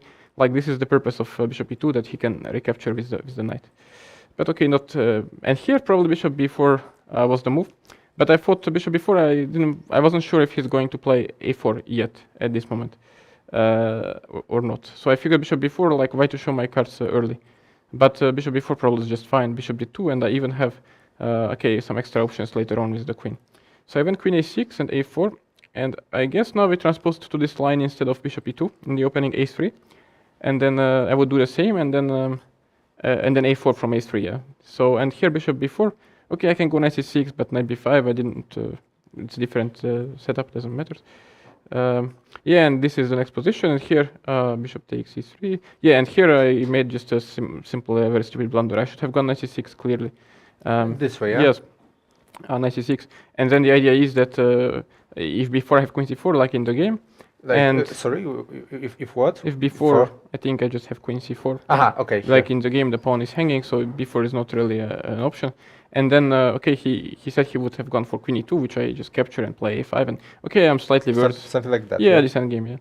I'm slightly worse, but and a5. Sorry. I like to prevent this before a b5 push. And white is probably just better, but not such a big deal concerning all together. And then he went before. I went knight e7, and he went before, and of course already I'm facing some minor problems. So I went queen c4, which is the most principled move. Rook c1 is fine, and here I'm just clearly worse. Knight e7 is fine, but he can just go for this endgame, basically 2 different ways. He can do it bishop d2 or knight d2, and then queen e2 both ways. And I'm just clearly worse, like for instance this, and takes, and rook is coming to c7. So what will be the move for like knight b6, rook c7, rook b8, I guess. And I'm kicking b5, but I am thinking, at one point he'll just sacrifice something, bishop b4. It looks almost completely done. I have knight a3 swords, to kick out the rook, but bishop is b4. I'm completely dominated basically on every side of the board. So yeah, so I decided to go for knight c6, which is actually just, yeah, immediately probably loses, yeah? It's just an incredible blunder. I think he can just play this. I think he plays something else, right? Yeah, he played bishop d2, yeah. Yeah, b5, and then I only saw this move, of course, as I was waiting for his move, and h4. And I discovered this idea only, you know, when it was not my move already. So it's kind of too late to change things. And rook h3 is coming. Yeah, okay, I'm not sure, I didn't see this idea, like knight g6. Maybe I have some queen e2 check here, and then trying to pretend that it's not completely lost. But even that position is, yeah, this is just completely over probably. Takes everything, yeah. I'm lazy to make those moves, yeah, so sorry. No problem. Yeah, I pick up the rook, he goes okay. somewhere, Yeah, I sure. don't know. Takes, and the knight and bishop should dominate in this position. Okay, maybe it's not completely finished because I have there's only one file. C file, yeah, for example. But I think white is just much better. Knight goes to d4, h5, you know, like... so this could have been it for me today, but instead he went for, okay, also very principled idea. And here I had a very unpleasant choice because the endgame is just completely lost. I mean, maybe it's not lost, I don't know, but it's just completely one-sided affair. So I decided to pretend that, you know, I am brilliant, and I went for this fairy tale ideas of self-trapping my queen, basically. Yeah, and then the question was how to trap my own queen with queen d3 or queen a3. And I figured queen a3 is somewhat more trickier. Yeah, so the idea is, of course, that if b5, I mean, this is the big idea, okay, whatever, and then knight a5 is a move, and I am still, you know, pretending to be alive. And here I thought if castles, I maybe can capture on a4, and rook a1 is queen c4, and okay, this position, of course, is not something to be proud of for black, but maybe I'm not entirely done here, I don't know. So yeah, this was pretty much the idea. And then he went castles, which, oops, yeah, my usual. Usually it's not just okay. Me. It's not a magic touch.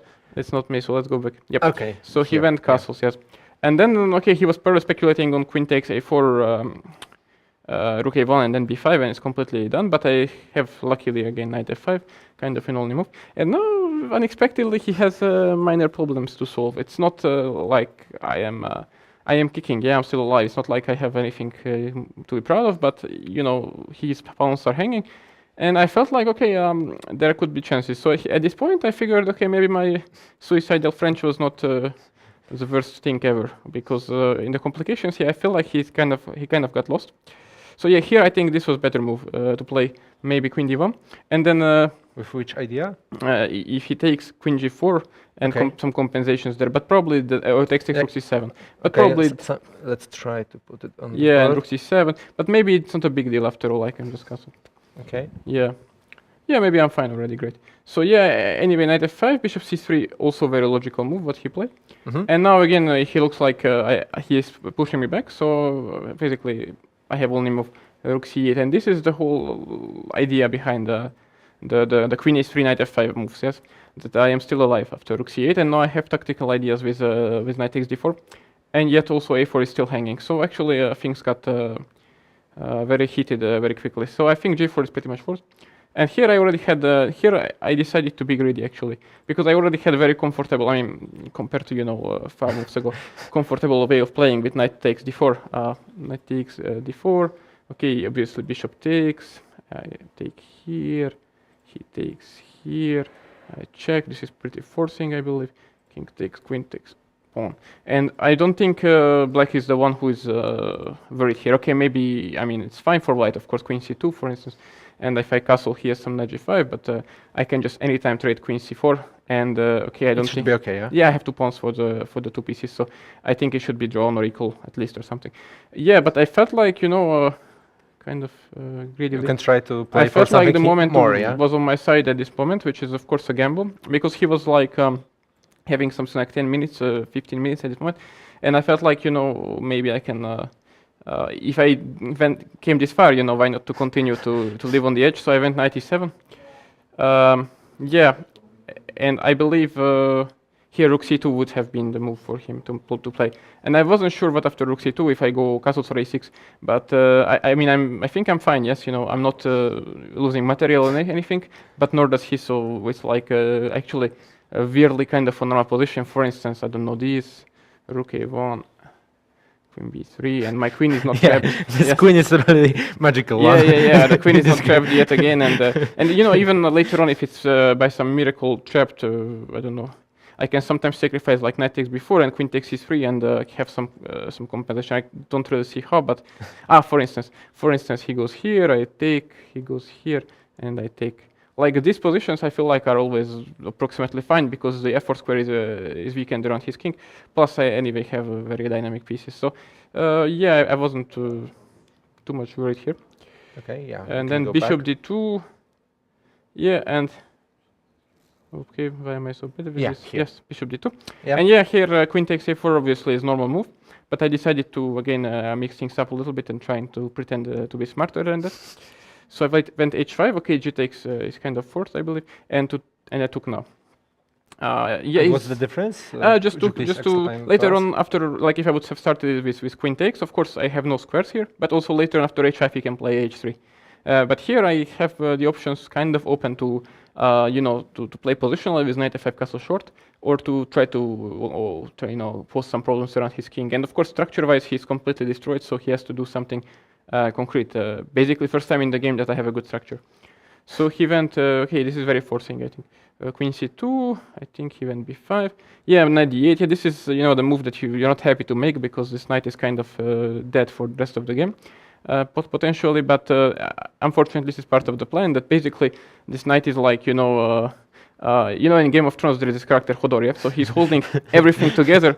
The b7 pawn after rook takes a7 is very important, and also my king is very important after potentially like rook a8 or something. So the knight is basically in some self-sacrificing mode to defend, while everyone else is trying to pretend to, you know, have a good time and make some counterplay. So rook c1 is very forcing again. Takes, rook c1. And yes, and here I had a choice again to play dynamically with what I did, or to play knight b6. Knight b6 is, I think, generally much safer because rook c7 I have knight d7 too. My king is kind of safe. Yes, something like this one, yeah? Yeah, and later on, for instance, rook to c7. Yeah, sorry. Yes. Here and like I'm going to have knight d7 every time. And knight d7, okay. Just like an idea, like my king is safe. And maybe I am actually doing very well here. Not like maybe here, but maybe if I take, I'm doing very well. I during the game, I evaluated this as, you know, like I have only two pieces which are attacking, and he can walk out with his king, but maybe I am just completely in control, so I might have make a mistake here. So knight e7. Okay, what he did? Yeah, rook c7 was a mistake. I think he should have started with bishop b4. Because after bishop b4, I have a bit of a dilemma to face, which is that do I allow him to trade the knight, which is like I take on h5, or I want to keep the knight, which is like I give a check. But if I give this check and knight f5, no, then I lost tempo, and maybe some b6 ideas can work, which he tried also in the game, but there he was too slow. And the idea is after a6 every time that he goes here. And this is very sneaky actually, and I might be just yeah, with an idea of he's a4, actually trying to mate me. And I might be just done here. So bishop b4 would have been practically more challenging, and probably I would just take on h5, but then he takes on e7, and he's not in danger. No, the thing is that he was in kind of a serious time trouble here, and I think it's very hard to evaluate the swings in the game. Like, you know, out of nowhere, black is much better, and both kings are under attack. So I don't think if you would ask any of us what is the objective evaluation, we would be close to it. So rook takes h5. I was pretty proud of this move because sometimes he could have had bishop g5 ideas, so I wanted to prevent it.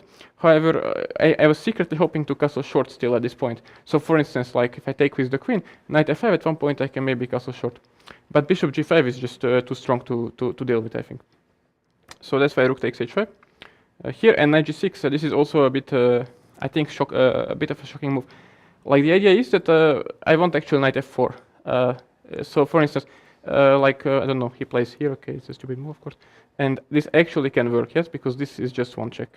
And I go out with the king, and there is no way to to use this. Actually, his king is very to use weak one, this discovery, and he's going to get mated. And probably I think because we have all the same these patterns, you know, probably he was expecting me to put my knight to f5, which is like queen checks, knight f5, rather than going to g6, which is clearly more ambitious. But I feel like it was just very uncomfortable. So b6 is actually a very tricky move. because okay, he wants this queen in d1 idea, which I've shown already, and queen b1 check. This is very important. And here I felt like this was a very funny move. I was expecting him to play knight e1, and here I was planning to take here. He cannot take the rook, so he takes this pawn, and then knight f4, and oops. Yeah. And I feel like I am just winning.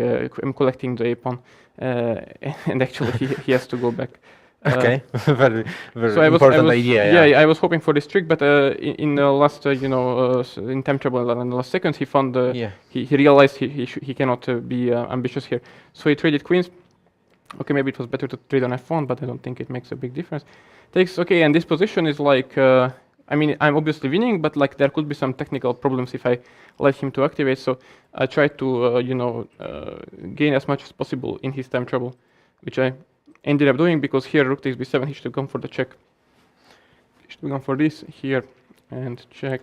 And king d8, yeah? Yeah, and king d8 takes and the rook c3.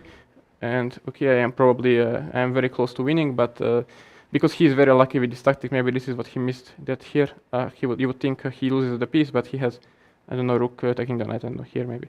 And okay, obviously I'm close to winning with I will pick up on d4, but the game, let's say, goes on. After rook takes b7, sorry. No okay, problem. rook c3. Yeah, we can. Okay, whatever here. After Okay. this, king f1 is just completely over. I didn't feel like I made any major mistakes, so don't ask me why he was playing on for this long. Okay, maybe he felt like to demonstrate my lack of chess skills by playing forever. But I believe that I would have won this game, quite some years ago as well. So this was a bit strange that he played on forever, but okay, the game basically ended here. Yeah. Well, thank you very much for a great analysis. Last final question, because tomorrow you are going to play with white against Alexei Shirov, and you need only to draw. In this last round, what will be your strategy for this last game? Well, I believe I will try to make a draw if that's what is needed. Thank you. Things couldn't have gone better for me in terms of results. I mean, clearly, but okay, we'll see. Thank you very much once again. Our guest was Grandmaster Richard Rapport. Congratulations once again, and good luck tomorrow. Thank you.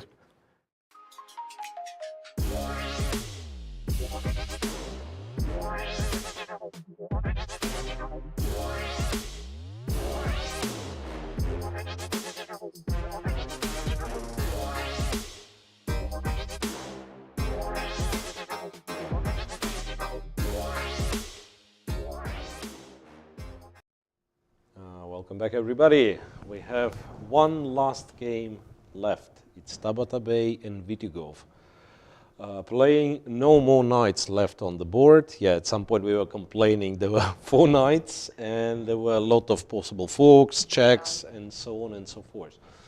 All knights were exchanged. And now it's move 53. It's a rook endgame, which is heading towards a draw, I believe, but still some moves to be made. What about Prats Mamedjarov?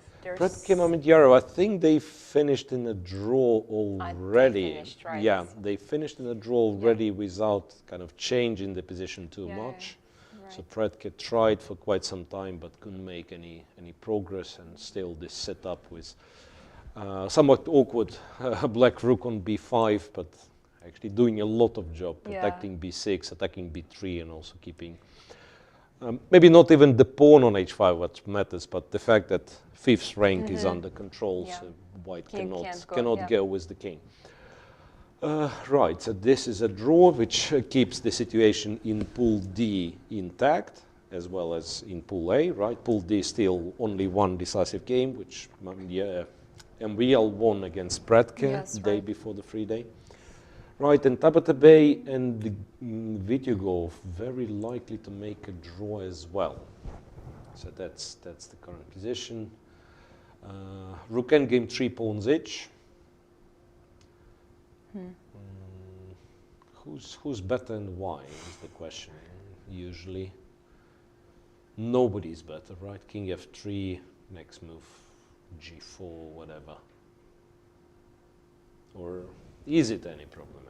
Like King f3, rook King f3, c5, yes. Right? Rook c5, for instance, yeah, and then I go g4,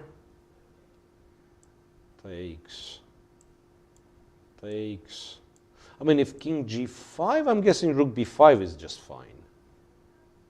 Or even more than, wait a second. It's fine for white, it's not fine for black. Because guess what? I think white's winning. b7, b8, queen f4 check. I'm not There sure. is mate, right? I no, there I'm is not, no queen I'm not e5. sure. Yeah. Queen e5 would have been a checkmate, right? Queen e5 would have been a checkmate. Yeah. Queen f4 I thought would be the same, and it is the same after king g6, but there is king h4. And interestingly, I cannot see how white wins if he wins. But still, I assume that in original position it's black who is trying to play, right? I mean, Right. black, if he wants, he can always make a draw. So they played, actually, exactly. They played King F3. something, king f3 and rook c5 and g4 check. So h takes, and what? You have to go king e5 or something. But then what's the point in playing this? I don't even know. I think he will go king g5. But isn't it? No, no, king king e5, e5. you're right, No, king yeah. g5, it's scary. I mean, if you miscalculate and somehow. Exactly. Yes. King e5. Yeah. What's then? I mean, actually, it's a little bit tricky for white because king g3, I was originally thinking. Then you go g5 and king d4, and at least like everything's protected and the king is active. Maybe you're not winning, but it's clear it's kind of free roll for black, right? So that's why. That's why he goes rook g6, attacking the pawn, check over here, cutting the king perhaps. But you're not seriously cutting the king. They may And draw. then just agree to draw after rook c3. Yeah. All right, that concludes the round, and a dramatic change in the situation in pool C, right, where the game between the leaders was won with black by Richard Rapport, and now he's leading with 1 full point. All the rest remains intact. Pretty much the same, right? Yeah. So pool A, to remind you, Andreikin and Shankland sharing, and half a point behind you have Bacro. Andreikin and Shankland are not playing each other. Yeah, Bacro with Andreikin having white, and Shankland black against Grishuk. That's the pairing for last round.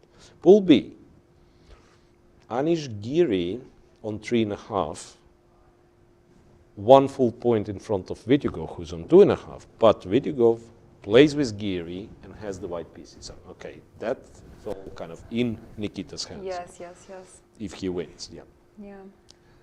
Pool C, Rapport on 3.5, Vidit on 2.5. Fedoseev lost, so Fedoseev 2, same as Shirov. So both are out basically, and it's just So Vidit needs to win his game and pray for Shirov to beat Rapport with black, which is not very likely. Which is not very likely. I mean, and then Pool D. Pool D is tricky. MVL leads with 3 points. Will face Mamedyarov with black tomorrow. And then Yu Yangi we will have white against Predke. So Yu Yangi and Mamedyarov being half a point behind. So in order to guarantee qualification, MVL needs to, I think, to win. Because if he draws, he holds up Mamedyarov. But Yu Yangi has the white pieces, he's a favorite, So it's quite likely that D group will see the tiebreak, as well as the A group. Yeah. So it's not yet out of the woods. I think, so tomorrow clearly it will be a big day, and very likely we will see a tiebreak day after tomorrow. So I'm trying to recall what was the scenario in Berlin, the first leg. There were 2 tiebreaks.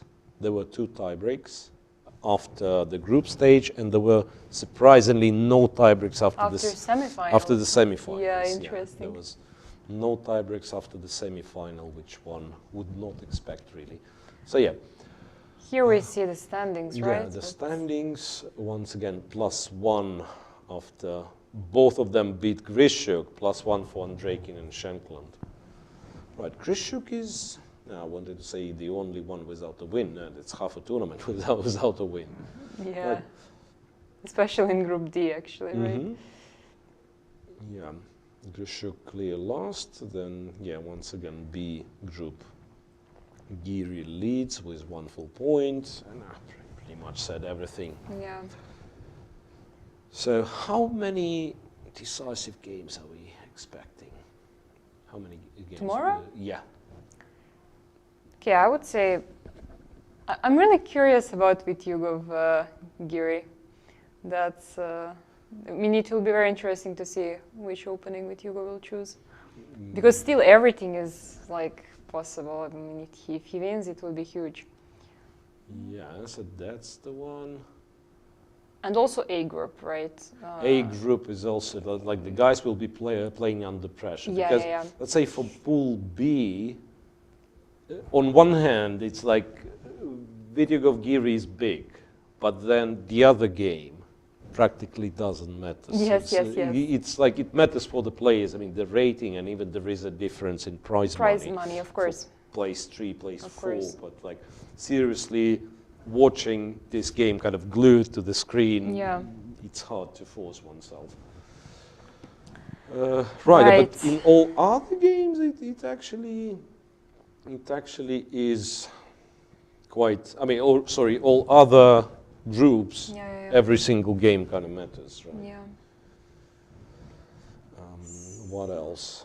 Now that's about it, right? Yeah. Rapport, of course, is a huge favorite because he's not playing with the direct pursuiter, sort of. Yeah, and for Pool D, yes, Maxime is the leader, but I'm not even sure if he's like, if you think of, let's say, a bet. Maxime qualifies after tomorrow's round without a tiebreak. Would it give it more or less than 50%? I think more. More than 50%. A bit right? more. So he's like not losing to Mamedyarov, and we bet that Yu Yangi is not winning. He's not winning, right? But it's not too far from, I mean, probably. I mean, the thing is, Mamedyarov also had all draws so far, so it's not like, let's say, he won some games, he lost some games. Obviously, he's being very solid, so okay, we will see. Yeah, we will see once again. What's the point in speculating? Yeah.